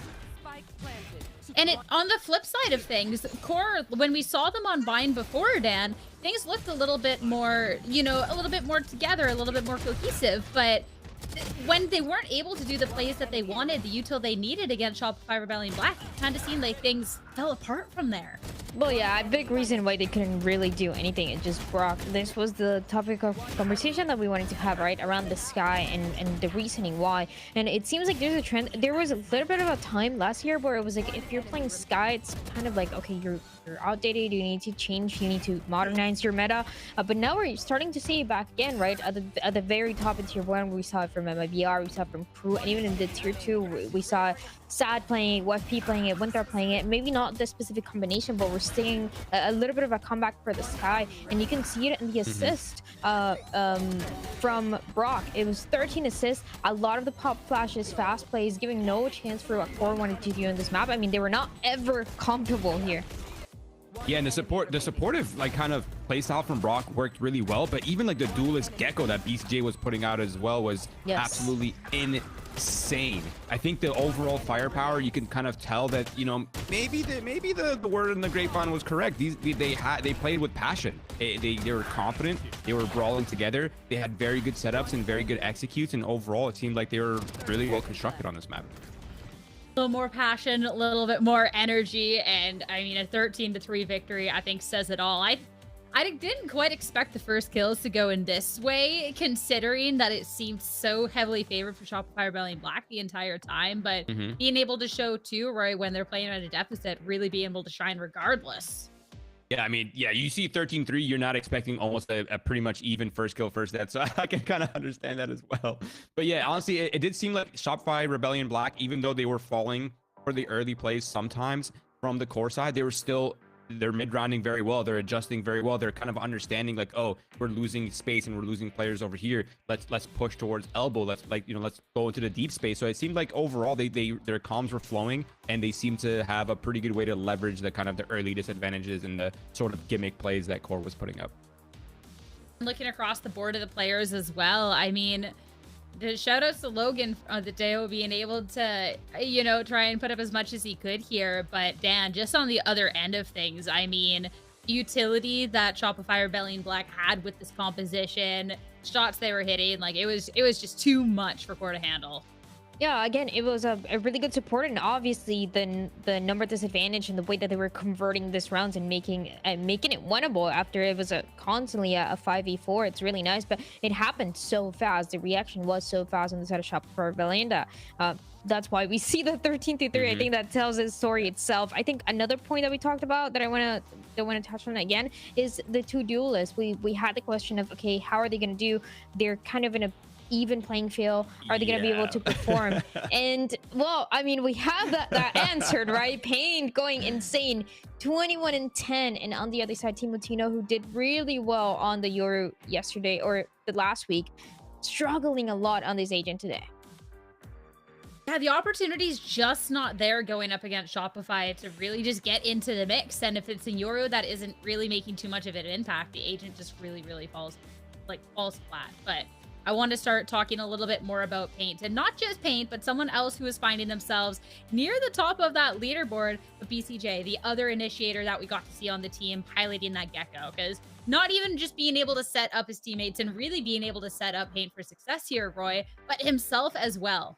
Yeah, and to add on top of that as well, Sierra, he's also IGLing. He has the pressure of leading this sort of brand new roster, right? There's a lot of pressure coming in, right? There's so many different layers of psychology and strategy, and he's still putting up these performances. And not only that, but he's also just so confident in the way he was moving around and the way he was shuffling his positions, his timing on the fights and the duels. It really seemed like BCJ was fired up. And of course, Paint, I mean, he's kind of playing with what we sort of expect from him. This is obviously a new role for BCJ this year with the IG Link role in Shopify Rebellion, but he has always been that very vocal player, right? So I feel like it just makes sense for him to take this IGLing role and to be performing to this level. I think it would be even weird to expect him not to perform like, you know, some other IGLs are struggling to do so. So I like to see this. The Gecko looked really good, and it seems like the perfect role for him to continue to do so. So it's a player that you always need to keep an eye on. It's nice too, because for BCJ, he wanted the opportunity to show that he could IGL, absolutely just performed in trials, and now gets this opportunity. So not being hit by that IGL debuff that sometimes that we see It's like, I don't know. I think that's really, really cool. So I think just a testament to what he's been able to bring to the team. And that's going to be a tough pill for Core to swallow, as we now have to talk about the next map in the series, which isn't even their pick. Bind was their pick. You would not have guessed that from the score, but now Shopify Rebellion Black. Roy, they're taking us to Haven. We haven't seen it in a little bit, but last time we did, it was pretty strong. And for Core, not so much. Yeah, absolutely. I mean, Haven makes complete sense for both of these teams, right? They both have pretty strong initiator players overall. They seem to, like to set up the Duelist, and this map sort of allows that sort of system to flourish, right? You have your kind of opening jet, you have the the entries, you have the support util, you have so many layers of utility and map control. And I think this map makes complete sense for Shopify Rebellion Black. But I mean, yeah, the last showing from Core wasn't great on Haven, but it was about a week ago, and yeah, it wasn't amazing, but they've had time to work on it. They've had time to sort of reconstruct and kind of reapproach the map, and hopefully they found solutions to how to play sooner the rather map. than later, because of course this is series point on the line here. But what I'm mostly intrigued about here with Shopify Rebellion Black, as we head into our agent select, they stuck with something that was a little bit older but very comfortable from Bind, and it worked out really well. Now that we haven't seen them on this since Stage 3, where it was still a really comfortable look, Dan, I'm curious if they are going to opt to switch things up, or if they're sticking to something that's pretty close to what they had before. I think with these two teams, I don't know if I want to expect anything too crazy. It's been like some slight changes here and there, but nothing that is like, whoa, this is new. I mean, just yesterday we were seeing that. Asha, Yoru. Okay. Just yesterday, but just yesterday we were seeing teams running that Fnatic comp with the double Duelist, things like that. There's some teams that are opting for that kind of craziness. Some, as we get to see right now, slightly different, but made it to their own. So Paint is going to be on the Neon here in Brock and Tejo. Ooh, all right. I don't know about you, Roy. I'm excited for the Brock Tejo era. So am I. I was just about to say, I've been advocating for the Tejo breach on Haven. Tejo he allows this sort of unique things to be accomplished on Haven. Guaranteed short A control when you're playing on the attack side, right? Being able to counter a lot of the early Sentinel util when you're playing on attack, breaking the Cypher traps. There's just so many levels and layers to the value that you can get from Tejo that I'm surprised we haven't seen more of it. So with a bigger change coming over on that end, Core, just a little one in terms of the Sentinel. I'm curious about the game plan going into this, but for Core, a lot of pressure on their shoulders. Can they take down the demons on Haven? We'll have to find out. Tenric, Marks, have fun. We'll see you on the other side. We certainly will, Sierra. Thanks so much. After a fun display from Shopify Rebellion Black, among other descriptive terms, we'll see them take on their pick of Haven with Brock on the Tejo. Core Snarly now switching over to the Cypher as well. Two comps that we've seen kind of molt over the course of this offseason and or regular season, Marks, but two comps that we are excited to see blossom here on Haven. I mean, you've kind of framed it before based on our previous matchup where it's like the Valorant of the old versus the Valorant of the new, right? Valorant of the olden days. And we're seeing Core really dip into the Valorant of the old here, which I think is a really interesting way to go about things. Whereas on the other hand, we're seeing that it's a completely different, amalgamation of previous comps, given the fact that Shopify Rebellion Black are using that Neon, which has definitely been nerfed out, but also bringing in the Tejo. These are fresh ideas here, Tenrec. Hopefully, they will be as useful as the old ones, as Core is foot to the floor on this first attack. They've gone and went all the way through B site, through Garage, over to Link, and now they're planning on C site before Shopify Rebellion has even blinked, and they've lost their bloody IGL. A little bit of work on the pedestal done on the post play here. Shopify will blast through, but Snarly has been lurking through Garage, and that's an angle that Shopify cannot fully cover. Core take that lack of speed in the previous round to heart, and Brock, revealing himself with the salvos, will take his base. Core with the opening round. That's honestly just because we can kind of see the outlines there. That was so funny to me that you just see Tejo putting his hand up to his ear like, oh, what's going on over there? Just inside of that smoke while 3 members of Core are ready to move in on a dime. But, it was a very fast round here. And this is the aggression that we simply were just not seeing from Core. based on that last one, I would have imagined to see them play a little bit more patient, but that time around, QOR are very happy to just kind of get in the middle of it and catch the members of Shopify Rebellion off guard, honestly, which just allowed for great openings coming through from this squad. So they will be buying up into this one. Logan actually investing in a rifle. Same with Timotino. As it's going to be the smoke. The dark cover gets tossed down. A couple of spray throughs happening. But SPAZ staying alive in the back of there, while the other members of QOR are exploring around mid a bit. I really appreciate this economic lunge QOR are taking, provided they're able to connect as effectively as they did the previous round. But already, the fact that their tempo can be a little more controlled this round by Shopify goes to show that that surprise factor is already no longer enemy tag in this game. And QOR will have to use that blazing speed to an advantage, not just as one that isn't recognized, but one that can't be stopped. On to B will go again. QOR do have the better guns, but Timotino is a little bit stuck, and so Pank's gonna take advantage of that, walking right in before anybody else can make an entry, and will still grab Snarly for that matter too, now that he's picked up the gun that's been handed over to him by Tim. 30 seconds left. Now Shopify can do a lot more work. And so they'll prepare this C crunch a little earlier than QOR may intend. Preparing for potentially the link play. No, they'll fault line right onto Paint. Pancake stranded immediately. QOR will band-aid fix it, at least until Paint walks his back around for 4 now. And it's left to a 2v1 against Darkest with 9 seconds on the clock. What do you do if you're Darkest? Apparently you stick it, and it works. The two initiators, all the util in the world to flush out Darkest, but Darkest needs no flushing. He's playing C lane with no smokes, and he's got an aftershock for that matter. He can play on both fronts off the double swing if he needs to. He's not aware of whether or not there's a potential flank as well. Fault line attempts to grab him, at least early on, but Shopify know they've got a lot more in the tank. Now that salvo to goad out the cubby swing, it's not there. Darkest taking his time, finding Brock. Now it's down to BCJ on the swing back. Fault line available, he dodges it, but still has to hold down on the spike. Time. Still not halfway! Darkest is orchestrating this so perfectly. And will save the second round for QOR. So much more than they intended to be lost. But they'll still grab the round, damn it. Well, yes, they still grabbed the round, but you have to remember that that was given the fact that QOR won the first pistol round. That was off of one rifle, bro. One rifle that Paint picked up out of nowhere.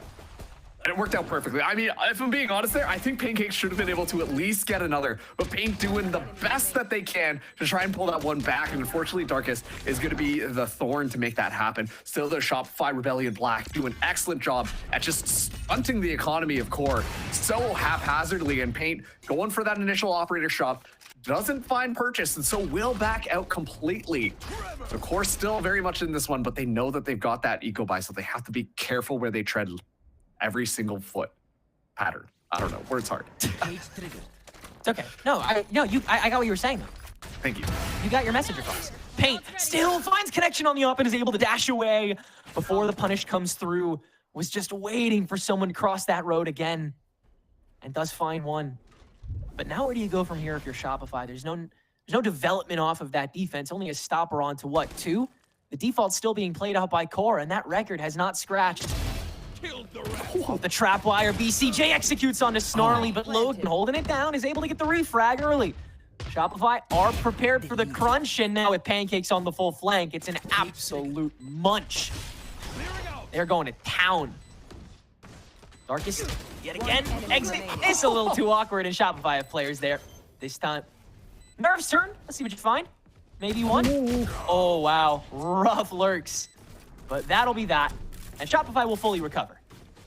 Yeah, and once again, they did have the weapon advantage there. That is more or less what we expected to happen. And we're starting to see just a little bit more of that flexibility that Paint's allowed to have just with that Neon.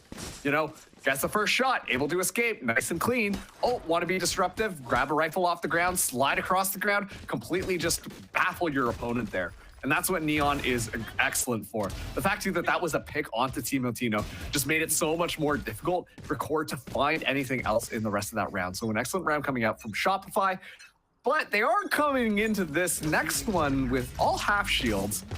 Might be a bit more of a tactical decision given the recent changes of things, but yeah. a lot of utility going in. This is definitely a fun call from Shopify. A confident one, to be sure. But they'll give the B site the core, as they'll get an easy plant. And Darkest is only one orb away from this rolling thunder, so they can't hand anything to him. Overdrive out from Paint. I mean, that's gonna be a lot of what they hinge on for this counter push. They do trust Paint quite a bit, but unfortunately the stun will only be on himself. Huge flank from Spaz. Pay attention to that as well. Gotta have Logan watching that. And now Paint. Oh yeah, he was opping too. Okay, he'll just grab 2 with those. Yeah, he doesn't even. He doesn't even need an ultimate. He can just op. That's fine, I guess. So quick and easy retake thanks to the smoke.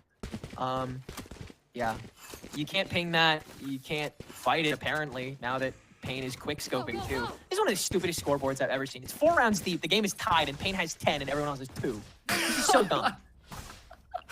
Or it's just pure skill coming out from Pain. It's all about how you frame it. Come on now. I'm not saying it's not skill. It's just silly. It's just hilarious how ascended he already is, and we're 5 rounds in. It's ridiculous. Yeah. And on top of that, too, uses the overdrive, already kind of halfway to getting that one back online. And I'm going to be honest, I almost feel like that ultimate was a bait, because you saw Core just immediately spread themselves out around corners to be like ready for the flick. And that just allowed the rest of Shopify to be able to walk through and Pain able to find more value with that operator. Already, Pancake starts us out with a kill onto Darkest, dropping the spike as well. While we do see Core trying to be a little bit more exploratory, but it's just this information game that Shopify Rebellion Black have been playing.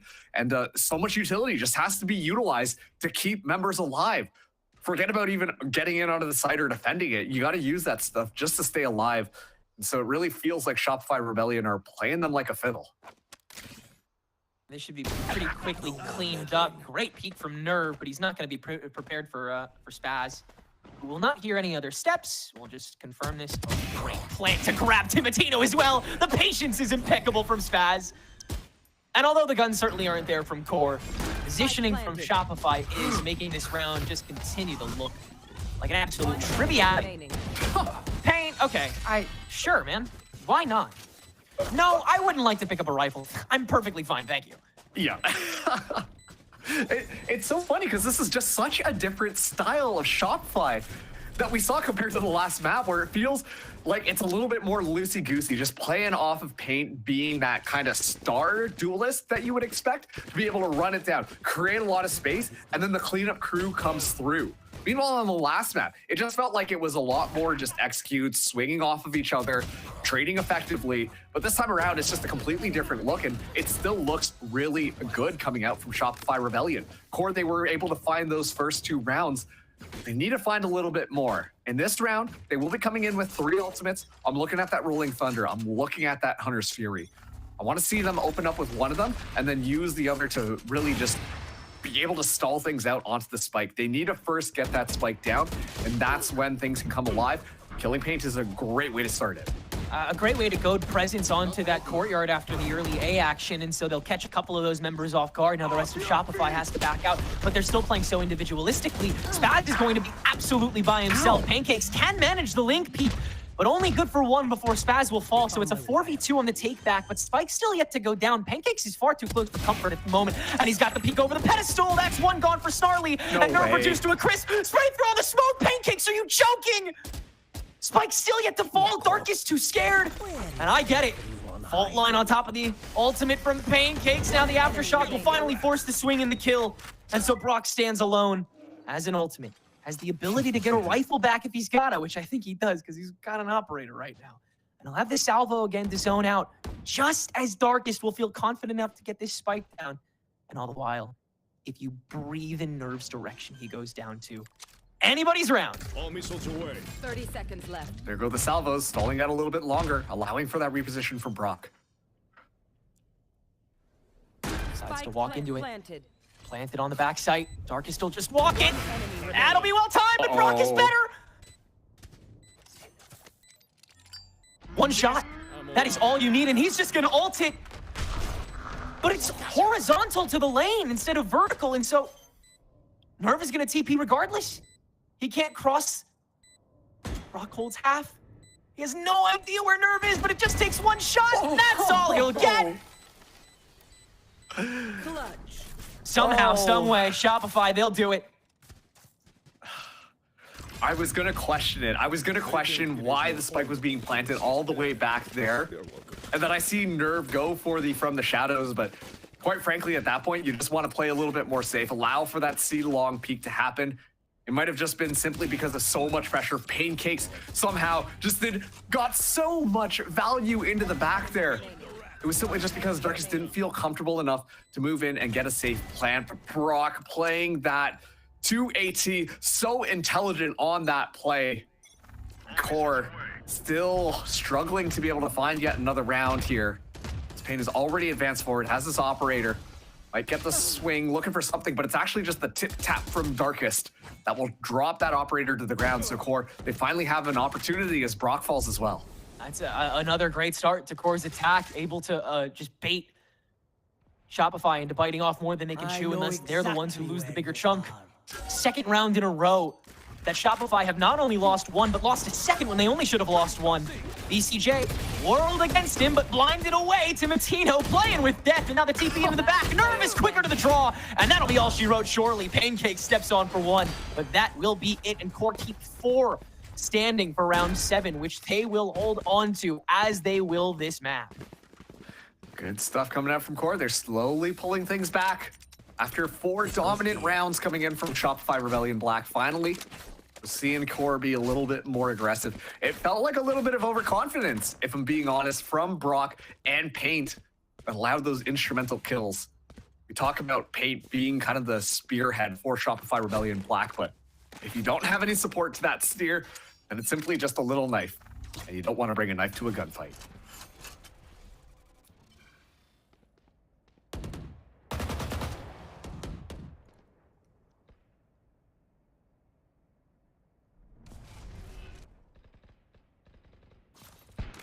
No buckling from Paint on the front line just yet.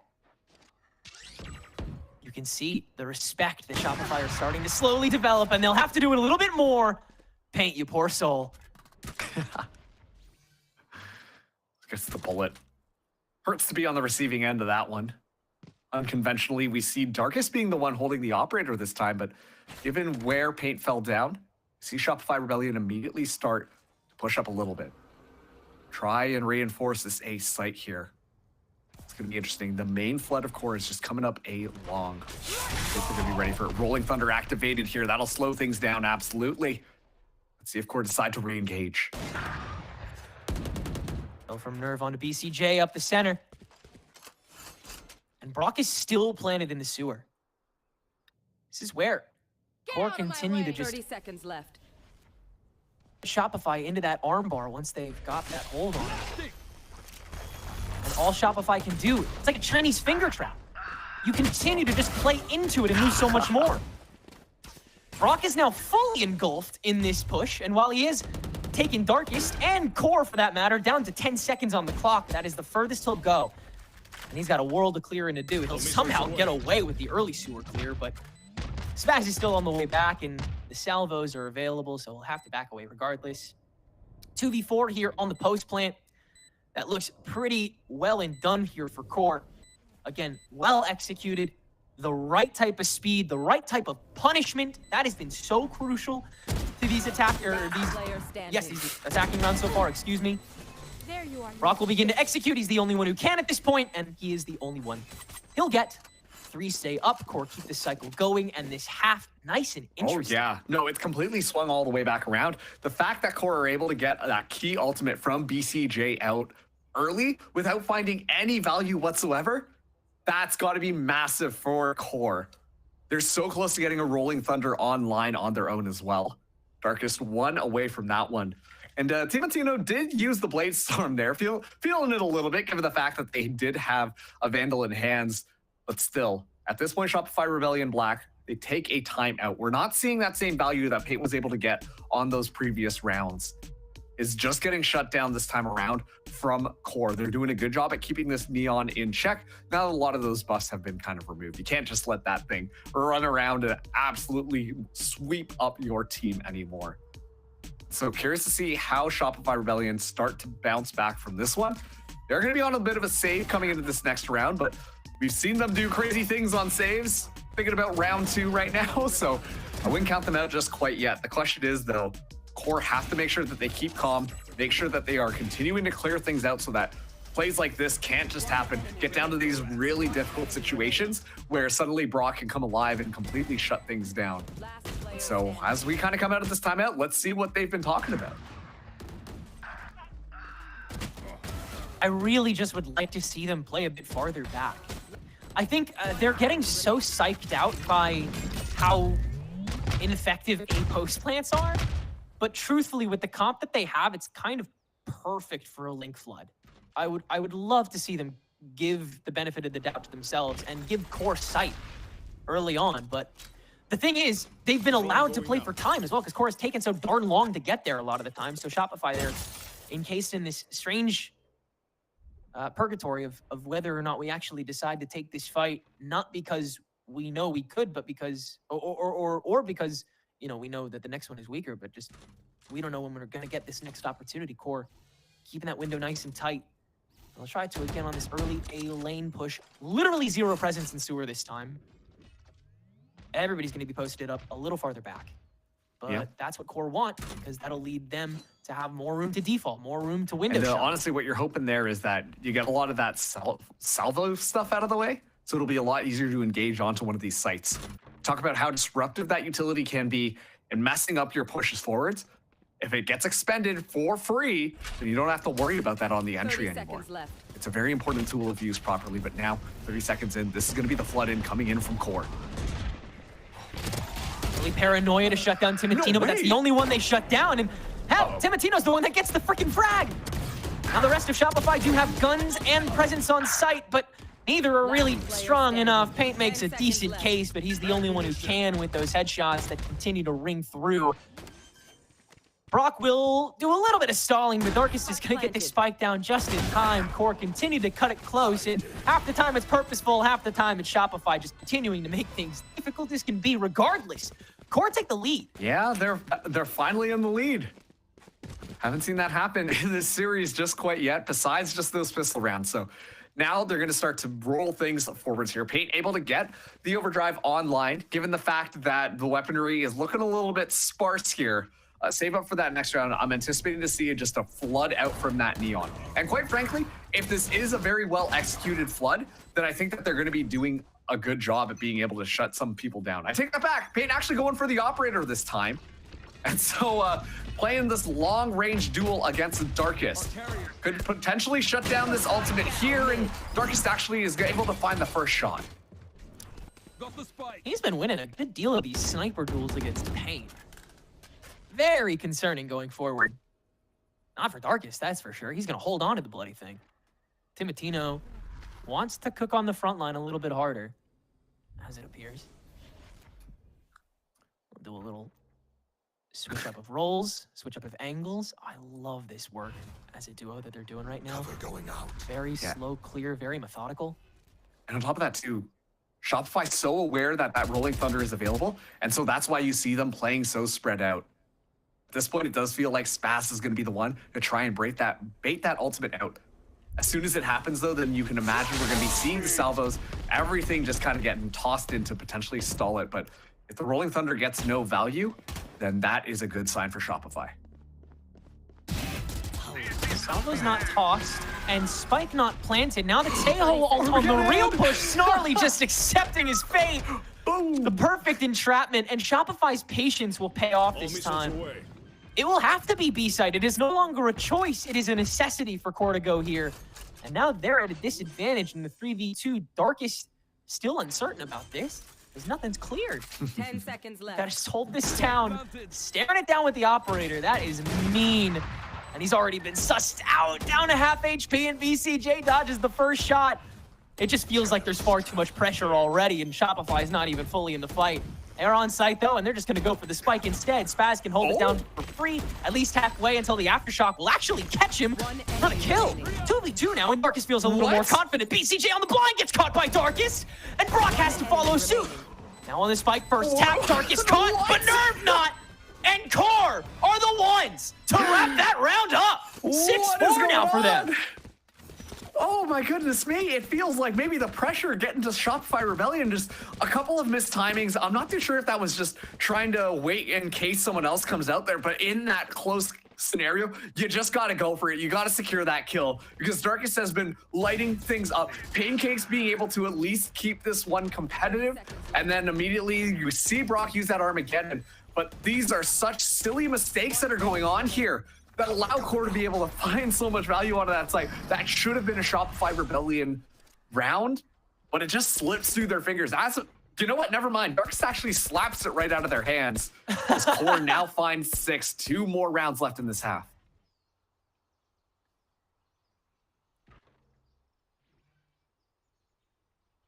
So we'll see Shopify definitely take that sewer presence this time. No op duel to be had. Instead, it's Brock with the close range gun. Owl Drone is going to do a lot, so Shopify have to bite the bullet and just go for the fight. Paint on overdrive, gets blinded immediately by Nerve, and he'll help get one more before he goes down. Core facilitate the counter push perfectly. And they'll take a Neon ult along with it. Everybody going there. And that's a nice clean round yet again to guarantee the lead exiting the half here for Core. And maybe this is the reason why Neon is no longer being so viable. You know, you go for those aggressive pushes, you're hoping for a bunch, but instead it's just, you know, Core waiting for you to push out there and ready to pounce on top of you. Excellent little just kind of trap play going on. And at that point, you're so committed, you just got to go for it. So at this point, Core just continuing to gain momentum. They've completely swung back around from what we've seen on that last map, and this is looking like it's in their control. Honestly, like, I'm super impressed right now of just the read that they've got out onto them. It was just an excellent paranoia, and then the rest of the team are just watching those angles, watching for them to push out of A main, and just gunning them down. So well read from Core. Shopify Rebellion Black. This is that last round to potentially get that 7-5 score line, but with how Core have been playing, it's not going to be an easy round.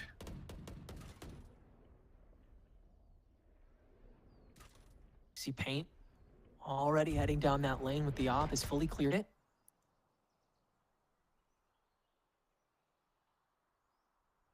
Big stack up A main as well for an early interception if they recognize Paint being here. One way or another, Shopify look to Venus Flytrap Core. And if not, then they'll converge on the B plan. Not paying attention to that right now.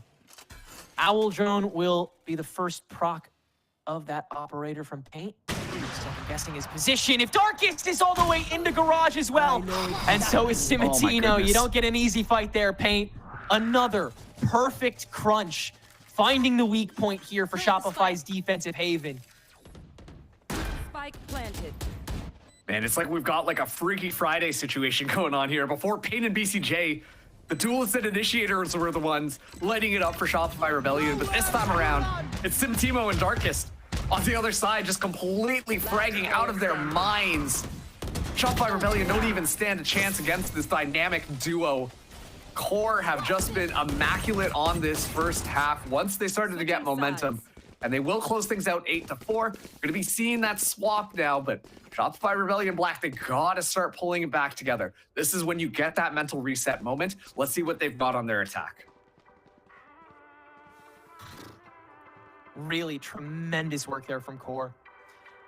Something that's replicable on the defense, something that's not easy to contain either, especially if the op is that interchangeable. We'll see if Darkest continues to go for plays like that, as has Brock on that operator, where it's attempting to divert and like recondition where the Duelist is planted. But certainly going to be a little bit tougher on this side, as well just about everything else for Core. Paint going to show why he wanted to choose this character in this early pistol round. Going to get up close and personal with this A site, let Shopify on pretty cleanly, and this is more of the old guard haven of that take and then the post plant execute from Link, but Core is going to look a lot stronger and a little earlier. Actually do some really decent damage to Shopify. Paint's gone, Spaz is gone, and so no real easy way to hold this, especially if you're together. Paint's luckily on the way back, so it'll be a full-fledged fight for the retake, but smoke's still available for Core. Nerve has only one, so sewer, not a guarantee, but Shopify They're going for a full-on wraparound here. First the Aftershock onto the spike, but Nerve! Great shots onto BCJ as he runs away. Perfect read of it. Now it's Pancakes to just enter for 2 for 3! He'll do it all his goddamn self!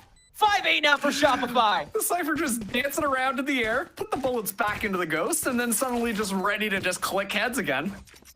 Unbelievable clutch coming in from Pancakes, but, you know, at this point, Shopify Rebellion Black, given the fact they're not seeing as much success coming through from Paint and BCJ, you need these other players to start stepping it up, and that's an excellent way to start things off.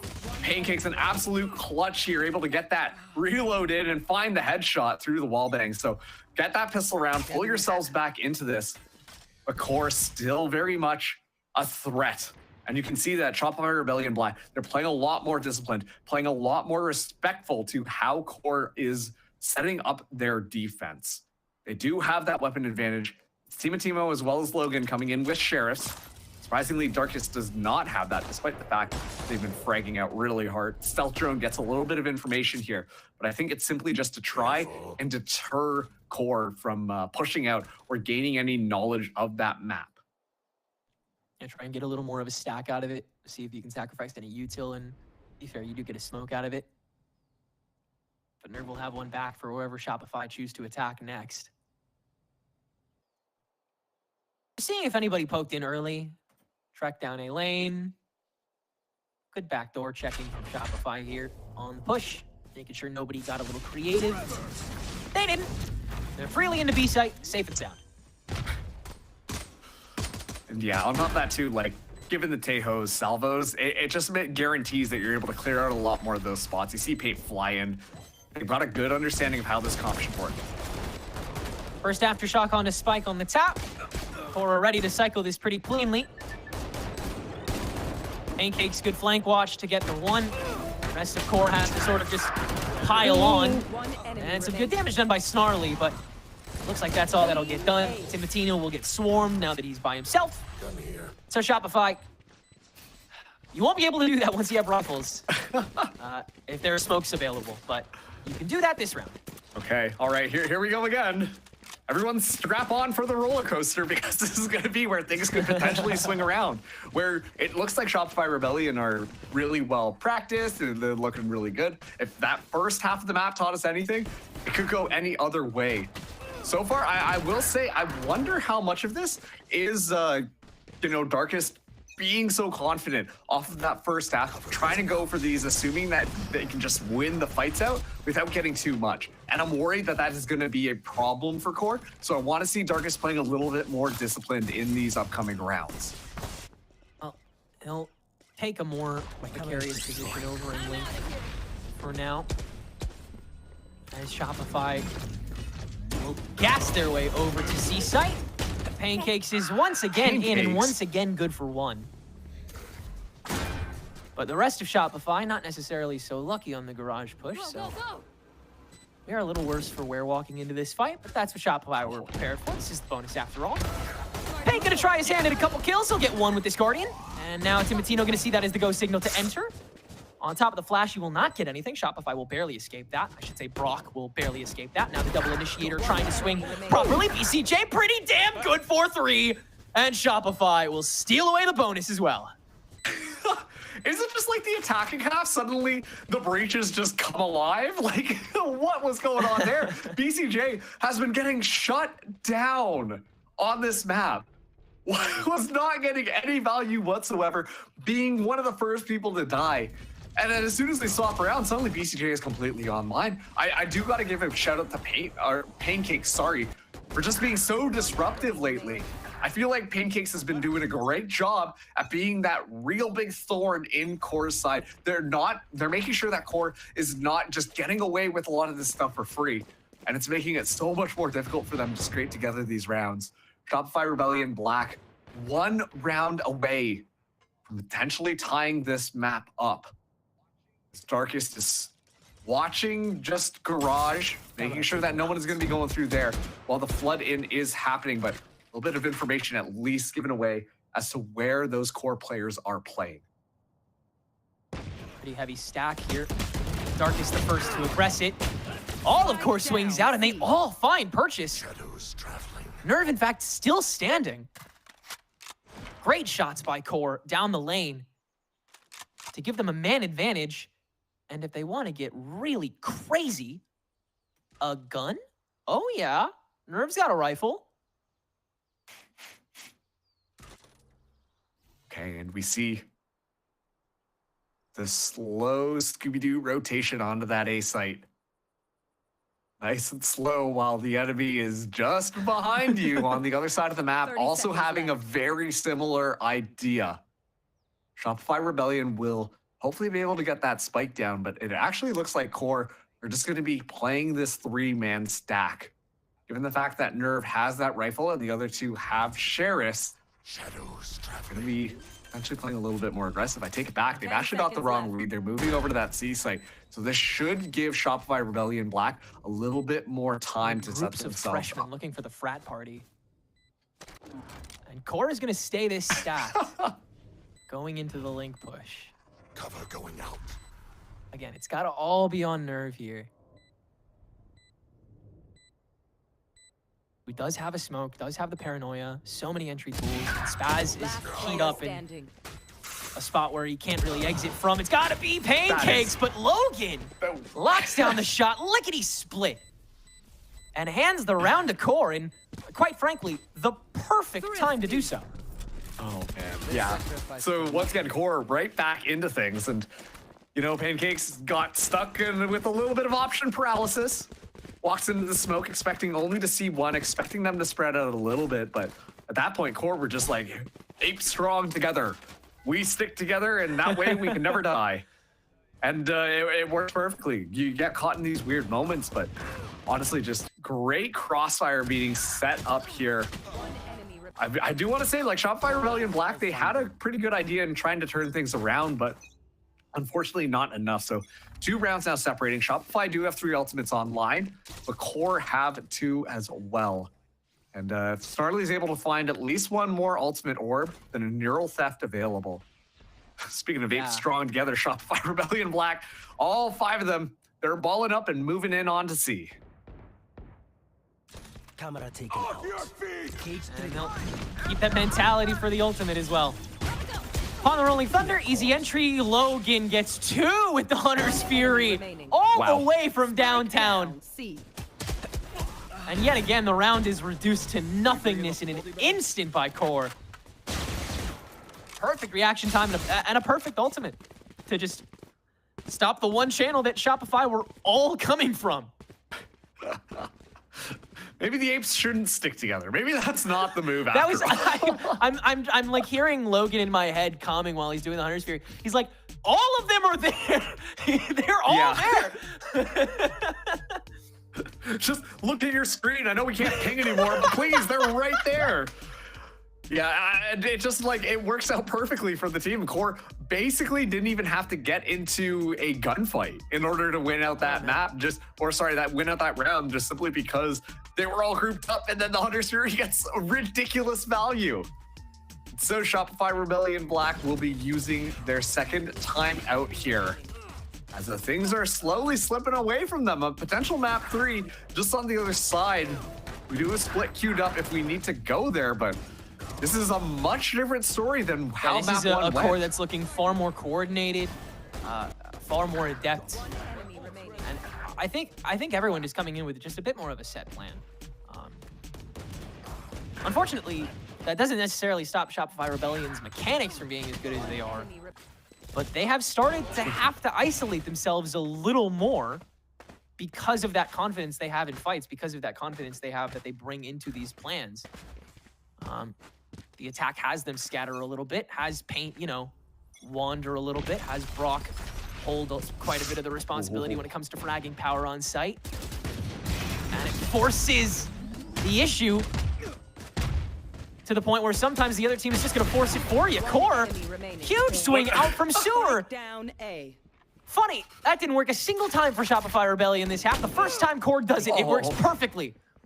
Pancakes the last one remaining, and he's had quite a few hero moments already this game, but this would be such a tall ask. Effectively a 1v4 with the spike in one of the most cheeky cutoff spots imaginable, right in that doorway to sewer. So many checkpoints you have to cross off. But 55 seconds to go. We'll see what he can do. At this point, I imagine, given the fact that Pancakes does have the ultimate online, should just be looking to try and punish the economy a little bit more for Core. But it's not going to be the most effective tool, and no. Just not watching the other side. Core will find that final kill, make sure that rifle gets no value in Dark. Just one ultimate orb away now from that Rolling Thunder, as it really just doesn't seem like Core can be stopped. Like Shopify, Rebellion, Black have just been having such a difficult time at finding really anything. And Core, on the other hand, right now, it feels like they're just coming up good every single time. Like they take that gunfight, they take that aggression in a short, and they win it out. Like where it felt like Shopify, Rebellion, Black should have been able to go. There was a Bucky, there's like some machine guns and stuff like that. Nerves somehow just steals their nerves and is able to just spray them down with that Phantom.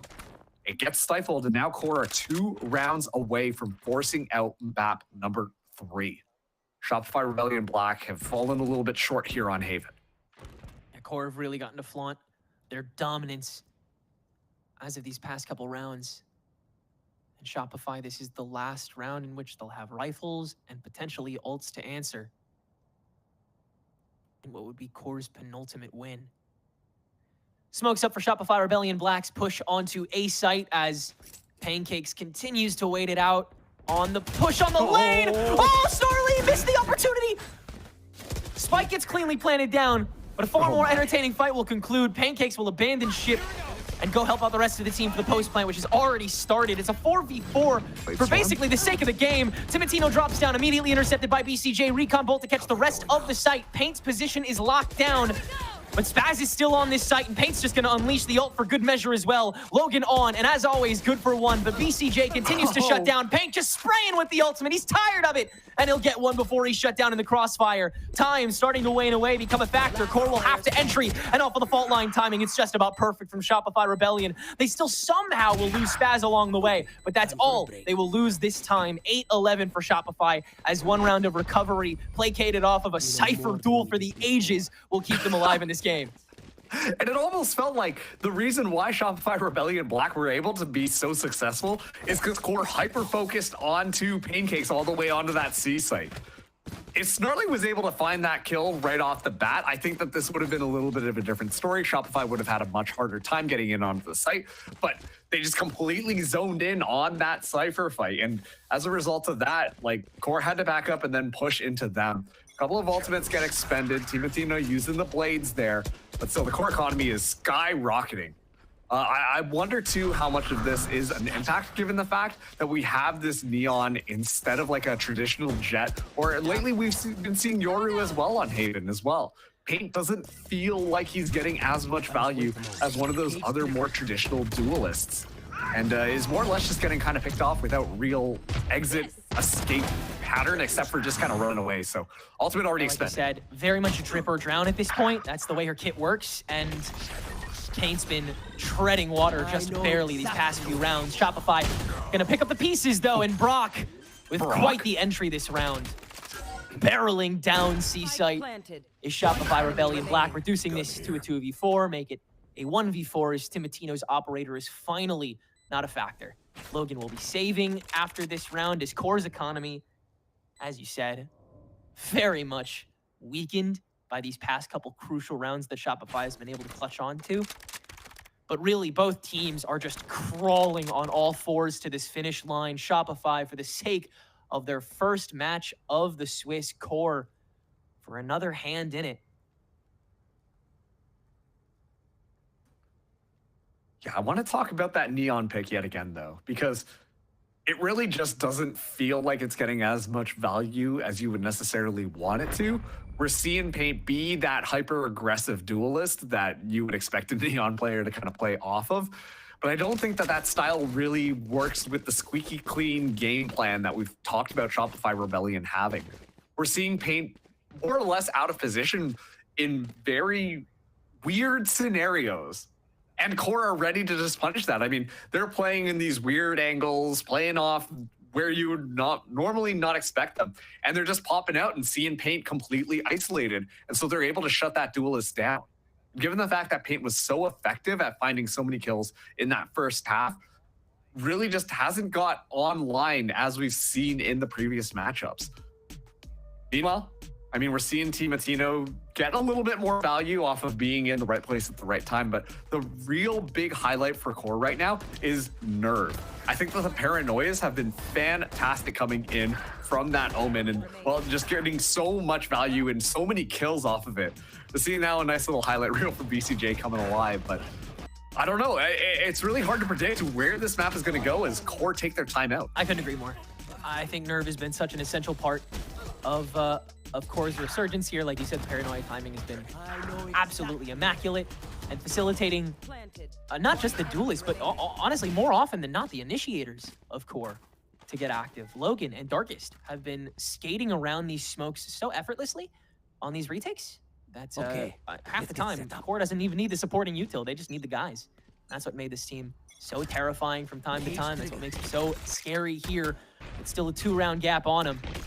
Shopify Rebellion, Black quickly behind, on top of the stun into the Armageddon. Timatino is caught, reduced to 5 HP, but still standing with Operator in hand. Shopify Rebellion, they will take that ultimate heed its word and head over to C-Site, where we do have quite a bit laying in wait for you. Snarly and Nerve all the way back in the link, and it will be an attempted garage push into it from the window. That's very close is Darkest. He'll get early punished. And the salvo from Brock to flush out the site. Excellent. Shopify Rebellion completely overwhelmed C this time. And that looks as refined as we wanted it to back in the beginning of the game as well. This should be an easy 10-11, and looks like Timo and Logan know that too. Yeah, I mean, what we're seeing in the changeup of strategy here, first of all, if you're Shopify Rebellion Black, you might be a little bit frustrated with how that went because you wanted to make sure you drop that Operator. The fact that Timatino stays alive with 5 HP is like, oh man, like we should have had that kill, but they do an excellent job of moving back over to C. And this is one of those things, if you think that the other team is just better at the cage match brawl, where you're just going in, shooting each other, aiming for the best, all of that type of stuff, then start to play a little bit more creatively. Start to play a little bit more tricky, and you might be able to find just a bit more. And we're seeing that based on how they kind of went about their flood in onto that C site. They were not just moving in as a death ball onto the site, hoping for the best type of thing. They actually were going in through different lanes, and that resulted in the confusion that we saw the members of Core having on that C site. And that's why they were looking in the wrong direction, completely just disrupted by the utility flooding in onto C, and what should have been an easy hold completely gets dismantled. And that's because of all these weird angles that we see Shopify Rebellion going through. And of course, Brock, the highlight player so far on this attacking half, is able to find so much value and is really this, is being more of a spearhead than Paint on executing on these sites. Brock has been loving Tejo and loving what you can do with Tejo a lot more than the other North American players that have had to pick him up in the advent of his meta. And we're really starting to see that love and passion for this agent, I think, coming from Brock this game. Like you said, he's been kind of pushing the envelope even more than Paint in a lot of rounds, not just with the salvo, but with the stun. It's been hard to find value for a lot of these players with it over the course of these past couple weeks. And all the while, Brock has been doing a great job of just boxing out people with it from push to push. Everything very well timed.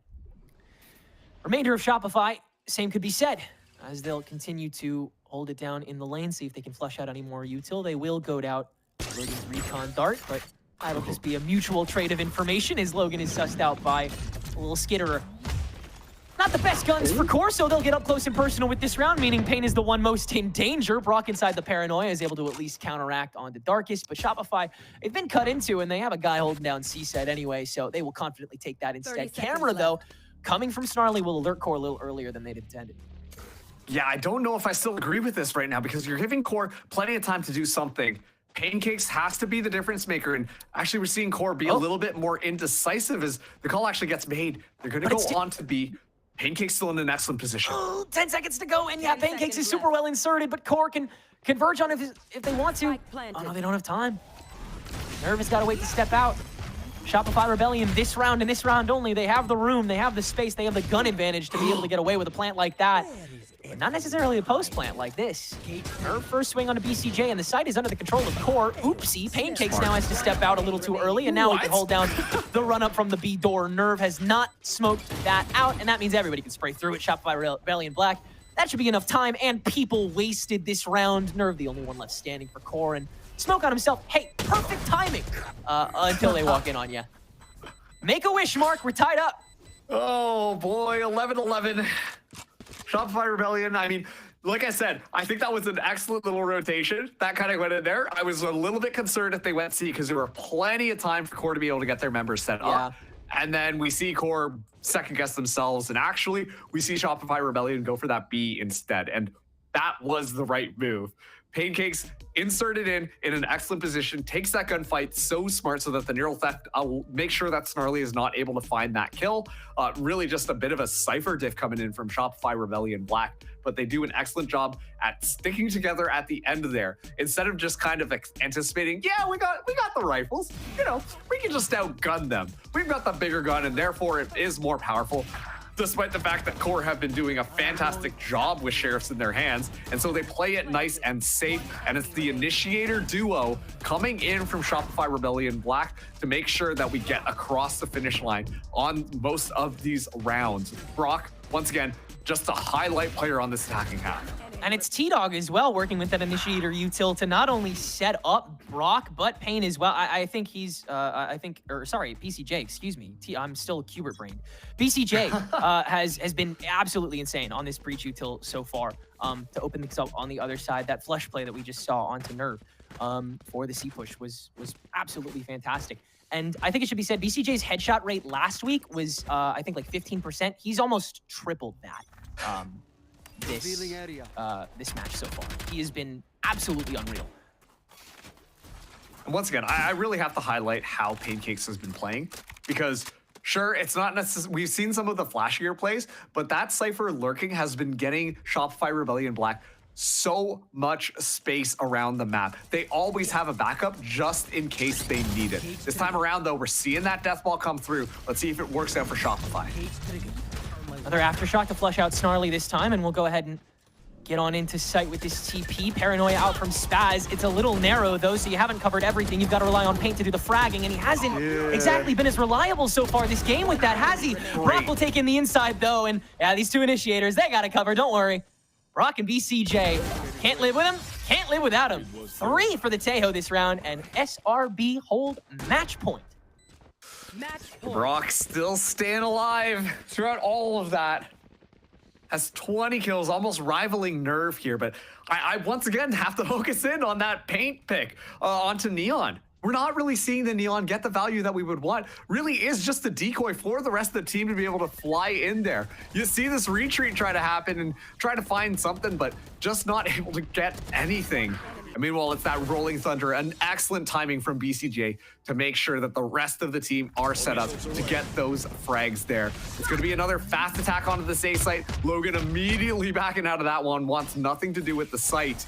But as Shopify Rebellion just slowed down the push for a second, this could give QOR time to regroup. And amp it right back up with the Armageddon. That's the link flushed away again, but Timotino is still in and still good for a kill. Aftershock to flush him away, and BCJ will finally make that null and void, giving them the A site. QOR still have a lot of resources, but Shopify have all the space they should need here. BCJ and Brock are decently chipped at. Anybody's fight to take us to overtime or to take us out of the match one way or the other comes down to this. The culmination of where both of these teams were headed, not just in the previous week, but this one. Oh, no BCJ way. is still watching. Darkest, good for nothing. Entry out from Snarly, still unchecked so far, but QOR a little too slow to the punch. Logan and Snarly both swing out from on high, from on low. They're both each good for 1. And Pancakes only good for 1 himself. QOR keep 2 standing in the post plant and are able to make the push work and take us to overtime. Snarly and Logan, the coordination coming through. 2 players at the bottom of the scoreboard for QOR. Guardians in hand. And they're like, yeah, you're going to need some Guardians on your end, Shopify. Boom, headshot, boom, headshot. And then walk through and find 2 more to close out the round, forcing this OT. Whereas it looked like Shopify Rebellion were going to be steamrolling through. Excellent plays coming in from BCJ, but once again, Logan and Snarly, excellent timings, almost high-fiving after they find their shots. Core are not out of this yet. As we go into overtime, Shopify Rebellion will be starting us out on this defense now. As a reminder, Core, they need to win this map if they want to send us the split. Otherwise, Shopify Rebellion Black will crawl their way out of a winless season thus far. But it's only been 1 match, so that's kind of fair. You know, for dramatic effect. Yeah. A smoke sandwich in A lane here that Core will let themselves into. Shopify continue the stack on B for safekeeping. Least common denominator is covered first. Timotino, beautiful updraft scurry over to the top lane. That's taken down Brock. Bait will be forced out into A lane. And already a fantastic start to this Core attack. Very early post plant coming in from Paint, and he still can't get a kill. Core have all the cards now, and all of the players. Literally all of them. A flawless round 25. The worst kind of omen walking into OT2. Shopify, we're about to go to 3 if they don't pick it up. Oh, man. Yeah, honestly, it's looking more and more likely that that is going to be the case. To be fair, we did see Shopify be a little bit more dominant on their attacking half. But you got to imagine that pressure is starting to mount. Meanwhile, Nerve just sitting on a mountain of kills. It feels like this Omen has ascended, understood where everyone is on the server at all times, has their locations downloaded, finding so much value just spraying through smokes and everything. Nerve has been unstoppable. And now Shopify Rebellion Black, they need to find this round to force out another OT. Otherwise, Core, this is going to be a huge momentum boost for them as if we enter into map number 3.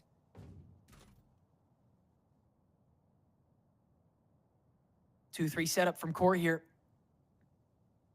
Nerve on the blocks. Shopify waiting to see if anybody could have invaded for the lurk. Shadows traveling. There's the drone. Pick things up as soon as it catches Nerve. No later. I want to sell that Snarly isn't here, so they'll unload onto solely him. And this cam is very out of the way too. It's a fantastic setup from Snarly, who is still not found, but the Paranoia will catch him. They were ready for it, but not Nerve, who will find 2 before going down. And a 3v3 post plant with Spaz gone, so no smokes on either side. Great shock dart to catch BCJ, get him down to some chipped health. And now he and Pancakes are stranded in the middle of his site. Not enough knowledge of where this garage peak may be to safely extend back out. So Brock will take that initiative and enter himself back onto the block as Pancakes extends to the link, finds one. BCJ helps him out, and it's down to just Darkest, who can't find one as well. Shopify Rebellion Black save themselves and take us to OT2. Switching sides. The Baroctagon and the Pancakes coming through to make sure that Shopify live to breathe another round. Double overtime now. They take down the raid boss in Nerve while keeping Brock alive. And you know, we're talking about Brock quite a bit, but the rest of the team as well has been doing a pretty good job for Shopify Rebellion. I mean, you look at their scores and it's all looking pretty darn good. We've also been critiquing Paint quite a bit on this Neon, but at the same time is still finding value. And honestly, like, you don't want to take away from that at all. It's just not the similar performance that we would have really expected based off of that last game. If Paint was putting up the numbers as we saw in that last map, then this would have been done and dusted, but just isn't able to get as much value. First fight going, Timotino is going to come out on top. That's a big gap found by Timotino, and a lot of health that he's able to hold on to after that fight too. And now you have no true flash on your way in. For a post plant Core, they'll kind of just get to insert into A for free, and it looks like they're recognizing that. Paint needs one here. Oh no! Okay, duck back. Here's the blind. That's your position lost. He's gonna hold down for a closer one. On the stun, on top of the salvo. What a combo play! That will get Paint 3 on the chip! Oh, except Nerve gets out, but still. Great communication. A perfectly timed punish by the stack of Shopify. But QOR do now have C site for free thanks to that. 30 seconds. Everybody had to commit to that counterplay in order to even equalize. And so QOR, still a solid health pool, have a site all to themselves. And a LeBron trapwire is none of their concern. Okay, it's Logan's concern. Yeah, just for good measure, you know? Standing ahead. But all right, now Shopify coming back into this one. Looking at the utility coming through. No longer have that paranoia. Salvos are available for Brock as well, though. Paint does have one more slide. So I'm imagining that Shopify should be pretty good to move in on this death ball. Style Snarly inside of the smoke. Just ducking out just in time here. Looking at it, but does get traded out. Snarly still manages to find one before Paint's escapade as a little demon goblin who runs around you, being really annoying. Wears off. Which, you know what? If that's the role Paint's taking, if Paint can't kill right now, if he's just gonna run around in front of you going, look at me, look at me, look at me, while the rest of Shopify Rebellion does the killing, hell, go for it, dude. That being said, Paint has taken the top frag spot, 23-21-4. Look at those assist numbers, dude. 20 for BCJ, 19 for Spaz. Absolutely unbelievable. Yeah, and on top of that too, like we were talking about Paint really highlighting him in that last round there, but at the same time, it was Brock with the salvos to just add that little bit more chip damage, allowing Paint to get such good value. Paint and Brock both sitting at 23 kills now. This is potentially for Shopify Rebellion to win out this series. QOR, they got it stabilized now. They're the ones looking a little bit nervous. The utility combination is ready to go. Paranoia going out here to deny any space being taken off, as it's just a gunfight right outside of A-Long. Super hard aggress with the Paranoia as well, but with one fast lane, Paint can shroud all of Shopify, and QOR, they have no util to offer for the fight, so they have to duck back. That is now a Paranoia gone, Aftershock, Blind, and your Recon for now. So QOR have to reset. Shopify do too, though. As with that barrage, QOR can sell that somebody might have lurked up. That's why you still have this 2 on C. And the drone will suss out the Cypher util while the rest of Shopify continues to scrounge around A site, see if they can pick up any cable scraps. They took the bait. BCJ is inserted. This is crazy. Snarly will catch BCJ on that insert. Put up the sewer. That's a step heard. Oh, no. And Shopify aren't turning around. Darkest can get a kill for free. No, Spaz turns around. Logan can intercept, though. Spaz saves face.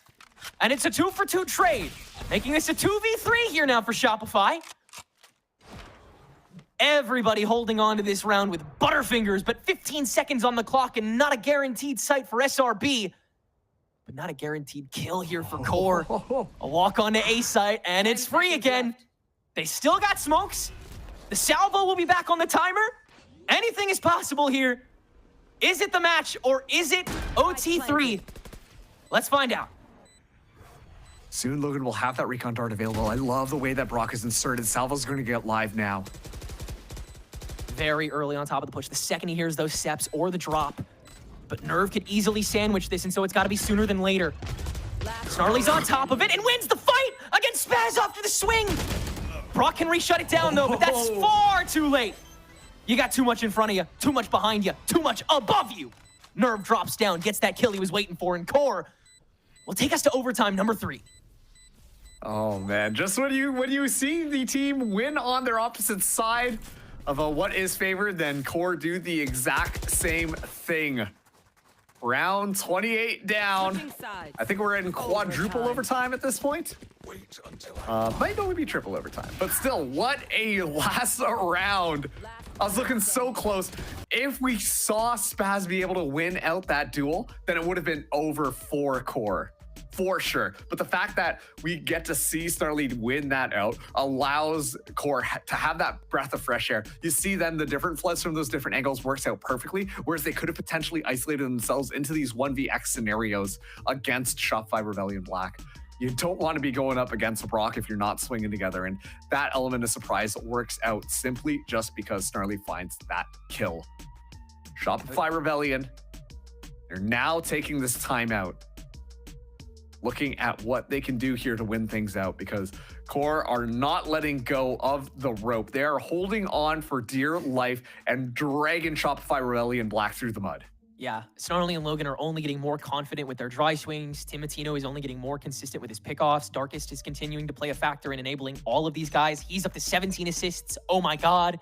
And Nerve is 27, 17, 11 on the Omen right now. Absolutely unbelievable map from him so far on enabling and disabling respectively. We'll see if he can do it again for this attack round in, yes, OT number 3 with QOR starting to stack in the courtyard. This mid play has been a bit of a weak point for both teams during overtime. We'll see if anybody tries to play into it now. Spaz getting a little bit aggressive. 3 members of QOR just outside here. This could be deadly, but able to escape. Tosses out the paranoia to deter anybody, but Snarly finding that first kill on a paint is not how you want to start this out for Shopify Rebellion QOR. Now we're going to be flooding in onto the C site. Big push here, and the flash is a little too late. Spaz can't get a kill either, 5v3, and now the paranoia into Pancakes, and the insertion is perfect. QOR, 1 by 1, they have SRB fall. On top of a flash out for Brock and BCJ, they make the fight a little interesting, but only momentarily. QOR now on game point again. Switching sides. I got so nervous there watching Nerve miss those shots. You can tell the pressure is absolutely mounting. And at that moment, like Nerve missing that, that's not good at all, because that allows players like Brock to stay alive and potentially allow Shopify Rebellion to win out that round. But thankfully, the rest of the team is there. Teamwork does, in fact, make the dream work. As QOR find themselves on that match point, are going to be taking this time out now to re-strategize, figure out what makes sense here to really close this one out. This is the half that they tend to be a little bit more shakier on. Shopify Rebellion have looked better on this attack. But so curious how this goes. Snarly finding that first pick on the paint was so important as well. I mean, it was just like, that was just a clean round of fun Valorant coming out from QOR. But it's emblematic of all the mistakes we've seen Shopify Rebellion make this map as well. Having someone peak just a little too early, and then QOR taking that and turning it into almost a game of disrespect, seeing how much they can push Shopify Rebellion Black to like re-engage with the fight and say, oh no, we're not losing one for no reason. We can fight this out. We can trade this back. And how many times this game have we seen QOR deny that and grab a second player before a fight's even really started? It's just been so many micro moments of overconfidence from Shopify Rebellion. And it's really tough, because it's a position that you should be in when you're the kind of player that you are if you're on a team like that. And it's what has gotten these bottom fraggers in Snarly and Logan so activated in the later part of this game as well. No more charges left. Okay, Snarly is going to be able to back out here. The information is given, already gets taken down. It's going to be a free plant. QOR went for a bit more of a gamble just outside of A, used a lot of utility as well. Yeah. So Shopify Rebellion Black, they got to be aware of how deep this flank is going to be going just off of that one trip. There is an army waiting along the lane. We'll see how much util that Shopify decide to use in excess towards a push that is not there. No one in Garage, no one in Link. Shopify not pressing the issue just yet, so they don't have the intel, and with the smoke, they will refuse to allow room for any of it. They'll just wait for the people to come to them, and Timatino will get the party started. Now the salvo on top of the stun to at least shut that part of the push down, but the rest of it has not revealed itself yet. Logan's recon to force out on top of an aftershock from Darkest. That's position given away. Pancakes, perfect turn to allow Shopify Rebellion Black's work to be cut out for them. It will once again be tied up. It will once again be overtime, Marks. We go again. This is number 4. And man, yeah, like, once again, just an excellent idea coming in from Shopify Rebellion Black. As soon as they realize, wait a second, nobody's on this site. Oh, wait, there is your Snarly. Sure, let's just take him out. Where's everyone else? Interesting, okay. And they set themselves up perfectly. I mean, you get the fault line from BCJ just coming into the backside. They got all the cross angles. They realize where the flood is coming from. It was a cute idea from QOR, but it simply just is not going to be enough at this point. I genuinely think that they should have potentially just stuck to their meat and potatoes on how they want to play things. And maybe they would have gotten away with a little bit more, but that round just looked easy for Shopify Rebellion. It's another snake from Garage through QOR. It worked the last time. Will it work this time? Pancakes stopgap before he can spray through the smoke like he has been so effectively from this position on the C takes. And so Core still have the front half of C to themselves. Salvos to stall, Aftershock to flood away. The boxes are not kind to Core, but Core is not kind to Shopify. Paranoia to begin the fight, but BCJ is the one to be the bell ringer. Darkest and Timotino still space making, but the rest of Shopify has come to play and is here to win. They have match point yet again, 16-15 on the flood back. Match point. Oh man, I was like this, like I said, this could be the round, this could be easy, but no, like it's so hard to tell how these are gonna go just simply because of how some of these overtime rounds have gone. As soon as you think that it's one way, completely swaps back around, but Shopify Rebellion Black are ready to put the nail on the coffin. Find themselves at match point yet again. They just need to win this attack. Core not going for that gunbill stack outside of A this time. Looks like it might be a little bit more exploratory outside of B as Logan shoots that recon dart. Immediately, it gets destroyed, so we see reinforcements from Core going over there. We know that Shopify Rebellion like taking that battle outside of A, but given where that stealth drone is, Core have an idea on what's going on. Nerve is so deeply planted in this. He's going to get checked and completely punished. That smoke's gone for Core. What a risky decision. But Timotino is allowed time to wrap. And the camera, what? The shot, Pancakes, what a turn. Dark is forced to fight early and he's only good for one. And the dominoes will collapse this time for Shopify Rebellion, Black's favor. 4v2 as they enter site, and the Cypher util will stop them only momentarily, as will evidently Core. It is a 2-0 victory. It is a Shopify Rebellion Black win. It is a restabilization of this squad that we were waiting for. That was a picturesque way to end out this match. Oh man, and I really wonder how much of this was just that pressure mounting on top of Core towards the end there. We see something that was a little bit more unconventional being tried. Core are going for these nifty ideas, and some of those players trying to go for those hero moments where Shopify Rebellion just felt like, you know, during those timeouts, were really just grounding themselves yet again, understanding this could go the distance. Let's just calm things down a little bit. Let's just keep on playing our game and not try anything that might get us caught off guard, because the other team, we got to respect what they're doing. They're going to jump on us. And well, we see those positions where, you know, your top fragger Nerve is just immediately taken out. Just try and go for a little bit more of a trickier angle. And as a result of just kind of that switch up, maybe it's just the mental fatigue going on in this marathon of a map. We see Core fall to the wayside as Shopify Rebellion clear them out 2-0. But the respect level that they paid did show in that match as well, and Core are very much deserving of that respect despite their now 0-2 record. Even still, the harmony persists for Shopify Rebellion Black. We'll get to have a conversation with the conductor of it. BCJ and the desk is coming after the short break. Don't go anywhere.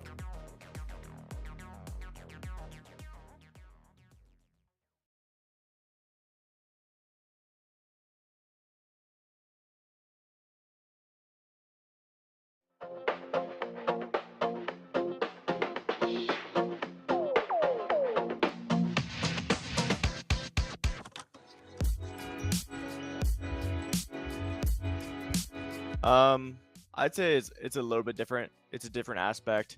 It's like picking up any new player, different personalities, different backgrounds, like different amounts of experience. So I'd say it's a challenge in its own aspect, especially like with Timotino. He's less experienced, hasn't played Challengers before, but he's like proven me a lot. He's made me proud. So I'd say just like teaching them what our system is, because every team has different systems.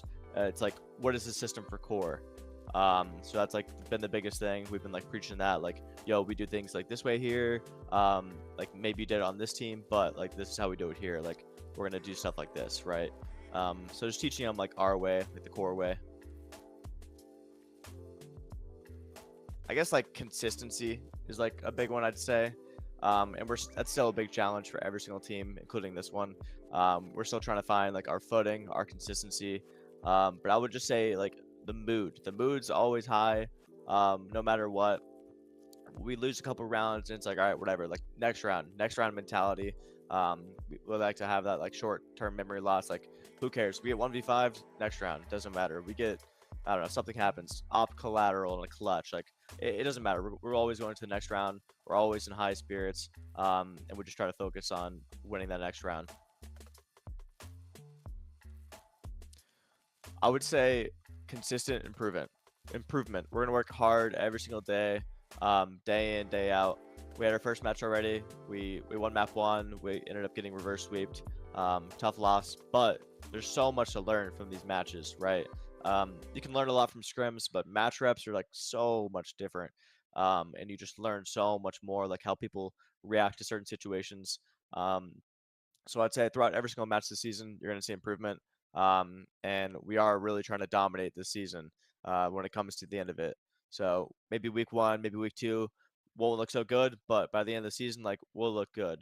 We're like low experience as a team. We just started practicing like a few weeks ago as a 5, compared to some other teams who've been together for months, potentially even like last season. So we're still working together. We're still trying to find our footing, but just consistent improvement.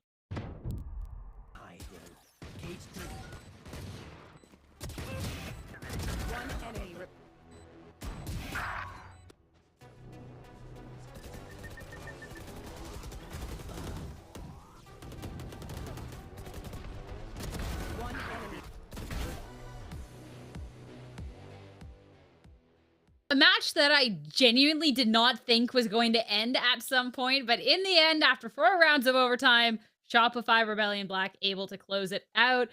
That overtime that took so long that Dan had to leave, unfortunately, so it was just me and Roy now. Actually, her internet died. She wishes she could be here, but Roy, what a crazy match. Honestly, I like the first story better. She was just blown away that she quite literally just disappeared off the stream. Honestly, she had that was plans after. She had to go. No, it was joking aside. It was a great start for SaD. They were up 8-4 in the first half. Obviously, as soon as the Haven is still very attack sided, so as soon as SRB was swapped over to the other side, we really started to see what they were cooking with this composition. A little bit of execution with amazing utility and great timing. There's so many set plays. There's just so many moments where I'm like, okay, I can very clearly see what they're cooking with this composition, and I'm ready to eat this meal that they're chefing up, to be honest. I mean, even looking back at this, like, yeah, there's victories, but there is a reason this got so close too. I mean, for how the first map went down, which, I mean, with all respect, didn't maybe inspire too much confidence going into the second one when this is Shopify Rebellion's pick, you know? Okay. But Yep. Cora did a really good fight here. They did a really good job at being able to react. They were shooting. Darkus was going Absolutely. off. And I think that they did give Shopify Rebellion a good run for their money. Oh, I mean, yeah, that goes without saying. I feel like that match could have gone either way. I would have not been surprised whatsoever at any point in that match after the first half of us being like, yeah, we're going to a third map, to be honest. But at the end of the day, SRB, they locked it down, they tightened up, and they just won out the late rounds. Yeah, it was just absolutely nuts. So Core, even if it is a 0-2 so far in their time at Challengers, they have a lot to be proud of. But for Shopify Rebellion Black, I think these adaptations we were able to see, we talked week 1 about this being this super roster that we wanted to see. A lot of really powerful pieces coming together. And they didn't get that win. That was the upset. That was kind of the crazy thing coming on out. So to see this victory, I think is going to inspire a lot of confidence. And I think for this team too, with pieces still coming together, I think it only gets better. Yeah, I completely agree. And I think BCJ was saying it in the kind of the pre-match interview that they had recorded, right, where he was talking about like they were bringing players from different rosters, right? They were bringing so many different pieces from so many different styles and so many different sort of like realms of approach to the game that it's gonna take a little bit of time to get everybody on the same page. And I sort of agree with that, and I see it. I can see them come together slowly. I can see them kind of getting on the same brainwaves and the same wavelength, excuse me. And I think they're slowly building towards something that could be magnificent to watch by the time we come to like week 3, week 4, week 5, if it goes that far. Yeah, it'll be a good time. I'm just looking at this first kills thing. Core, again, to give props over to Duelist. We're highlighting those going into the series, Paint and Timotino. So to be able to highlight that, I think is cool. But being able to see that he has 5 first kills and be like, yeah, let's go Timotino. Then to see 5 kills on the other end coming out from Pancakes is phenomenal. Yeah, that's awesome. Yeah, that is wild. There's just so much layers to the way both of these teams were playing, right? Like you could see Pancakes constantly pushing for space. It's not surprising that he has 5 first kills throughout the 32 rounds, to be honest. he was taking a lot of rounds into his own hand. He was popping off when he was needed, and he was securing a lot of the late rounds that SRB really needed to get that little edge to finish off the series. Of course, when we are going to get a quadruple overtime, a lot of these scores are a little higher than it was quite in that regulation. But the fact that everyone really did be able to step up here, I don't think there was really just a lacking piece. There's not really anyone to point to like, hey, this didn't really work. I think it was just honestly through and through awesome. And even like going into this, we got to see the compositional change with the Tejo. Brock played that awesome. Amazing. It's so good. And then it Yeah. was nice too being able to see paint on the neon. I was unsure if they'd maybe swap that up, but that also clicked really, really nicely.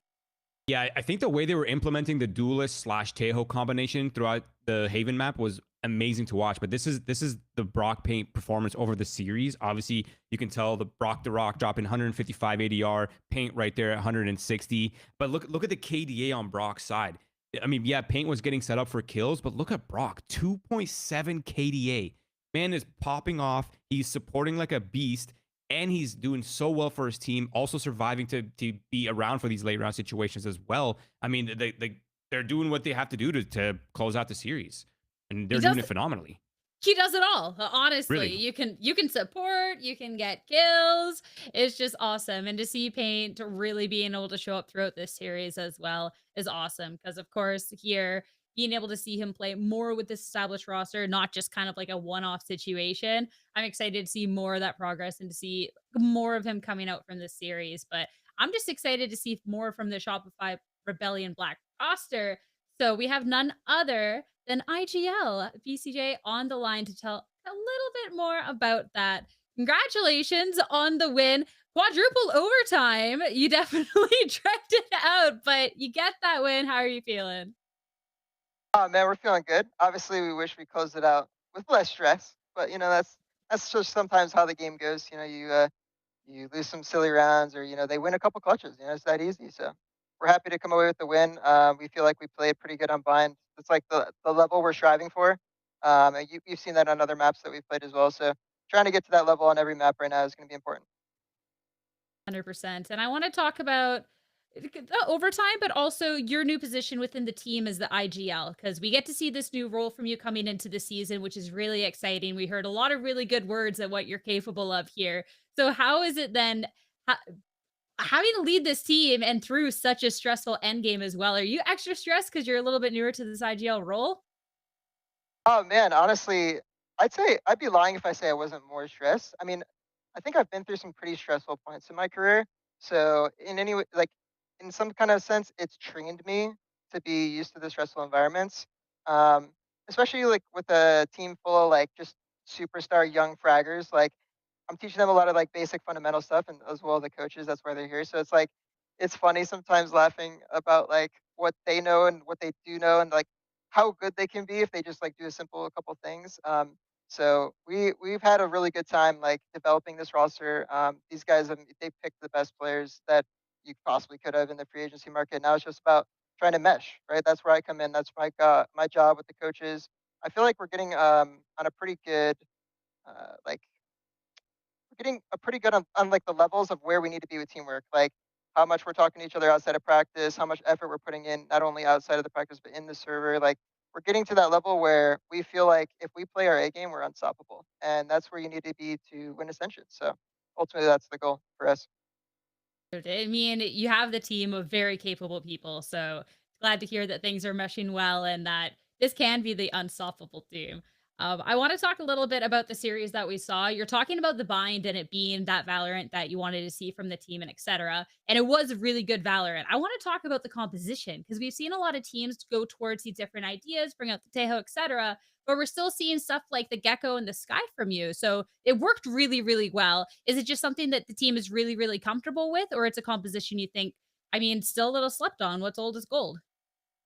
I think like every time you look at a comp, you look at what is going to benefit your team versus other teams. Something that's really good about our team is we do have like two of the best initiators in the game, and especially in challengers with me, Brock. Having us on those roles is just super comfortable, and so it kind of just clicked really early on and made sense for us on that map. So that's why we decided to go with it. Is that something too the team's kind of prioritizing while still everyone's trying to mesh together, having people on those comfortable roles to have that more experienced voices there? Yeah, obviously it helps. I mean, every little bit helps, right? Player comfortability, trying to beat the meta. You know, obviously Teo being added kind of changed a lot, not only for kickoff but for challengers. So I think a lot of teams are just trying a lot of different things, and that's kind of why you see a bunch of different comps from every different team. Teo just changed the meta, man, and yeah, you're gonna see a lot of wacky, crazy comps, especially in challengers, man. They got nothing to lose. I mean, we're testing shit for fun.